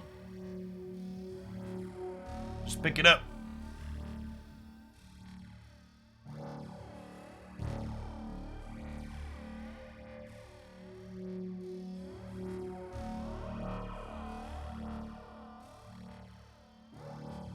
This might be wrong. I might get Professor X tier, but I really don't want to play my Iron Man out proactively.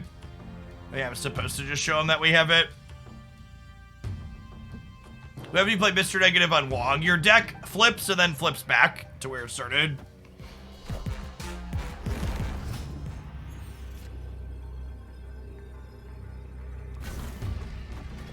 I guess they're beating us here.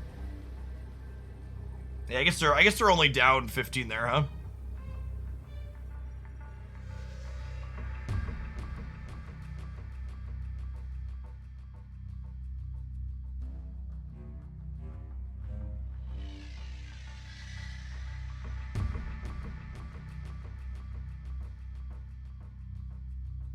I guess I should have played the Ironheart left.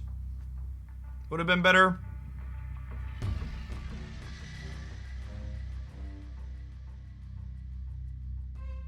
Scroll to prevent copies. No, that doesn't do anything.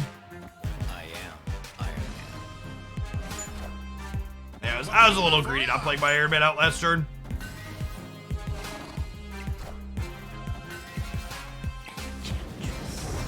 BG. Alright, I'm gonna run to the restroom really quick. When I get back, we're gonna pick up with another viewer submission. BRB for 60 seconds.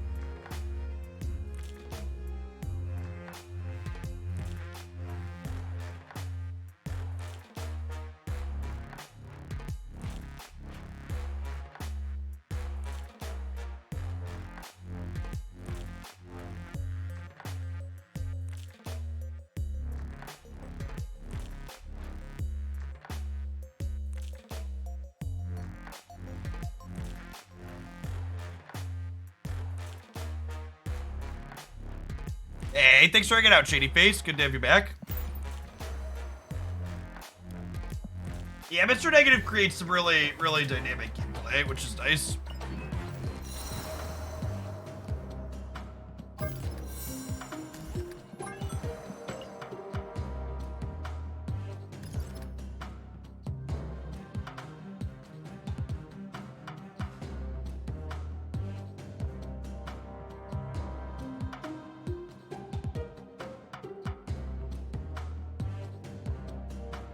All right, what do we got? What do we got going on here? Spooter control.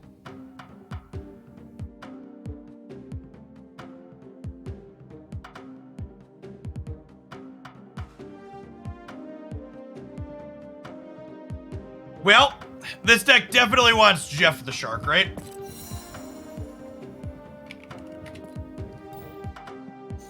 Iron Fist is kind of like budget Jeff. What is Absorbing Man doing in here? I guess you could copy Storm, or you could copy Spider-Man 2 turns in a row.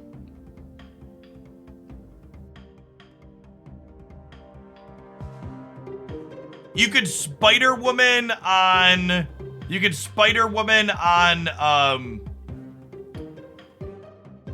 5, and then Absorbing Man Spider-Woman on 6.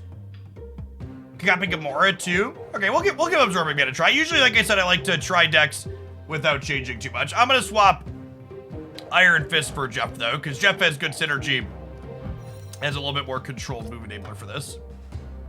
So we might drop Absorbing Man after we play some games if it doesn't seem reasonable, but we'll start with him and see how it goes. Seems like this deck wants Zabu. I mean, do we really want Zabu?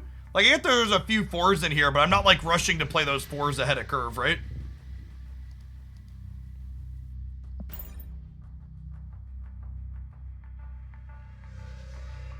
Thoughts on Shuri post-term? I think they finally put a nail in that coffin. I would bet that one of the OTA updates we'll see at some point over the next month is Red Skull getting buffed back up. Like, that's probably a safe thing to do.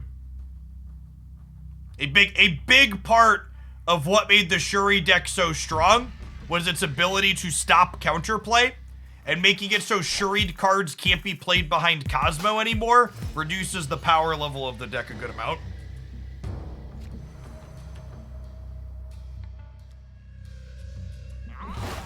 Yes, you can play Jeff outside of the Avengers compound on turn 5.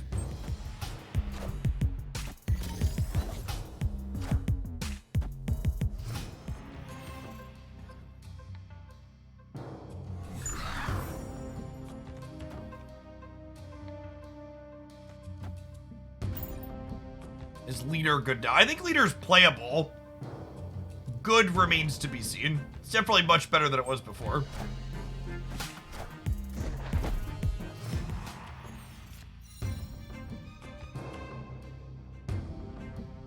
Yes, you can play Jeff into the Professor X lane. Absorbing Man might be good with this Gamora here. It's like an 8 power.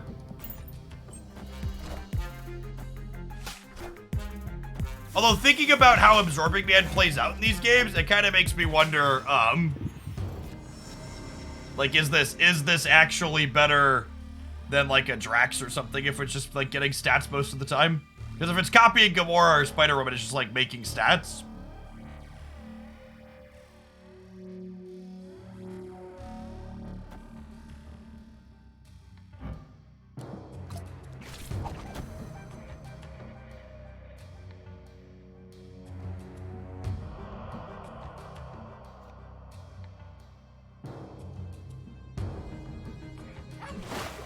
I want to move Jeff so I can play Miles plus Gamora over here.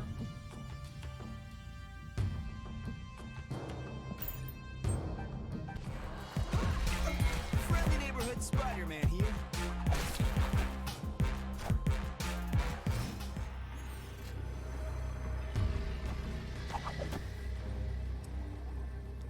If I move Nightcrawler, it plays around Doctor Doom.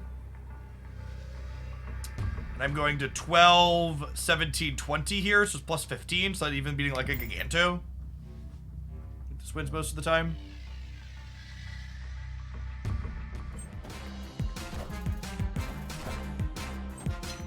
We could Gamora the right. Gamora right loses to Blue Marvel, right? If I Gamora here and Miles here, I'm at 8, and Blue Marvel would be 7, 8, 9, 10, 11. Yeah, we lose to Blue Marvel. Is Gamora underrated? Oh, I think Gamora is pretty appropriately rated. I think she's a quality card that sees some amount of play. Or Gamora is like a pretty ideal power level for a card, I think. She sees play in the right spots and is strong when she does, but she's not anywhere near overbearing. Nightcrawler move also beats Claw. Yeah, that's a good shout.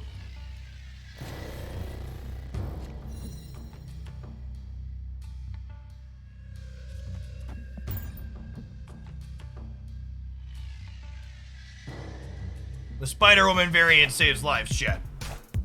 She's a lovely lass.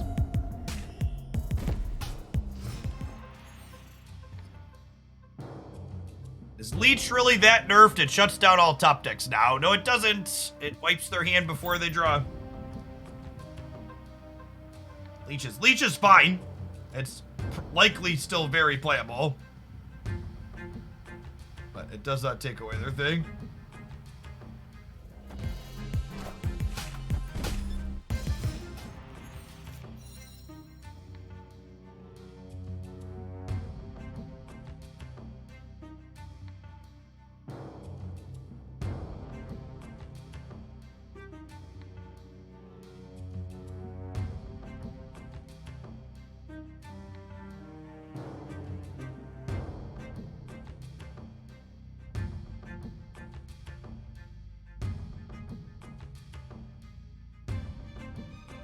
What if I just back-to-back Spider-Man the Lab? That crazy? Call me, baby. Spider-Man here.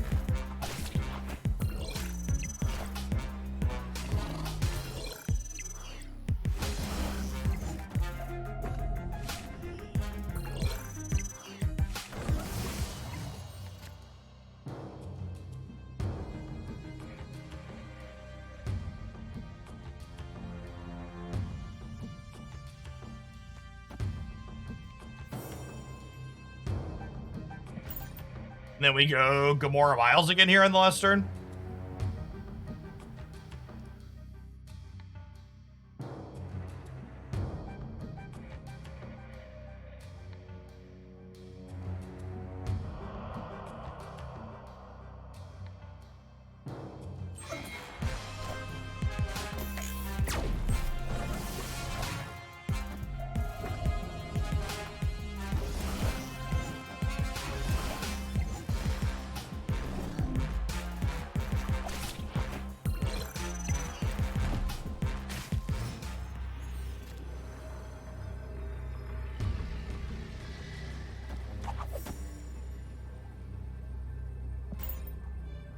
Danger Room would never blow up one of my cards, right? I would never recommend any of the decks that I'm playing on stream for climbing. Most of the decks we play on stream are a healthy mixture of experimental and bad.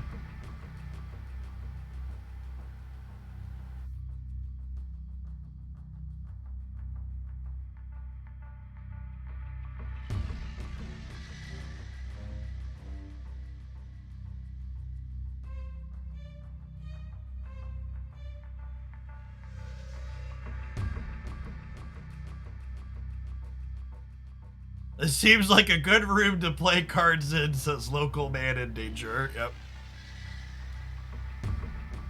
Got a Spider Woman left? No, I'm down by 6 on the left. I think Gamora mid is definitely our best chance to win the game.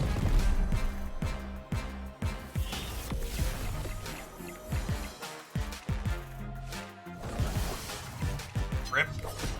Even if she lives, we're dead. Mysterio's +4.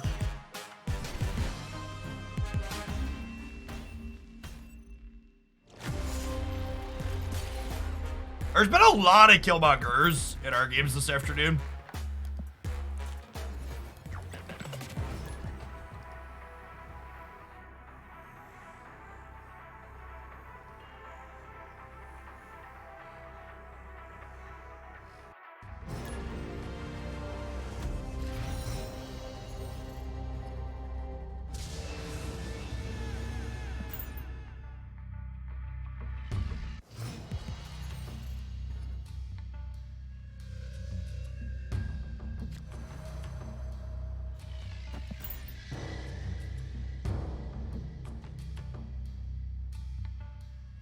Within a full lane, is there anything other than Jeff can't be played on? Nope.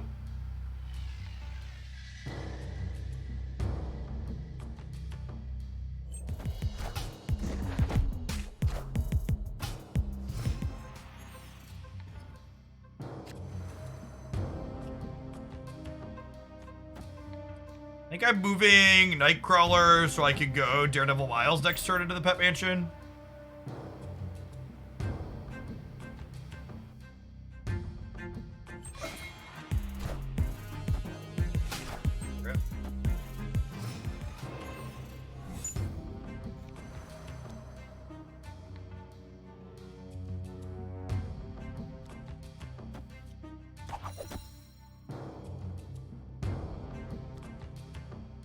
If I don't play Miles this turn, I'm not going to have a chance to play him for 1 this game. But I think I want Daredevil to know how to Professor X next turn.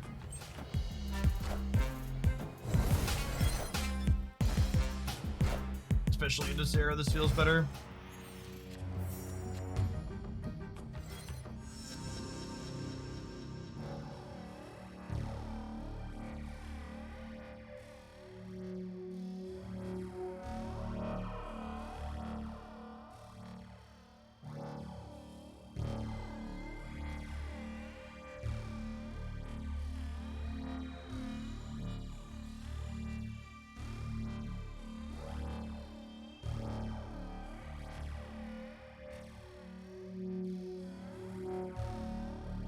All of the decks we are playing today are viewer submissions. Old Menace.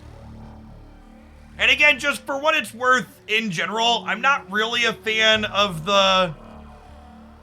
Like, I don't think is this a deck Jeff put together or a viewer submission should ever be considered a relevant question.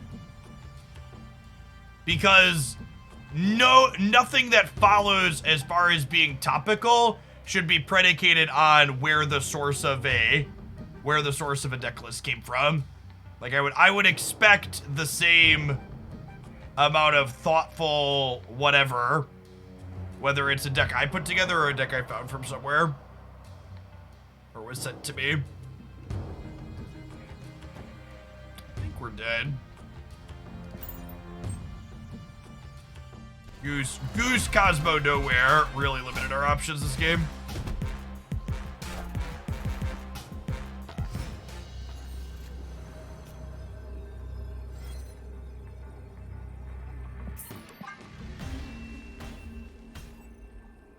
Escape.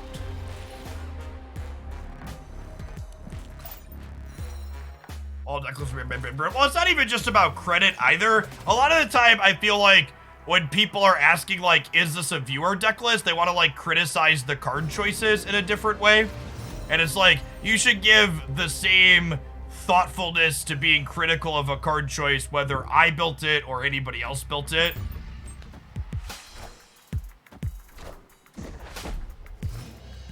I also think if your goal is to, like, try and track deck ownership in card games is the single most idiotic thing that people constantly push and talk about. A lot of people try and equate deck building to, like, painting the Mona Lisa, when in, like, reality it's like building with Legos at best.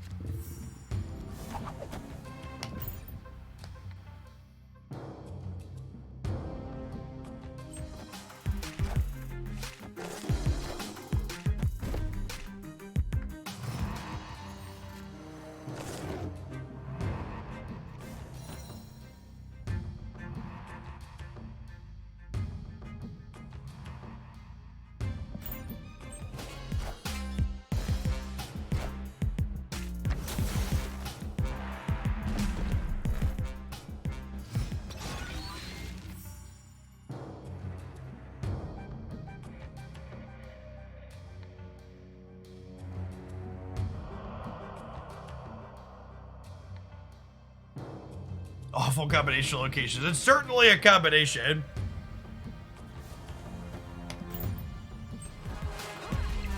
Yikes.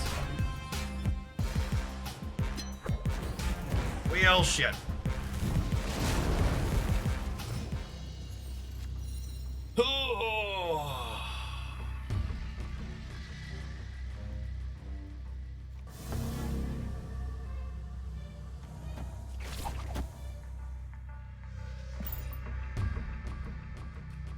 Yeah, Jeff top deck next turn would be great. Get to get in there and win limbo. Want to end 3 for that one?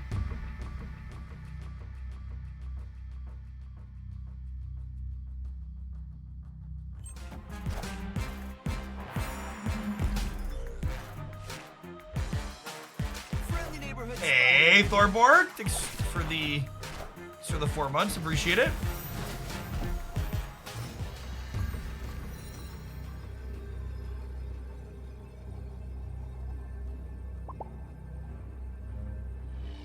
Got our cube. Yeah, if you were playing for keeps, you would have snapped going into this turn. Victory. They get to soak up to 7 here, which means I only need to beat them by 2 in the middle.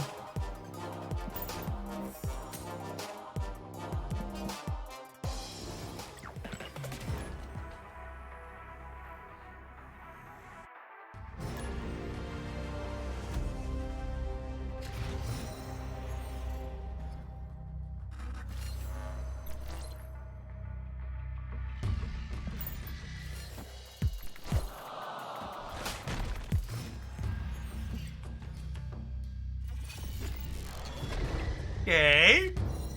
Little 5-power Sharkadoo. My Discord server down. Looks functional. Let me sync it. Did you just re-up your sub gap? Your sync was out or whatever?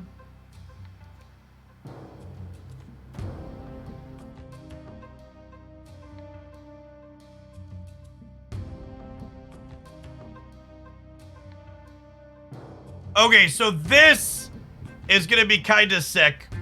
We go Storm here into Spider-Man Mojo World, Professor X Mojo World, move Jeff, Gamora, Miles here on the last turn.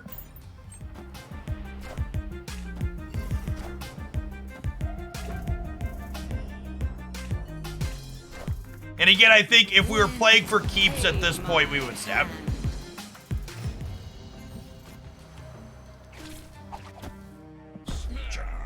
We'll press the button.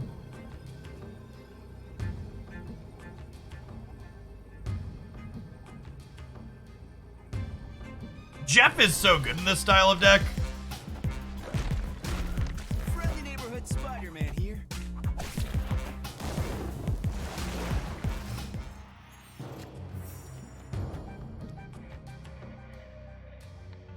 Oh, Oh, and actually,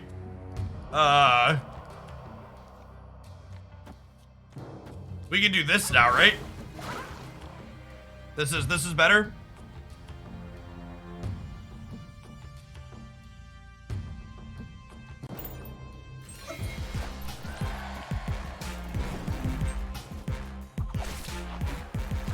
Jeff was such a solid upgrade to Miles Morales. And then, in theory, we should move Crawler over here, right? Because we're beating Dr. Doom here. And I want to just put as many stats here as possible in case this goes sideways in some way I'm not envisioning. Like there's 6 cards in my deck, so a Hawk is 12 power at the moment.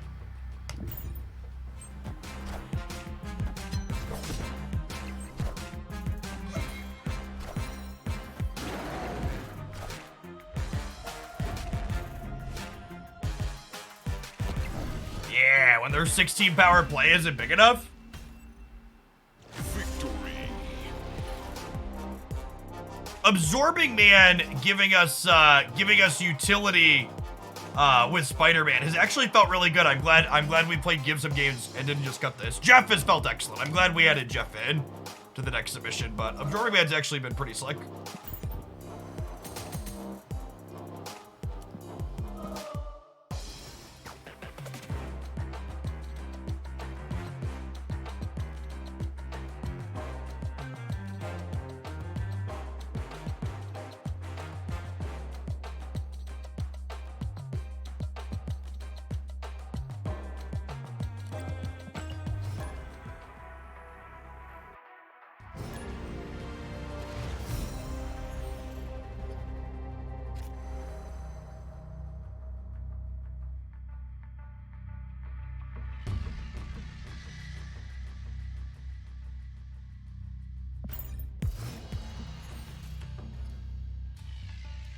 No, I don't think this deck wants Zabu.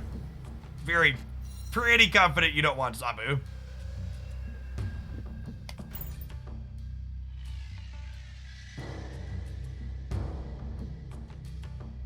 Yeah, I think Jeff offering counterplay to Professor X and Storm is a huge positive.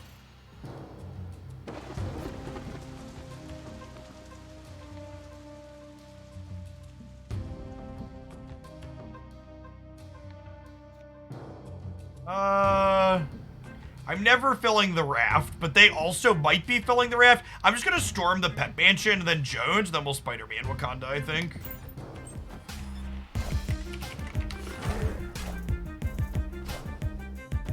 Wind, aid my hand.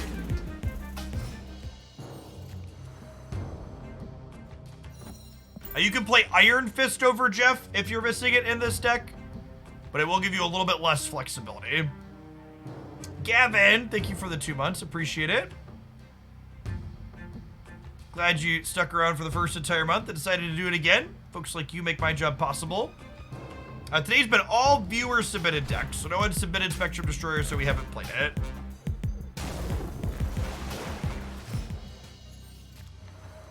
It was a fun one. We're playing for keeps. We would snap here at this point.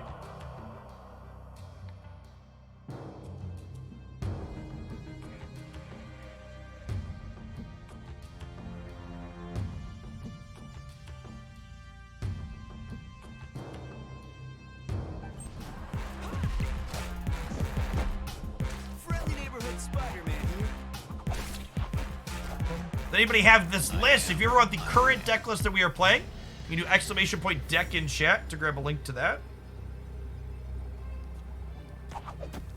I love the little, it's such a little thing, but I can't even express fully how much joy doing this brings me.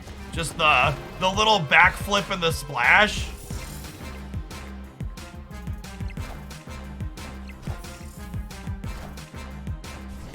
They're just such good little slick animations. Both the noises too are very subtle but tactile. Like, yeah, I love it.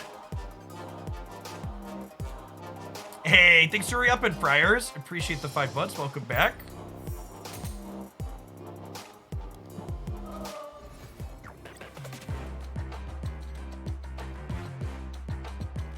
You got a meeting at 3:30. You're the next one, bud. You're the Shadow Surfer build, right?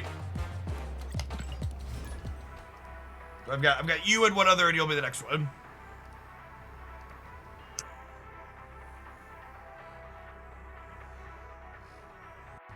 Viewer decks have done well today. Maybe we'll do this again tomorrow. I think I have enough highlights to get me through to next week. How many to get to Monday? 1, 2, 3, 4. I think I have 4 already. Yeah, we'll do. We got 2 more viewer deck submissions that were filled up for today, but I think we'll do a run back on them tomorrow during the day. Format's definitely opened up a bit with the balance change. It's the best meta climbing deck. I mean, the Sandman is just like the best deck until proven otherwise. Tomorrow morning, I will have my typical best decks in the developing metagame video, where I walk through decks that have been performing the best and my thoughts on the best decks to play to attack those decks, cards to brew around, stuff like that. So if you want my thoughts on that type of thing, there'll be a non-gameplay video for that up tomorrow morning.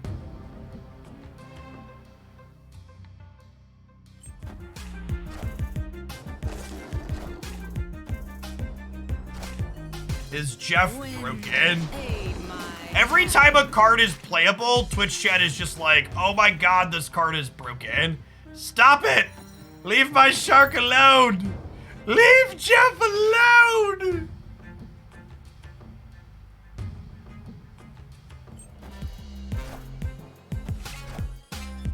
Ugh, Hawks a meeting. I think losing the Stormpath means we're dead.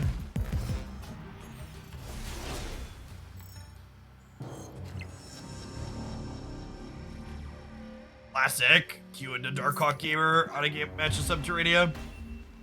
Everything is broken on YouTube. Yep. You have tokens to get Jeff or Sentry. That's a real tough decision. I think you'll figure it out eventually. Same with the deck tracker. This tracker is the untapped tracker. And if you enjoy my content and you haven't checked out Untapped yet, I am partnered with Untapped. If you install the Untapped desktop tracker, like I'm using above my head for the first time, using my link, I get $1 US. Appreciate everybody that checks them out. They're a great product. Lets you contribute data to the meta stats that we pull up with some frequency on stream.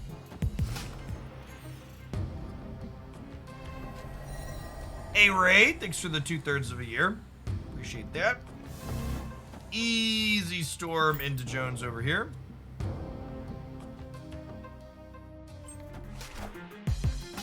Wind, aid my hand. I think Stegron is likely going to be a very playable card, but I would also expect Stegron to be a little bit less flexible than Jeff. Like, Jeff is basically going to be like a lizard or scorpion style. This is a 2-drop that can play in a lot of things type card. Like it's very, very good and flexible.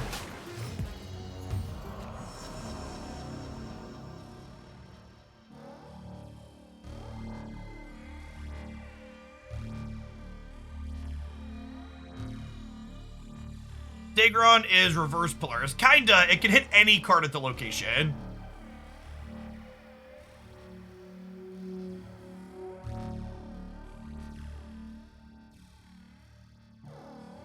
Makamora boosters, chat. I want to split this variant again. Let's try for an ink.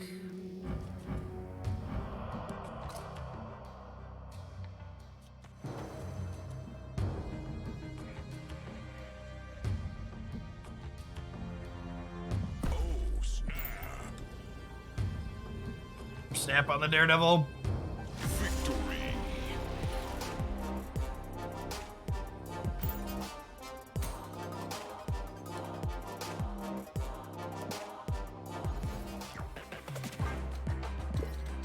had a win matches. We had 2 win matches with the snap missions from 2 o'clock.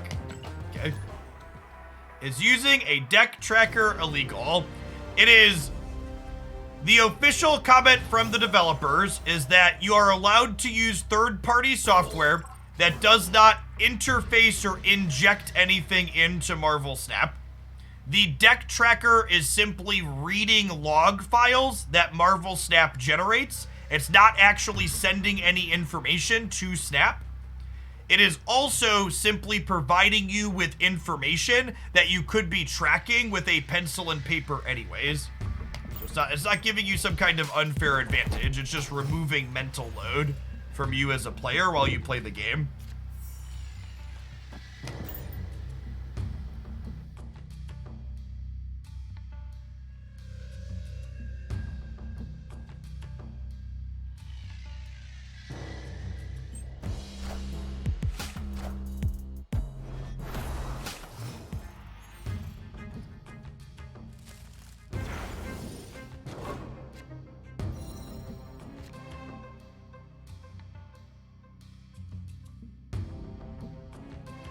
Oh, with this sunspot being -1, do I even play it? Because, like, on next turn, I'm playing Jessica Jones. I don't know that I'm actually going to have any extra energy any of these turns. I think I'm just playing Jeff, and that's it.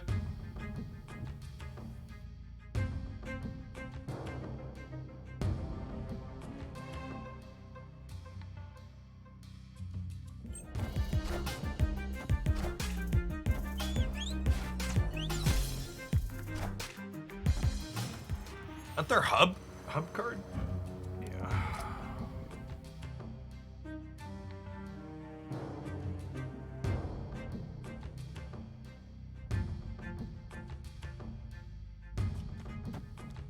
Get moving Nightcrawler, so that way we can have Spider-Man plus Miles next turn.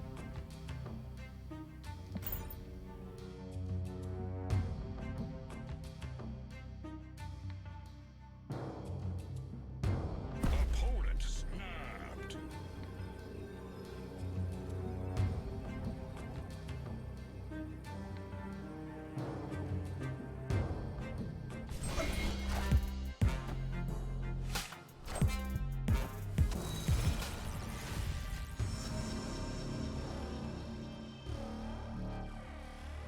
Hey, Unreal, thanks for the 23 months.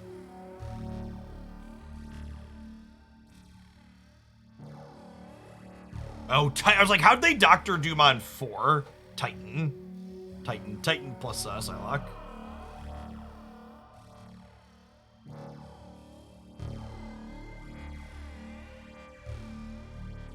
I think replacing Sunspot with,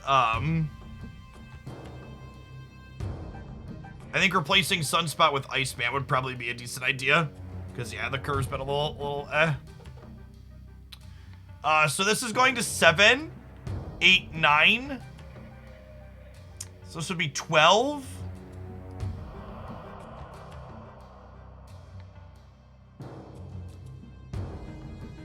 Yeah, I could move Jeff into the middle to win the middle. But then can I win one of the other 2 paths still? I don't know that I can. Maybe if we draw Gamora?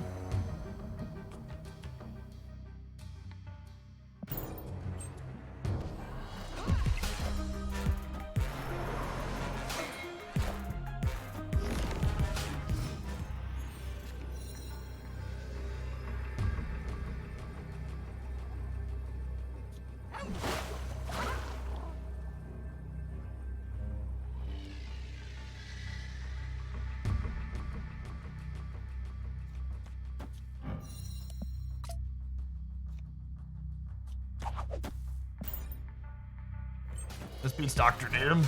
Or Odin.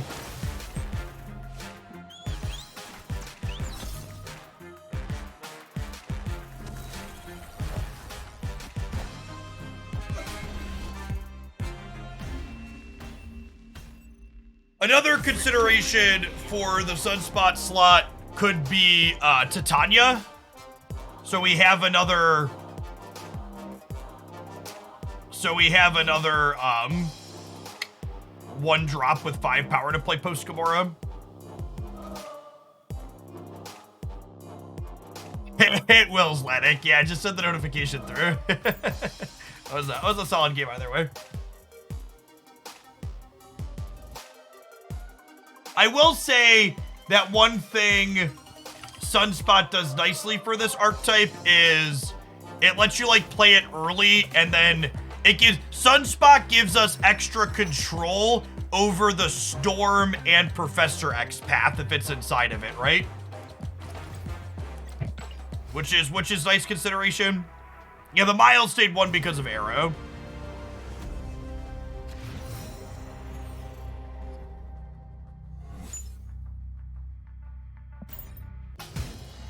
Hey, Atlantic, thanks for the 2/3 of a year. Notification squad.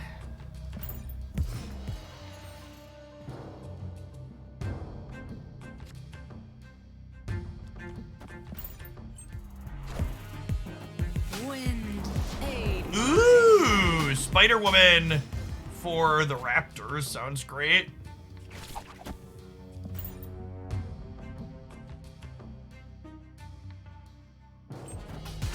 I think if Miles was just tracking anything that moved that game, it would probably be too good.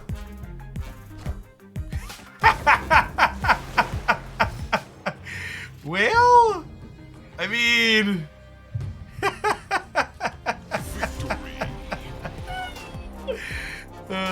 listen, we drew 3 rocks too, okay?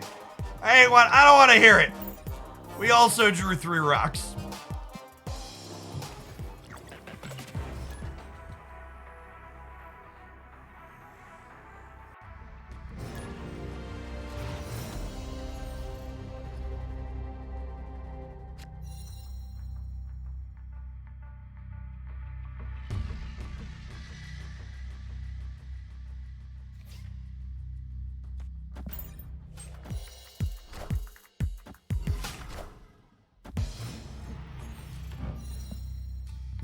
Quinjet split.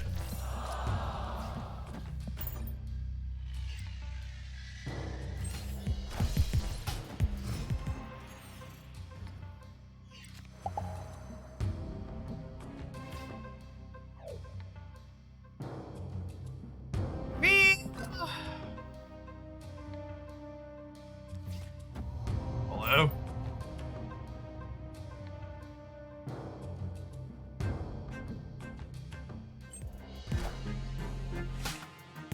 Wind aid my hand.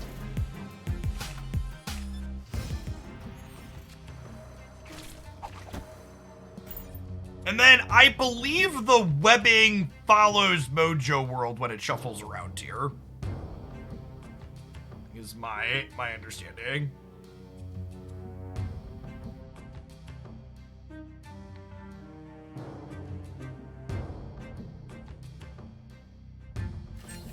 Friendly neighborhood Spider-Man here.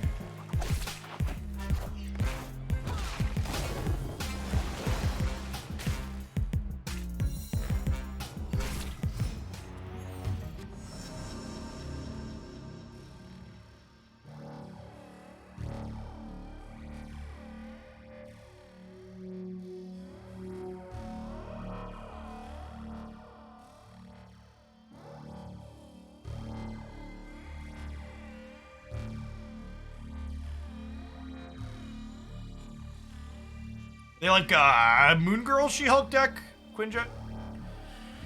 Quinjet She-Hulk. So got a She-Hulk double up.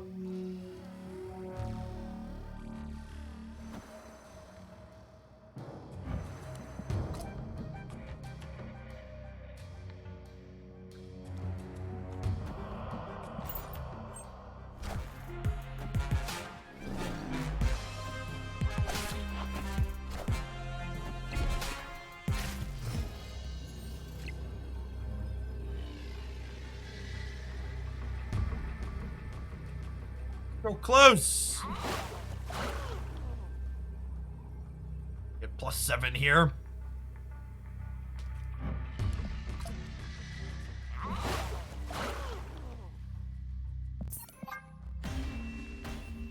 If you were really being competitive, this is like a rare, like, retreat later instance. So our opponent could maybe also leave here. We lost to the nerf. Yeah, that's true. Well, to be fair, both of these cards had a power shaved off of them recently, right? They're both at their original printings. It's the same.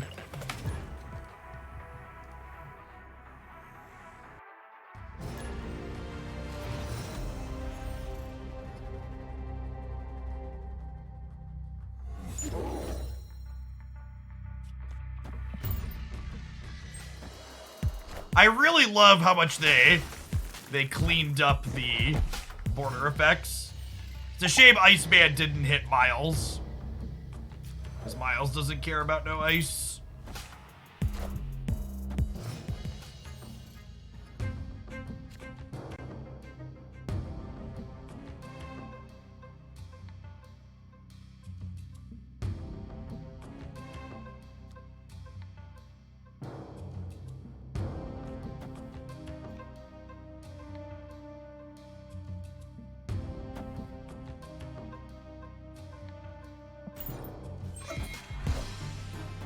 Wind.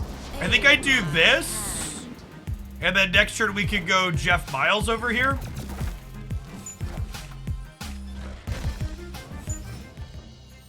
Opponent snapped.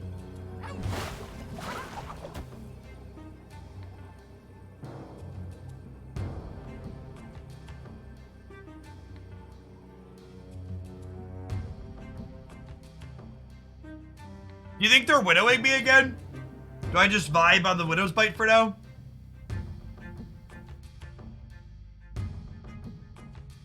I just vibe on the Widow's Bite.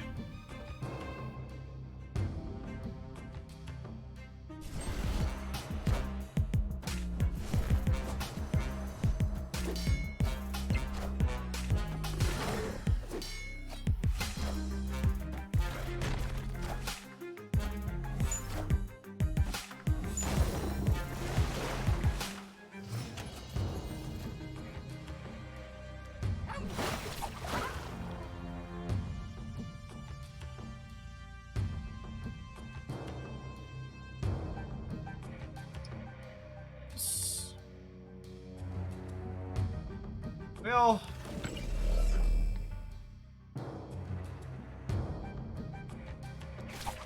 do I do this actually? And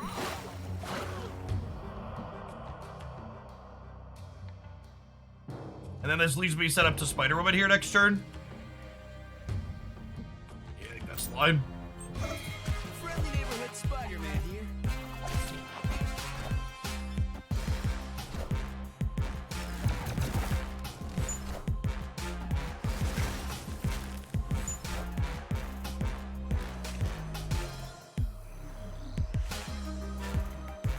All systems go.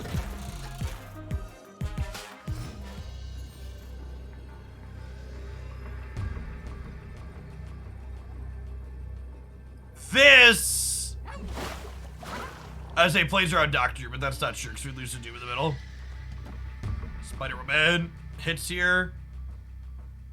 We lose to Doom, but I don't have anything that plays around Doom without losing to other stuff. Like I go like Jeff here, Miles here to beat Doom technically. Yeah, bounce. I don't expect the bounce deck to be playing Doom. Yeah, they're just retreating. Victory. So just like thinking through permutations of cards that could beat us, then like what the likelihood of them is. It's unlikely for them to have Doom, so we're not playing around it. But we also, like, in order to beat Doom, we need to play here, and then we lose them just playing stuff that we know about. No, I don't think Doom's likely in bounce decks.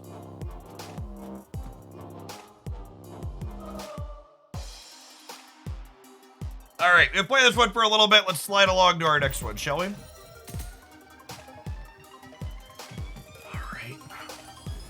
An interesting request for this next one. I'm gonna rename this one. I might keep this one for later. Jeff Jones Control. I like that one.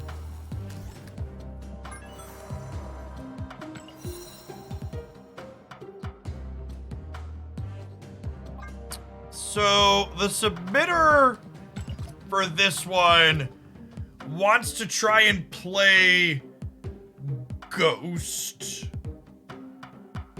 to make Shadow King better.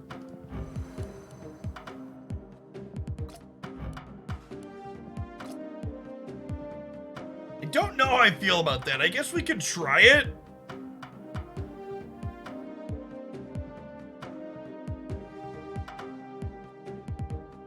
I feel like if I am playing Ghost and Jeff, I probably just like cut another 3-drop at that point and cut Domino. If I'm playing Ghost, do I want to play Killmonger?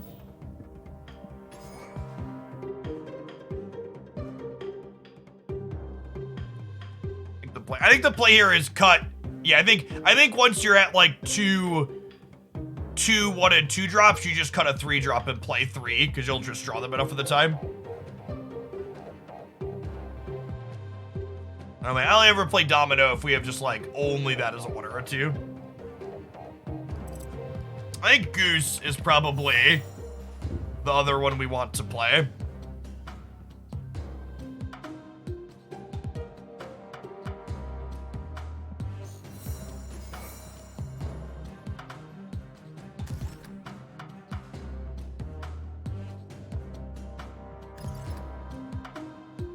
Darkhawk and Sandman are the 2 sweat piles.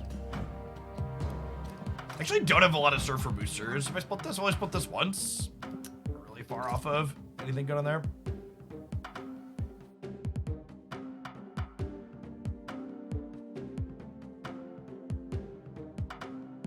I don't know that we have room for it in here, but Rogue.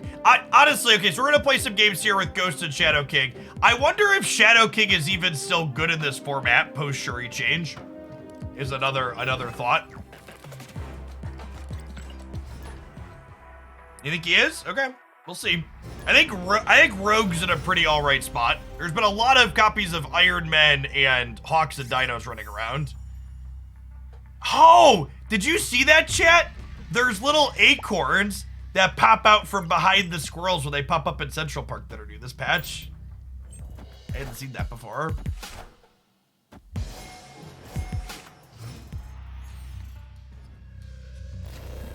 The Oratog. Thank you for the absurdly generous tier 3 and for the almost 5 years. Welcome back.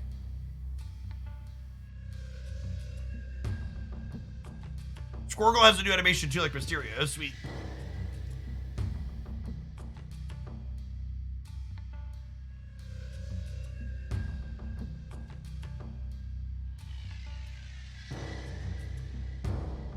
How late am I streaming for today? Probably about another hour, Del's Keep. We're gonna play this deck for half hour, 40 minutes or so, and then the last deck, yours, for a half hour, 40 minutes or so. So an hour, give or take.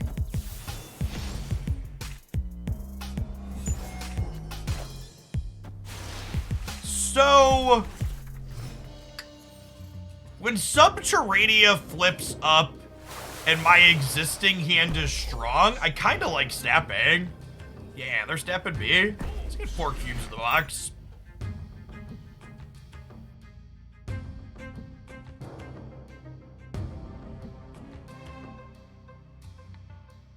I found that I like to play my 1-drop in Surfer decks on 4. That's a really good observation. We'll tuck that one away for the future.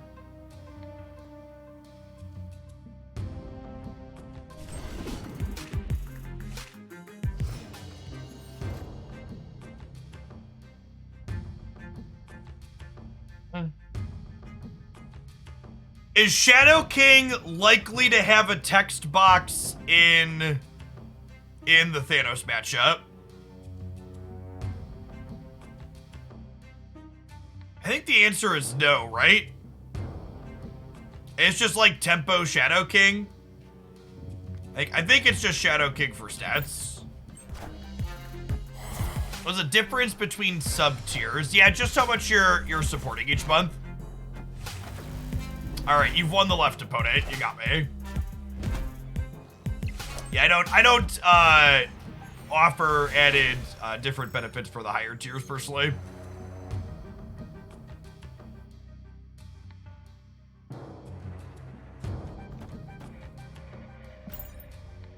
We have Maxer for the middle next turn. There's a few extra emotes that you have, and you have a star on your sub icon.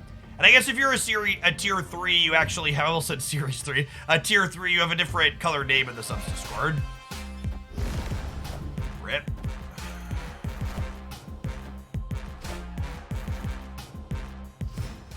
The Control Thanos build is really good.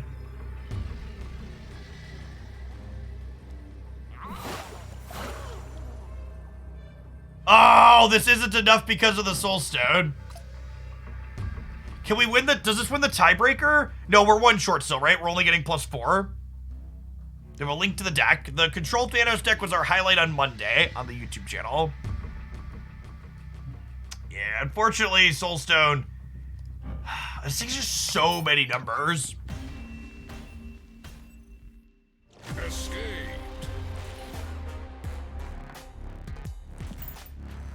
Yeah, the control build of Thanos is the Daredevil one with like the clutter package, basically.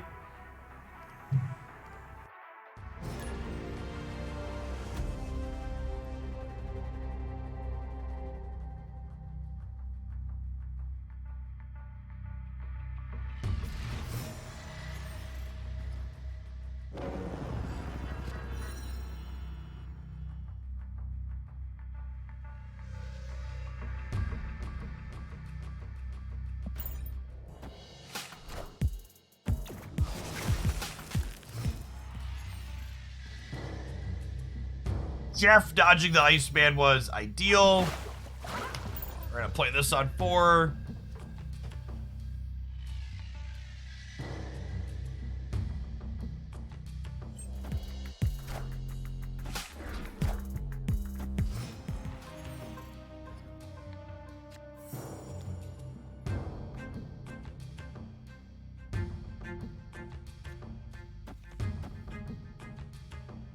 I think we do this and we snap them, right?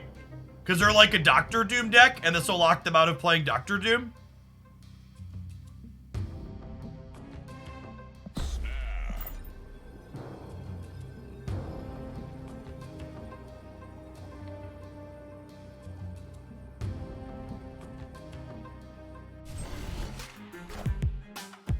Wind, aid my hand. Wind, aid my hand.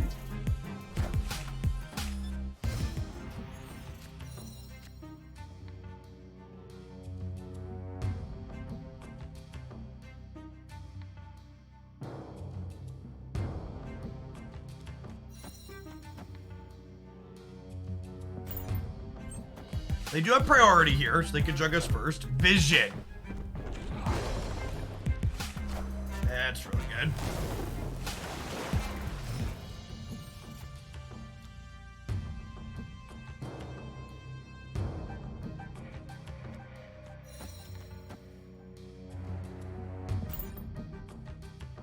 Hey, Preppy, thanks for the sub gift. Appreciate it. Would I add Jeff to Thanos control? I don't know. I think you'd have to test it. My king? My king?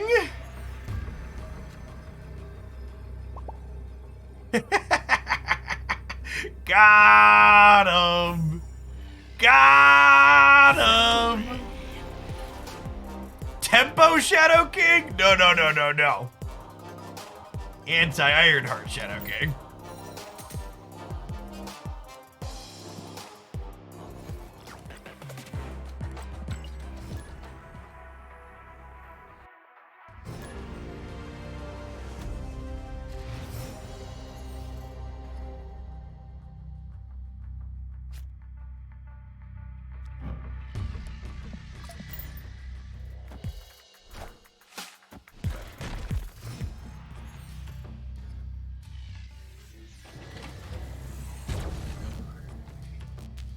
Piece of candy.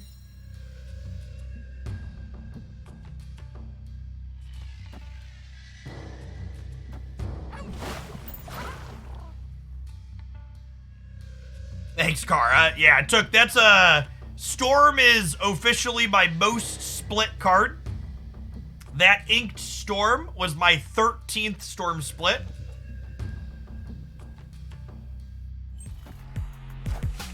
Oh, Previ gifted a tier 2 sub.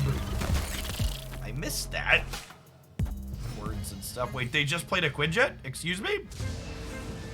Do they have, they must have She-Hulk, right?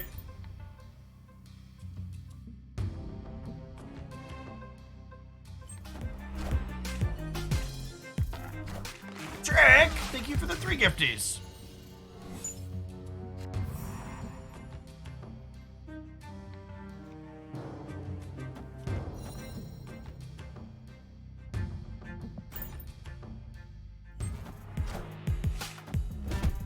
Just open Snow Guard, buff Thursday. If they end up deciding they need to buff that card, they really can't do it with the numbers change, I don't think.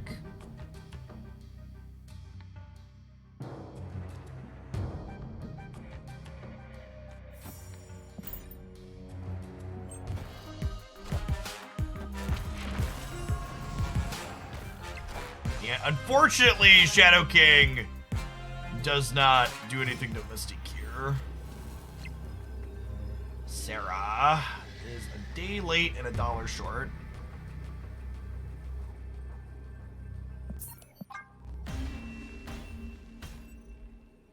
Escaped.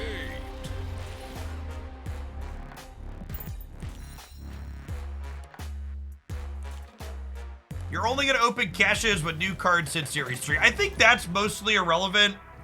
Because like you're gonna open enough reserves in a given month that you're gonna get them all pretty quickly anyways. How do you feel this deck is on a 1 to 10? I think I am ego. I think Surfer in general is pretty solid. My domain. We're no stranger to ego. You know the rules, and so do I. We wouldn't snap it for any other guy. He is playing all our cards out. I don't think he understands this Marvel snap.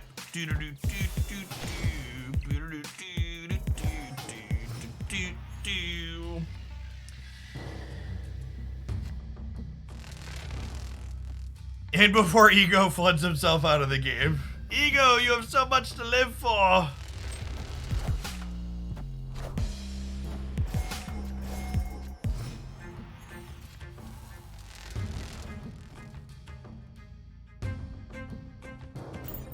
You share your thoughts on the series drops. I think the only real compelling reason to ever really save your reserves is if you have every card in the game like I do. So long as there's some chance for you to open a Series 4 or Series 3 card, just open your reserves as you get them. You could, in theory, I guess, save some of them for, you could save some of them for, like, variant rushes when they come up, I suppose, but in general, I think the value's pretty minimal if you have a chance to open cards.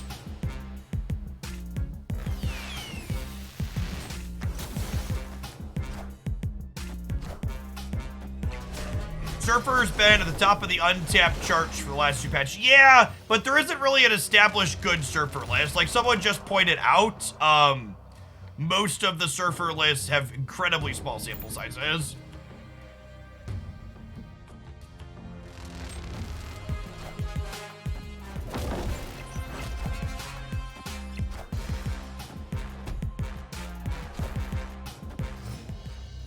Unfortunately, Ego always moves cards that can move. So, we do not stay winning in the center. Oof. Oof. Ego and Agatha always move a card if they can move it.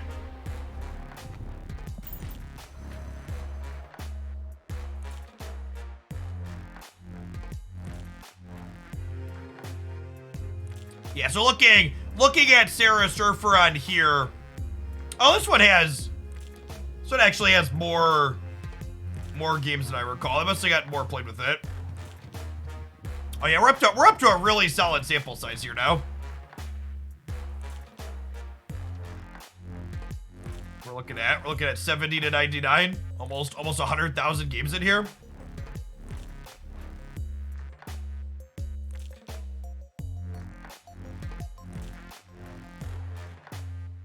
This is also a smallish sample here too. The popular, like I said, I've talked about this a little bit. I don't love that like a deck with 2% popularity is A tier. Like I think if I were to look at this data, I think I would probably put like Patriot and Hawk as A tier deck list, and Surfer definitely belongs towards the top. But I really think you need more than this like sub 2% play rate. Like I think my threshold to call a deck A tier is probably like 5% of your collected games, or a scotch more than that. I think Patriot's very good. Is this new and updated? This is always updated in real time. All of these are generated in real time based on the latest patch or 30 days, whichever you're filtering on. What do you think about Patriot Big Show? I think Patriot is just a good linear deck that farms. I think Patriot farms Sandman.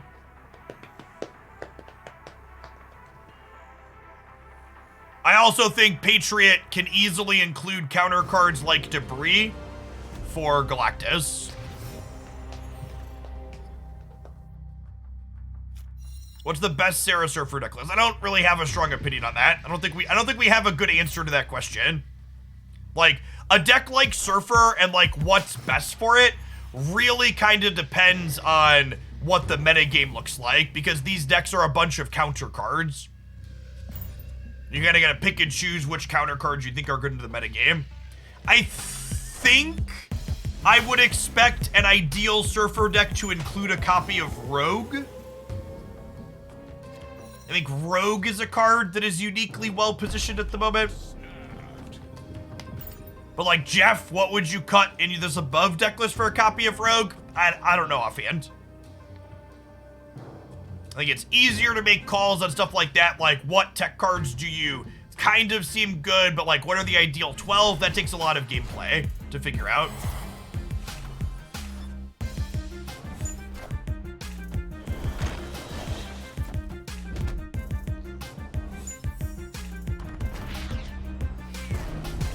Nixing Shadow King. I am not convinced that Shadow King is bad. I think there's a very good chance that Shadow King is good.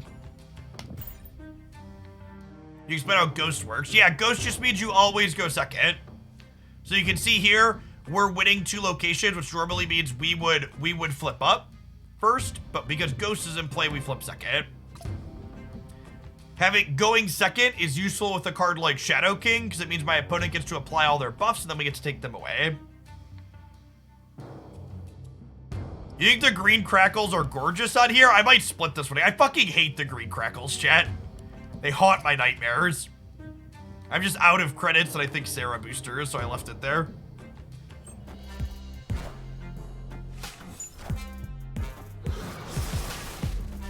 Can you explain when Valk will work and when it will not work? The primary spot Valk doesn't work in is Valk does not work with ongoing effects. So she doesn't impact things like Dino or Darkhawk. She only impacts their base attack. I think all of the Thanos decks that were good before the most recent set of balance changes are probably still fine. I think the Death Thanos variations with Killmonger, the Daredevil Professor X Control variations, and the ongoing ones all seem fine.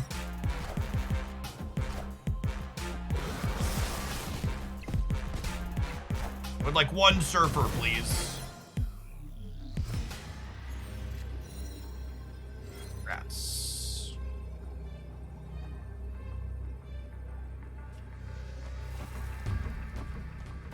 The odds this wins the game.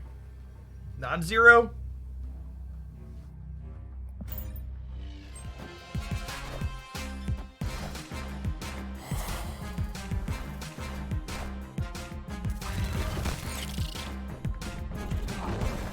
We're good, right? Sure are. My king? My king! Victory.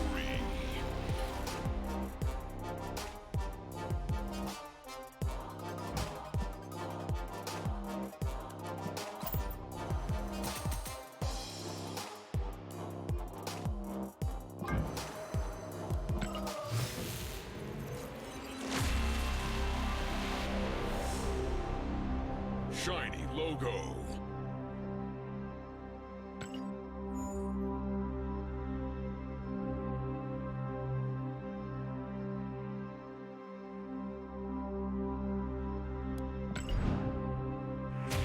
There's a link to the site I was showing earlier. That's part of the Untapped tracker. Check them out here.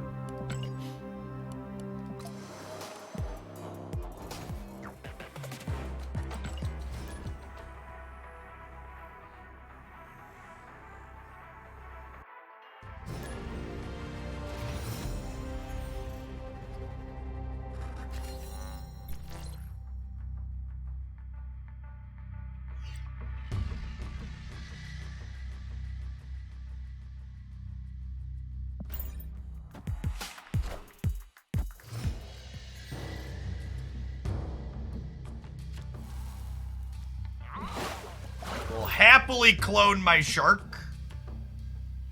That way we can go shark plus a 3-drop on 5.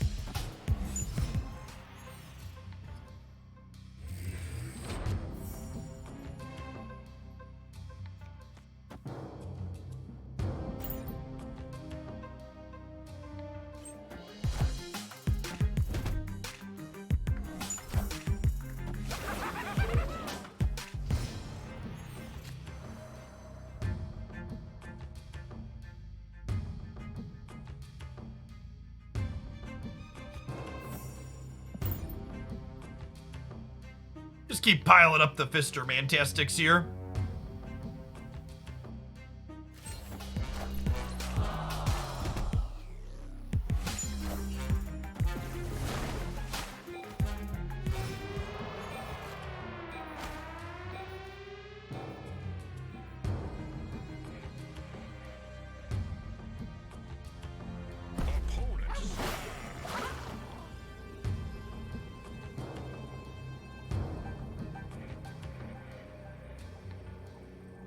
This probably beats Galactus, right?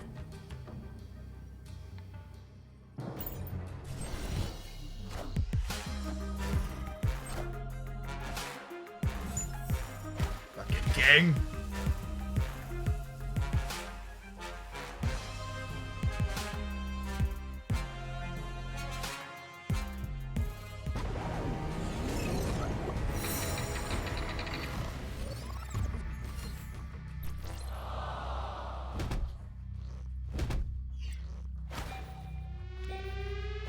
Okay, I'm gonna play like they're not gonna Galactus then.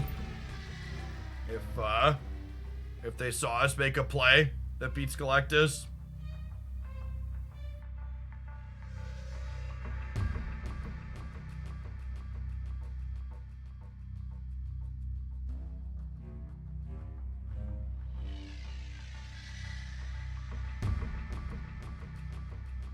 Oh, you take 45 seconds of my life with Kang and then we rope the entire time?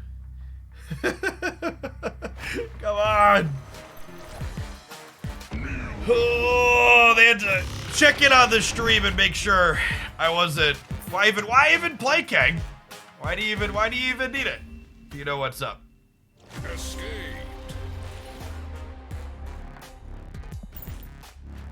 Why bother?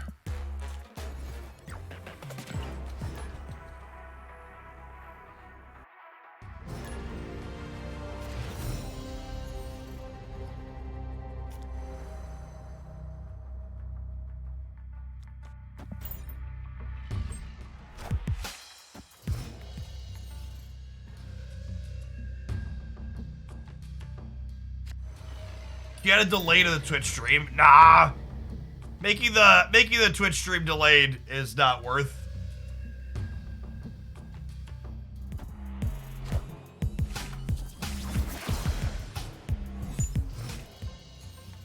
Yikes.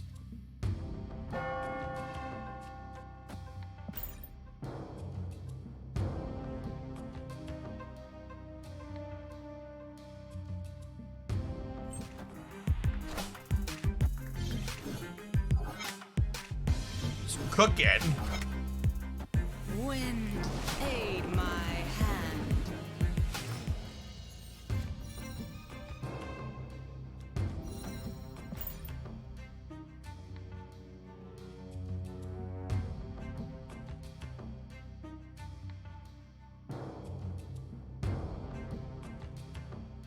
I think a lot of people underestimate just how much people enjoy being toxic with decks like Galactus. Apologies to the people that heard me talk about this earlier, but a really interesting comparison is that last season,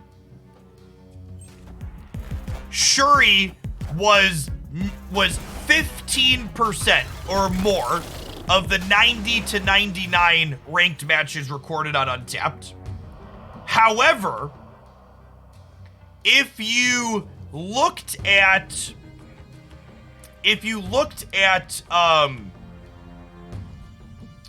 what's it called?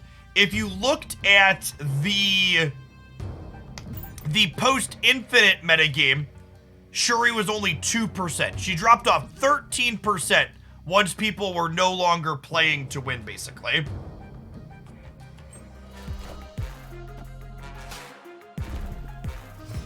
And with Galactus, that isn't the same thing. Yeah, the person saying we should have Polaris to pull these over, you're right, that was the better play. With Galactus, Galactus maintains a stable play rate both before and inside of Infinite.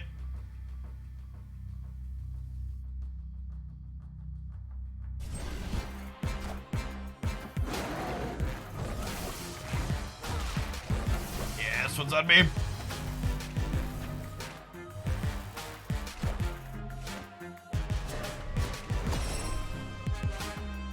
You'll be kind of close despite it.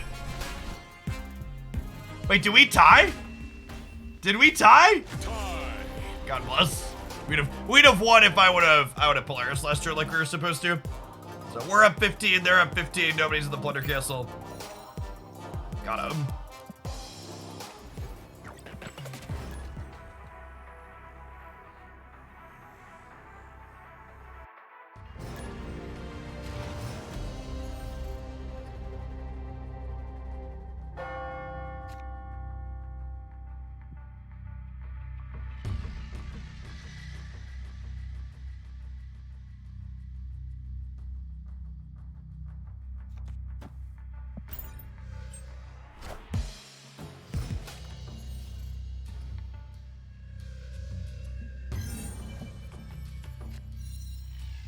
Carbartage the hot location, only for me.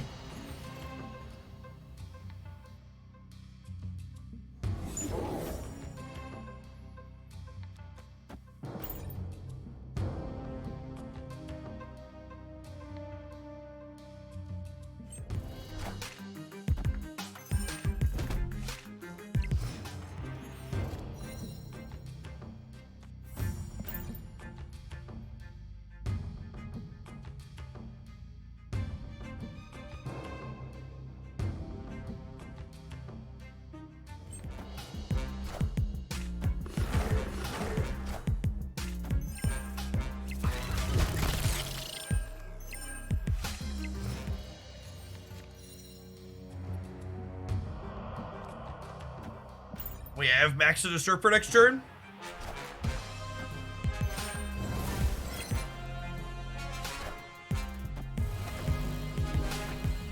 And I think with the Bast getting pulled over here, we just go Max to the right Surfer and punt the left.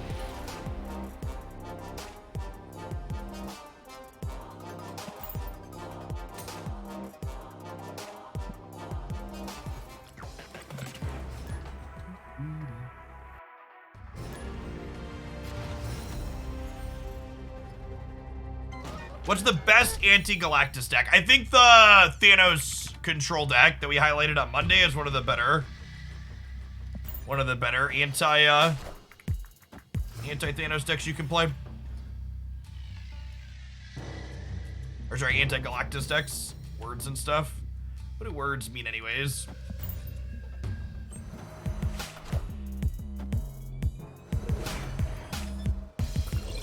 So the problem with the junk deck is I agree the junk deck is good against Thanos. The problem is it's just like not very good in most other spots. Wind, aid my hand. Oh, man. Wind, Aid my hand. Are they a Cerebro 2 gamer who done fucked up?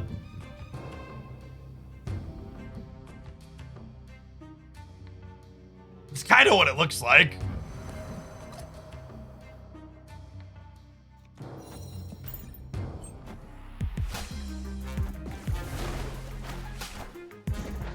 Excuse me? Oh, Sinister was an Agent 13 card. Good catch.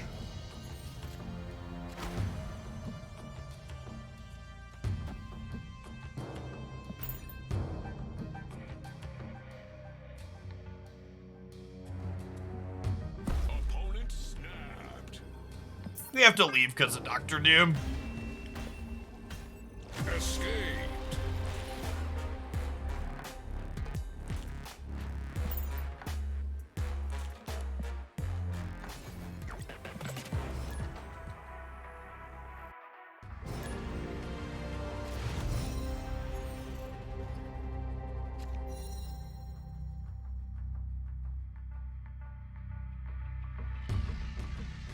Oh, did Twitter finally get rid of all the non-Twitter blue check marks? So everybody remaining on the platform with a check mark is someone that felt compelled to give Elon Musk money? What a sad, pathetic life that must be.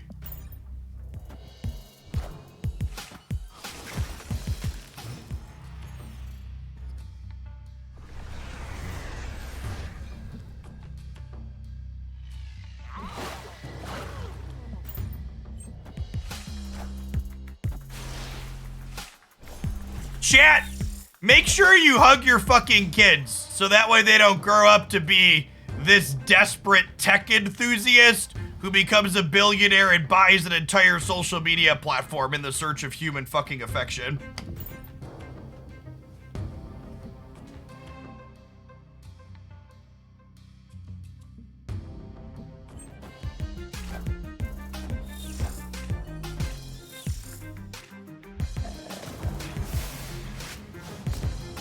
It's okay, Jeff. I don't have an emerald mine. My kids will be Aid fine. my hand.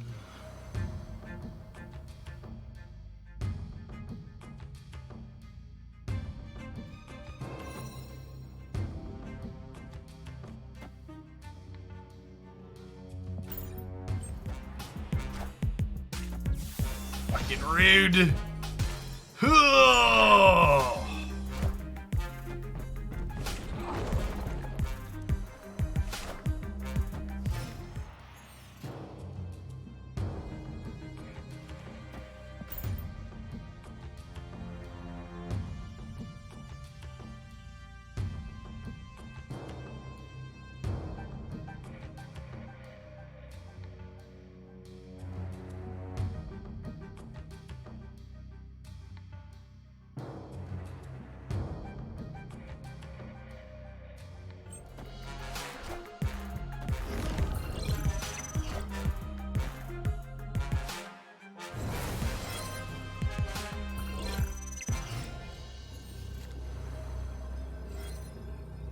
A Deba, that's all, folks.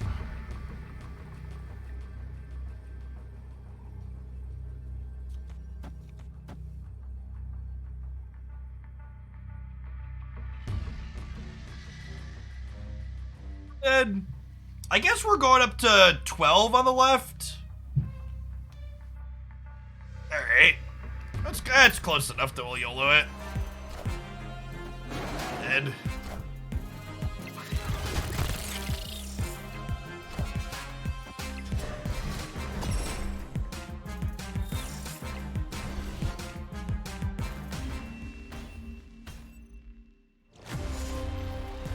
Yeah, Professor X plus Lockjaw is, opponent is a big gambling energy. For sure.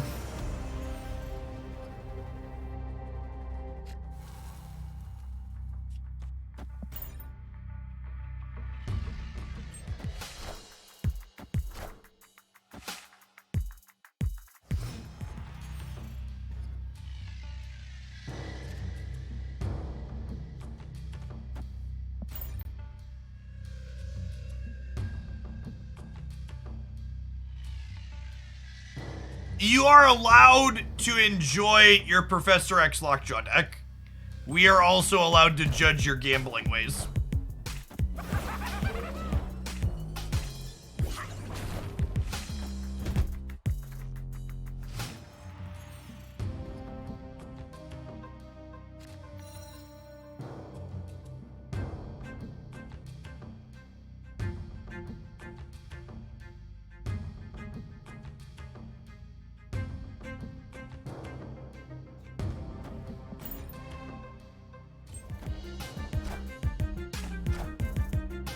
Wind, aid my hand. They played Arnim's Zola deck. No, we have one more viewer deck submission waiting to be played, and it is another Surfer deck, and then we're gonna be done for the afternoon, like going for another 45 minutes or so. For people that are new, thanks everybody for hanging out today. My name is Jeff Hoagland. I stream full time here on Twitch. You'll find me here Monday through Friday from about 9:30 to 10 a.m. Central until about 3 or 4 p.m. Central. We're mostly full-time snapping these days. We occasionally dip into some other variety stuff or sponsored things, but I'd say probably 90+% of what we stream here is Marvel Snap.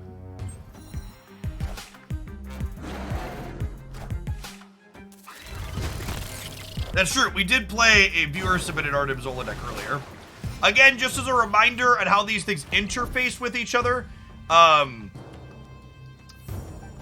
Shadow King does not impact Devil Dinosaur at all. Does not touch that ongoing bonus.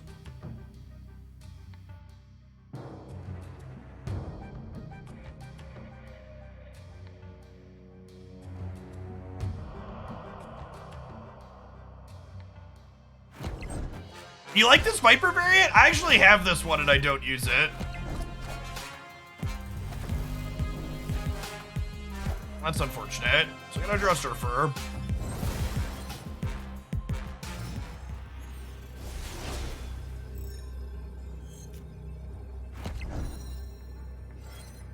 That is not the Surfer I wanted for Christmas. Yeah, so our last viewer deck is also a Jeff the Shark Surfer deck. I think I like the look of this other one a little.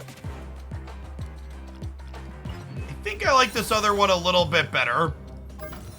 The big thing that felt a little lacking in this is one, I don't know that Ghost really adds that much value even with Shadow King.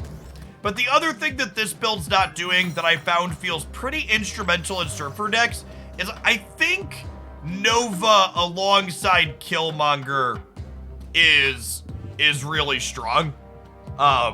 Having basically like not only this interactive element, but this secondary way to be able to pump up your board is good.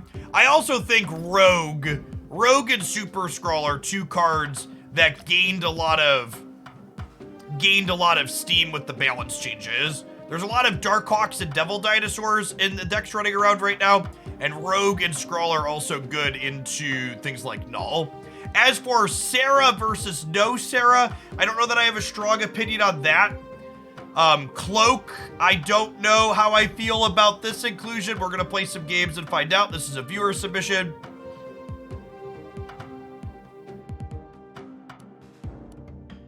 Sure, extra 2-drop to play on 5 makes sense. I don't know that I love Cloak. Cloak on 5 is like a build your own New York, which is often awkward. So we'll see how that feels. I don't mind playing more 2s to play 3+2 on 5. I think that's good deck building. I just don't know that if I buy that Cloak is the 2-drop I'd want there. Slew Stew, thanks for the over half a year. Welcome back.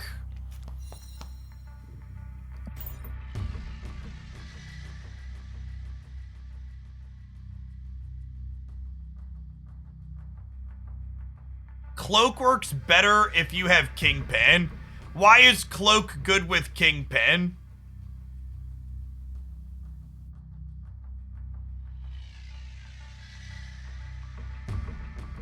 Kingpin is symmetrical.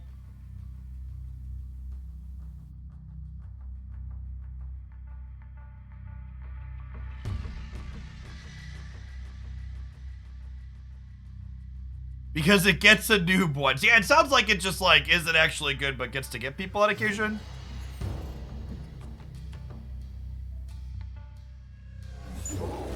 Oh, you play Kingpin as your turn 6 play. Sure.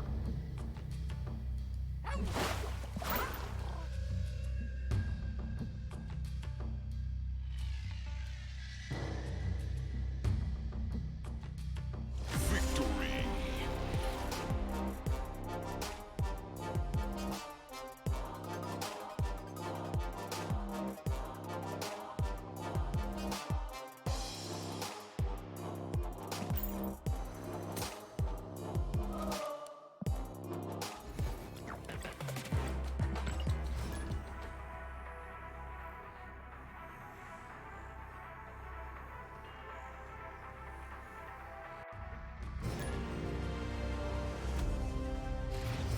I mean, our deck has 100% win rate, chat. It's obviously correct.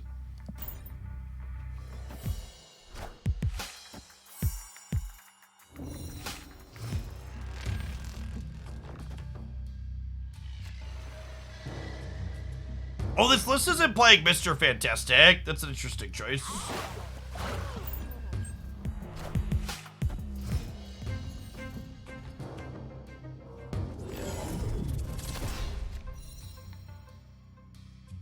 I don't think Nexus is good for us against a Magneto deck. I'm gonna go ahead and storm that. Wind, aid my hand.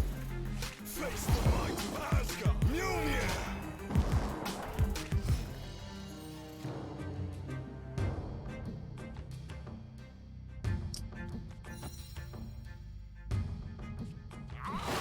Turn 5, I play a 3-drop. Turn 6, I play 2 3-drops. Let's put Jeff in the middle.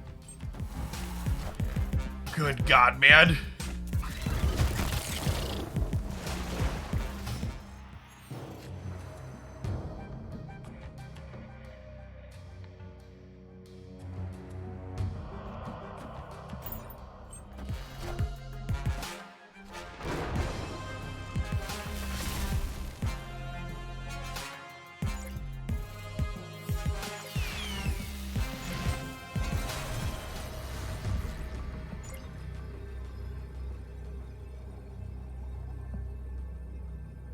So we know they're going to 15, and I'm only going to 16, right?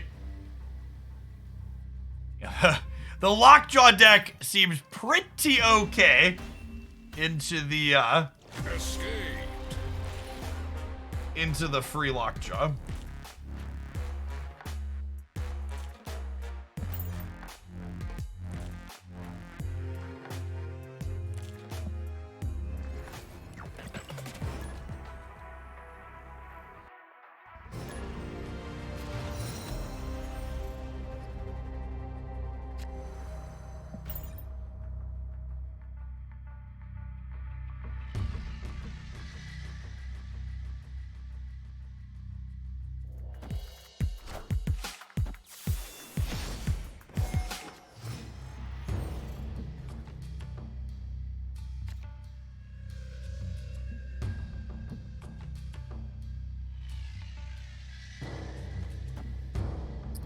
We're just playing Outcloak for stats. Their card abilities you like to see made to locations. Not offhand. Leader makes me sad. Yeah, no, that leader is too good, but it's definitely a little PTSD.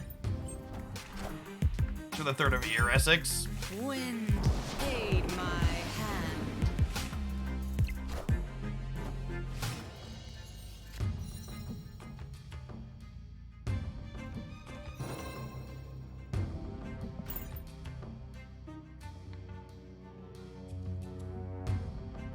I think Jane Jaw is significantly better after the balance changes than it was before. Not because of the Lockjaw change impacted it, but because the deck's position in the metagame is now much better than it was previously.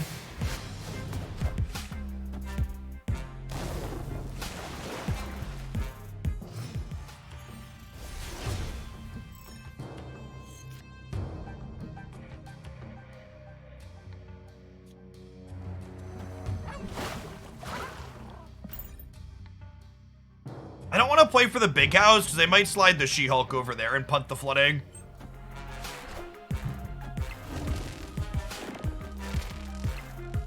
Really?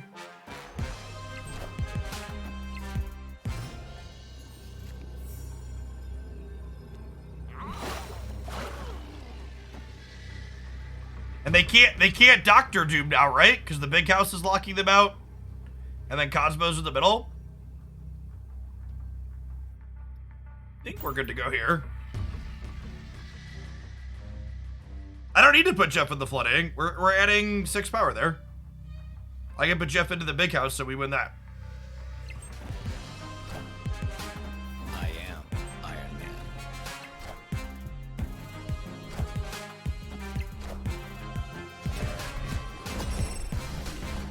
Oh my god, we lost the breaker by 1! Fucking rip.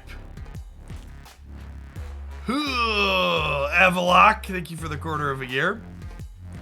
I think the best version of Janeshaw runs Doom and Sandman. No, you don't want to play Sandman in your Janeshaw deck. The Janeshaw deck wants to play zeros out in the last few turns. There'll be a Janeshaw highlight up on the YouTube channel this weekend. We played it a bunch earlier this week. We played it Tuesday and Wednesday.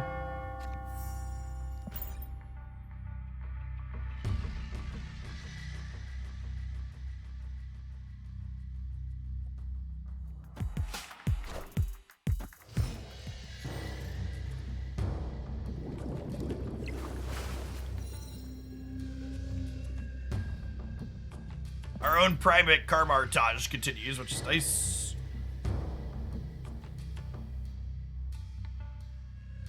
So if you're missing Sarah, is it a conscious choice not to play her? Conscious choice not to play her. In a world where Sandman is a top deck, trying to play Sarah in your Surfer deck feels ambitious.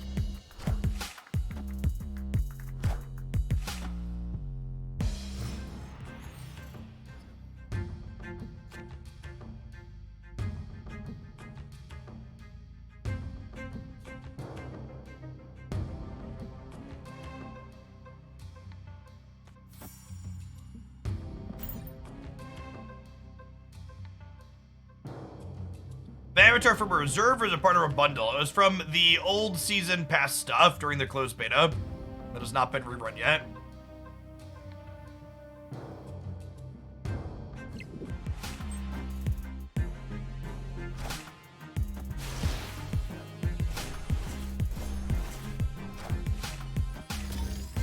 I don't really think you could make a strictly better, strictly worse comparison of Jeff versus something like Scorpion.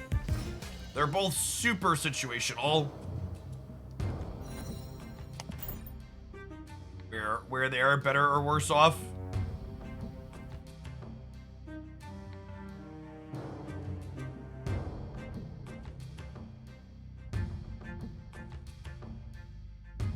You have utility in different spots.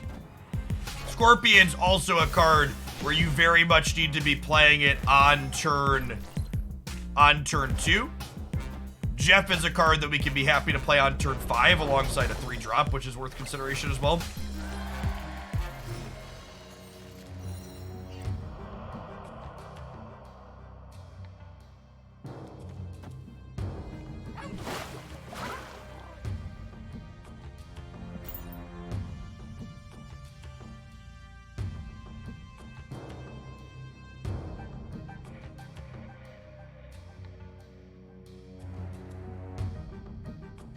No rogue on Ant-Man. Yeah, maybe that's better, I guess.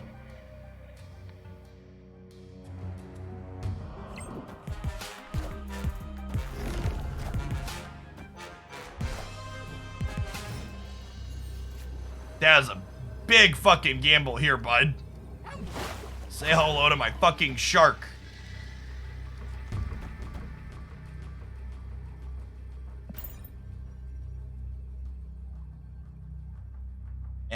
Imagine playing Professor X into a path that loses to Jeff the Shark.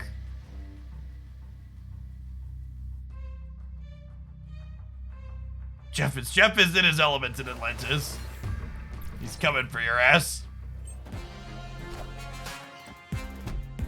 6? Okay. You got some more for me? No, just 6? All right, what if you lost all 3 paths? And if we just shoved you firmly in a trash can? Victory. That's a good question. Let's peek a look at that stat. So Untapped has Electro Ramp as almost 20% of their 26,000 recorded games between ranks 90 and 99. Between 70 and 99, it's 16.8%. If we look at just Infinite games, it's still 10%. It's still pretty high. It's not as high.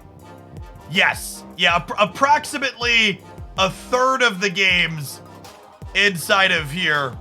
Galactus is 12 and Electro Ramp is 19. So like 32%-ish of games are some combination of Electro Ramp decks. And if we expand the bands a little, where's Galactus at? There's Electro. Galactus is down here at 12.7. Yeah, it's still about 30%.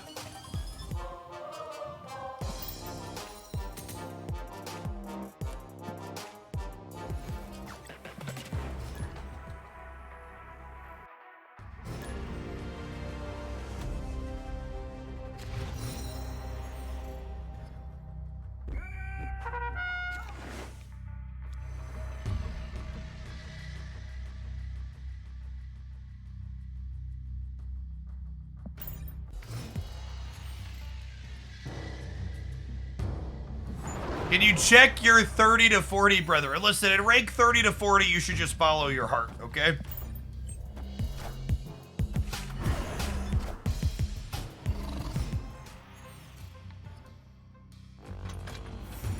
Hell, they all float down there, Georgie.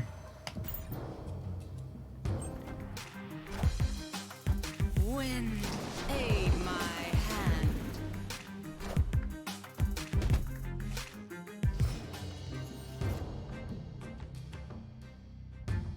We have priority thanks to Fister Mantastic here.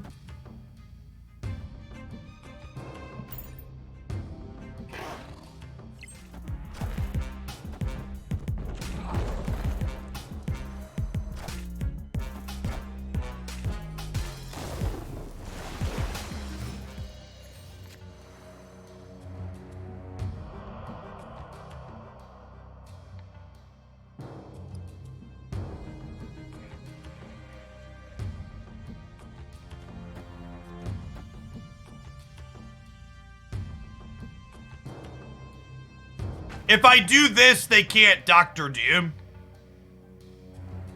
Which I think is great.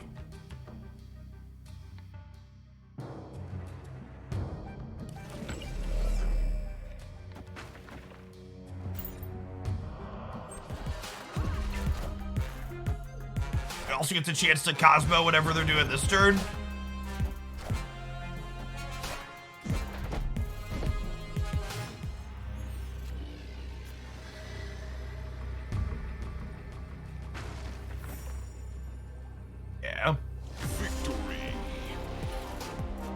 Do I know which cards I haven't gotten a split on yet? The list of cards I don't have at least one split on is really low.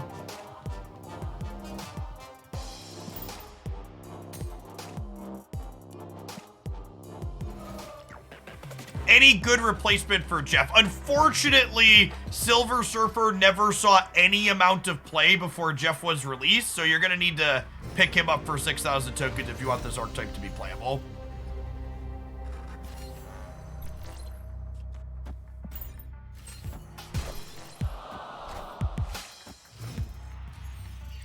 Chat, unless a Jeff deck you are looking at is playing Miles Morales, you can simply replace Jeff the Baby Land Shark with any generically good 1 or 2 energy card. Just pick your favorite thing that has some utility. Scorpion, Sunspot, Lizard, etc., and play that. Now, if the deck has Miles in it, it becomes a little bit of a different story because Miles has an ability that Jeff is enabling. But outside of exactly Miles Morales decks, Jeff is very much a replacement level 2-drop that just gives you utility in a different way than other replacement level 2-drops do.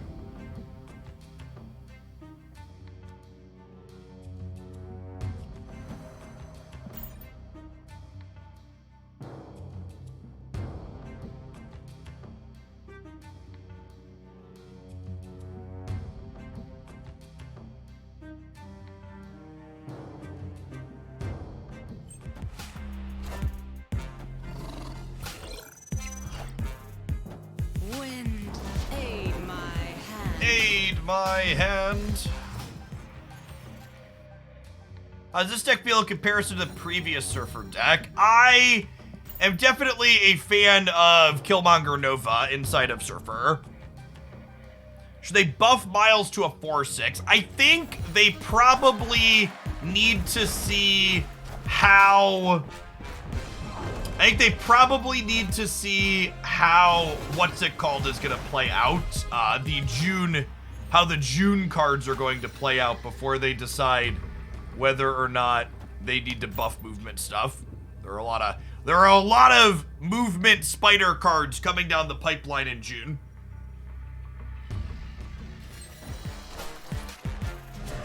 Oh, yeah, She-Hulk. Yeah, that makes sense.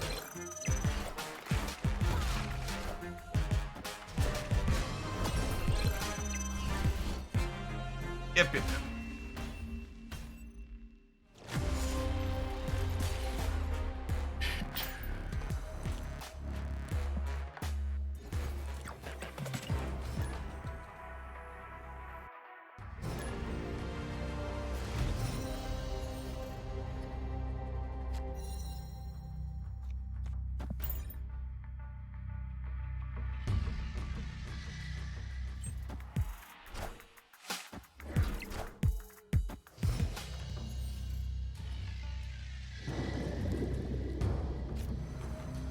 It's definitely early to say with 100% certainty, but early impressions, in my opinion, seem to be that they nailed the leader rework this time around. This land is always changing.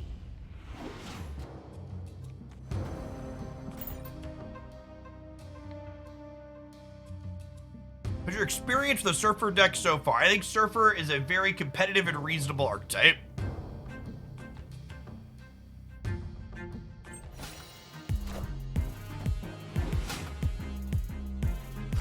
If you insist. Wind, aid my hand.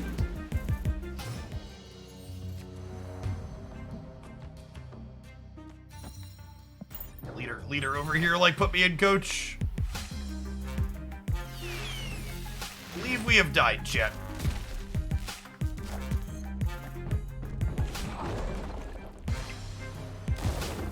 I guess we could draw Killmonger if they didn't draw it.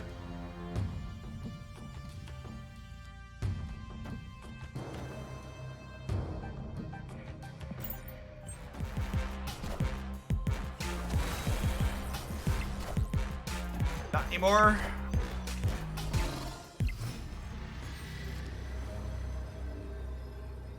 Rip.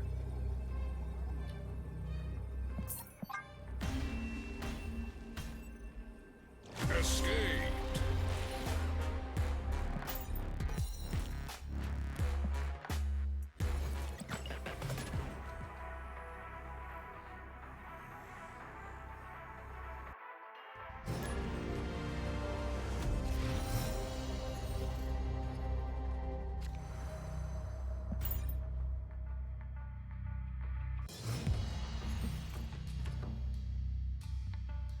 Hey, Mr. Page, thanks for the raid.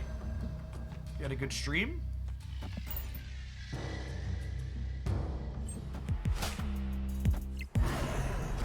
Not familiar with your content, Mr. Page. Were you also snap-a-lapping?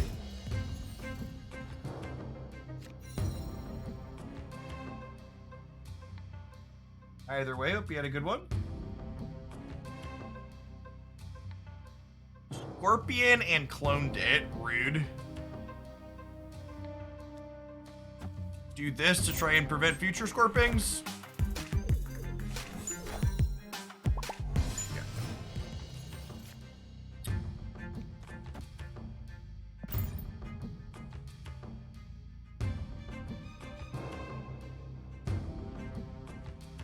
Play a game called Blood Bowl. Not familiar with that one.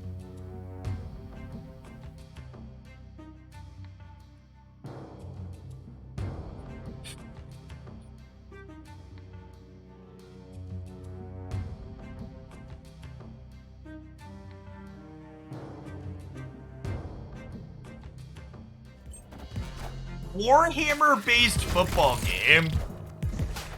Sounds unique.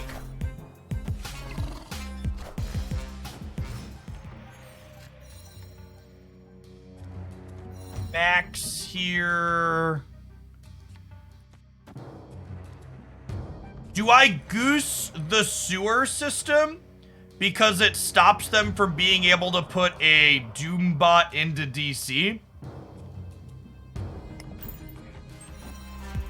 Friendly neighborhood Spider-Man here.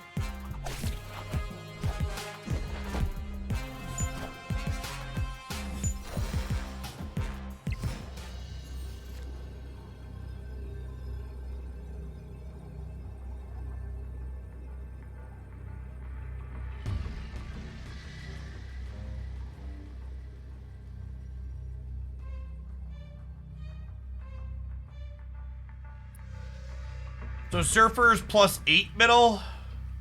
Is that enough? They can't doom the Vats. There's a Cosmo there. Well, they can doom the Vats, but there's a Cosmo.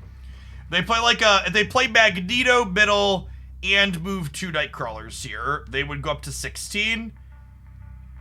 And I'm getting 8 up to 17.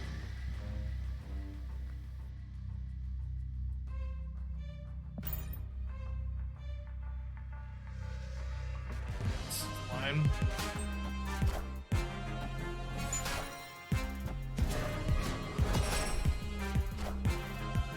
Wind, aid my hand. Okay.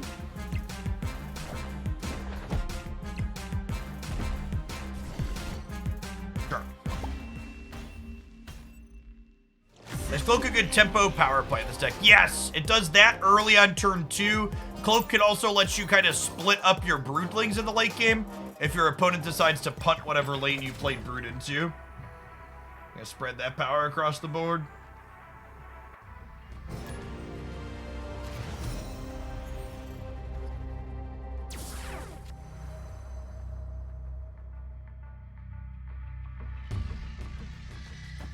I think I'm loading up on Gamma Lab and then Cosmoing it.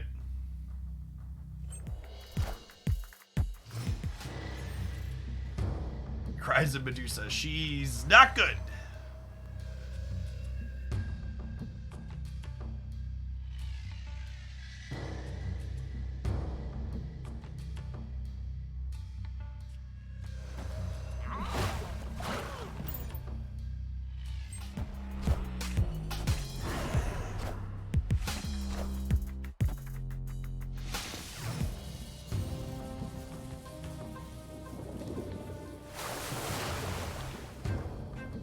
Oh, that's interesting. Okay. Well, now we can play Cosmo here proactively, which is fun. Since they're not flipping up.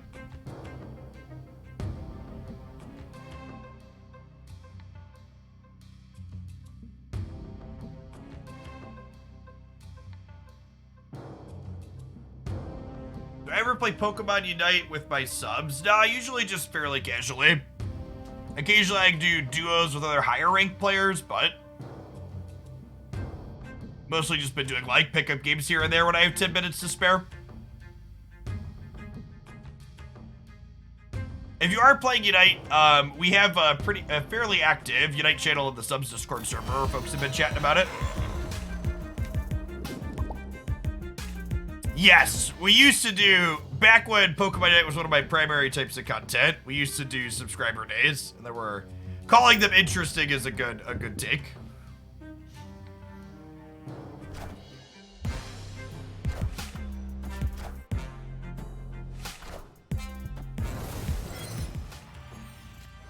Oh. Sarah, huh?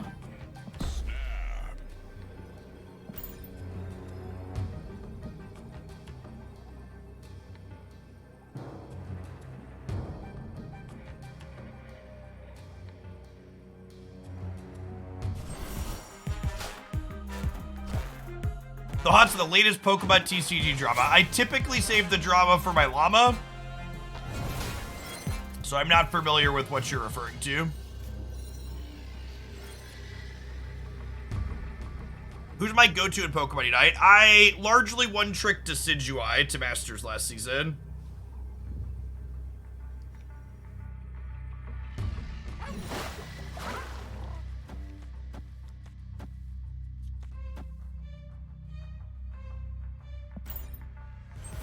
Common Jug W, yep. And you're out of there. Wind, aid my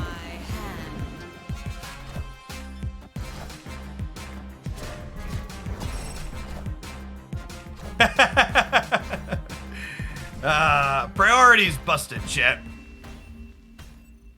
Their Juggernaut split is sweet, though. Gold background, rainbow crackle flare. I just need a couple more to get the border up to gold. It looks sick. Yeah, they got a lot of good ones. Their border colors are all over the place, though. You gotta clean that shit up.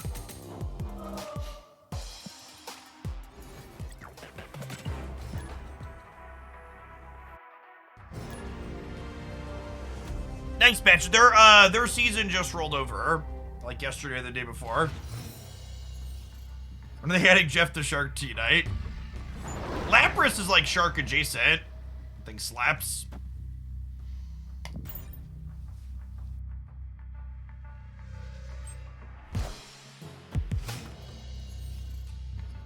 And for the orange gold border reverse, I think the orange gold border looks most pleasing with the gold background, and it looks fine on most other things. So in general, I'm happy with that.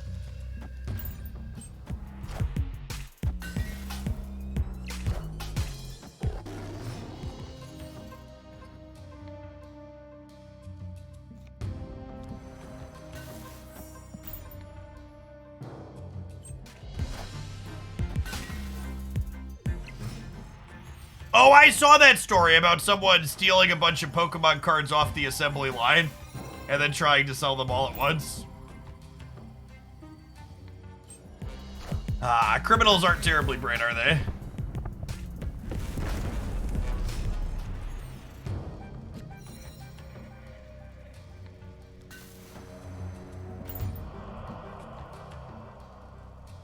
We could rogue Zabu? I don't know. I think I just want to put my numbers into play.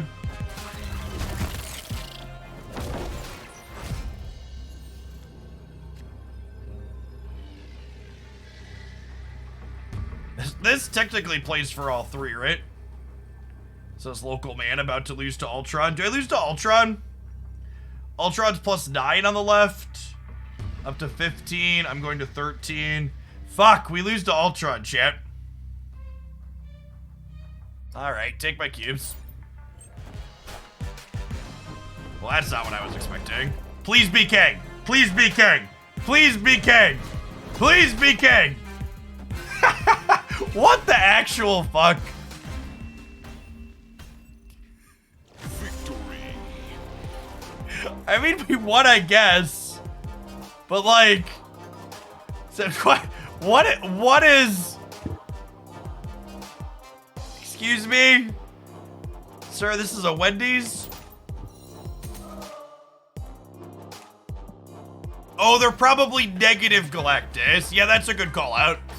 That is. Those are all cards that negative Galactus could reasonably be playing.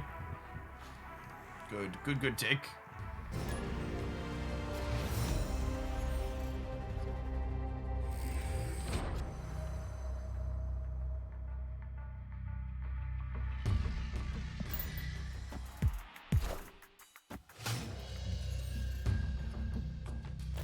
Do you just always snap when they have Sunspot and you have Killmonger? Yeah, okay.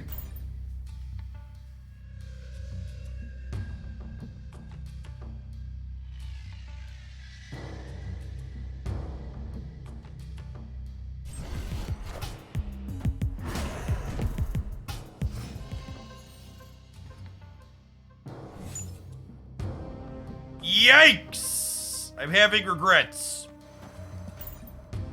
I have some amount of regrets.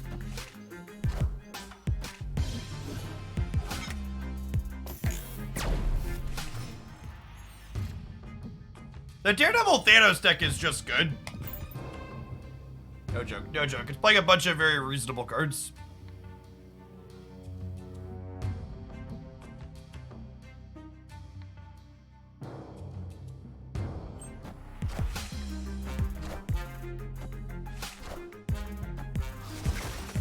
Oh no, not my rock!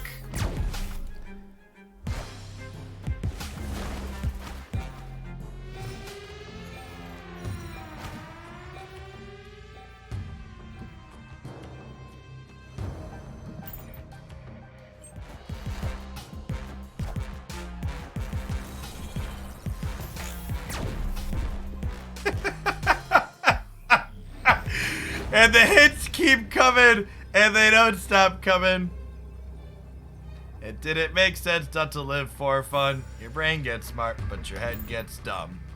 So much to do, so much to see, so what's wrong with hitting the danger room? You'll never blow if you don't go. Do-do-do-do-do-do-do. Beep, beep, beep-do-do-do. My opponent really got rocked that game, chat.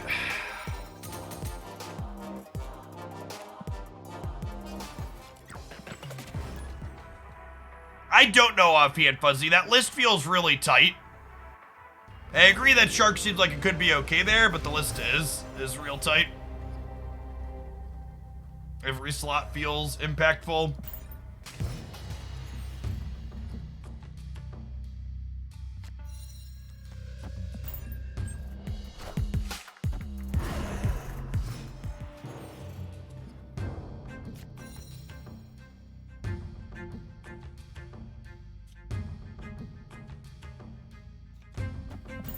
Just breeding. Hey, Zephyr, thanks for the half a year. Welcome back, appreciate it.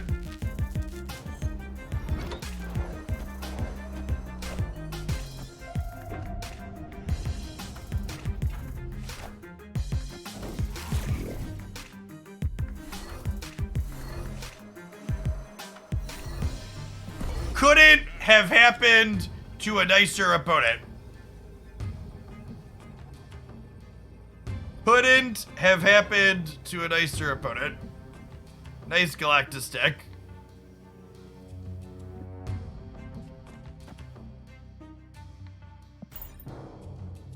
Oh my god. Victory. Only a fucking Galactus player, chat, would get Modoc'd off of Expansion, get snapped, and then still retreat later inside of Infinite. Just like... Are you joking? What is wrong with Galactus players? Just to be fair, I think Marvel Snap, it should be considered a bug that if I snapped and they retreat later, it doesn't just immediately retreat. Cause like if I snapped and they're not snapping back, I can't leave. So it should retreating later. Okay, hold on. You know what? You know how little I fucking care about this cube. Let's have a talk about retreat later and why retreat later is never fucking optimal and you're wasting everybody's time. Retreating later only works and only gives you value if both players do it, right? Otherwise, you've wasted time. Let's say your retreat later takes you, on average, 30 seconds. That means if you retreat later 6 times, you could play an entire additional 3-minute game of Marvel Snap. And some games of Marvel Snap are way less than 3 minutes. For some amount of the time, you could be playing an entire game of Marvel Snap in 60 seconds. If every, say, 4 to 5 times you retreat later, you could be playing another game. That means that for the 1 in 100 or 1 in 1,000 or whatever fucking really small percentage of the time retreating later saves you a cube, you could instead just be playing more games. Retreating later actually lowers your average cube count per hour because you're just wasting fucking time most of the time. The small amount of cubes you get back when retreating later actually works are negated by the fact that you could be playing more games and winning more cubes while playing those more games. Now, in a battle mode type setting where time isn't a factor and you care about the 10 total cubes that you have, then that makes sense to retreat later there because you're not optimizing for time, but you actually climb slower using the retreat later function. Your cube rate per game that you play or whatever goes up really fucking marginally, but the actual number of cubes that you earn per hour is lower because you just get to play fewer games. There's this idea among really sweaty tryhards that retreat later is optimal for climbing, but it's not. It's the exact opposite of optimal when you actually think through how you're trading your time and what cube equity you're getting from the time that you're trading. Yeah, I mean, if there's like really close turns and you thought through most of the timer, sure. But like, when you're deader than fucking dead and you have no outs and your opponent's in an incredibly dominant position, all you're doing is wasting time. Hey, Stormcloud, thanks for the biddies. Yeah, it's... Also, before I turn my game sound back on, in my opinion, Marvel Snap should get rid of these buttons and they should just combine them. What should happen, like, if there's one retreat button and I hit it, what should happen is, if my opponent also retreats later on, it should just refund me my cubes back. It shouldn't actually take my cubes when I've retreated until my opponent also retreats. And when I retreat, it should just let me leave the game, but it should let my opponent continue playing it out until they lock their plays in. I think that would be nice if they just like took the buttons and pushed them together, basically. Juan, thank you for the prime, appreciate that.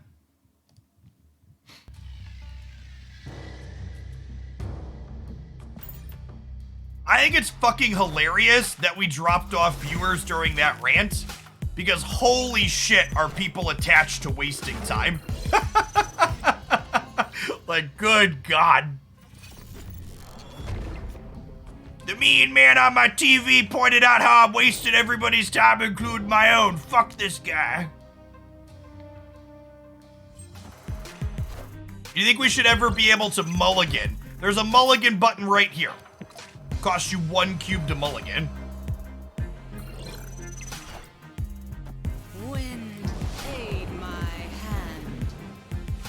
RJBH, thanks for the sub gifty, appreciate it. Just go ahead and keep them out of the flooding here.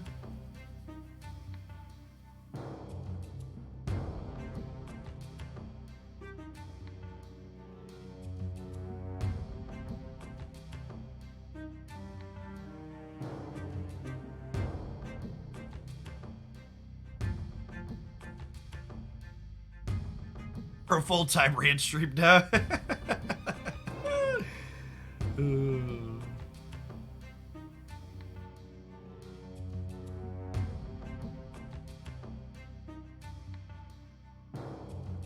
Oh, that is true. It is just kind of getting late. It might be, This is probably going to be our last game. I didn't realize it was almost 4 o'clock already.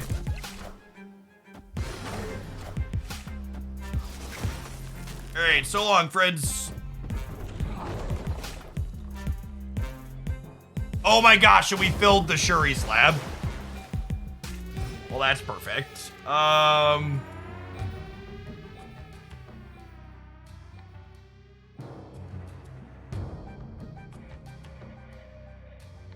can't Cosmo the Shuri's lab, unfortunately.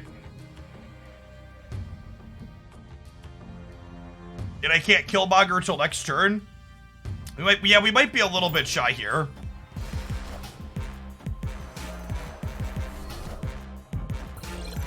Where the fuck did that come from? Excuse me? All right, Maximus. There's our lad. If he can't do it, no one can. All right, so Max is 24.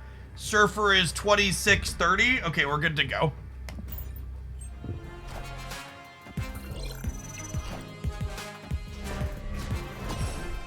Thank you, Maxi Poo.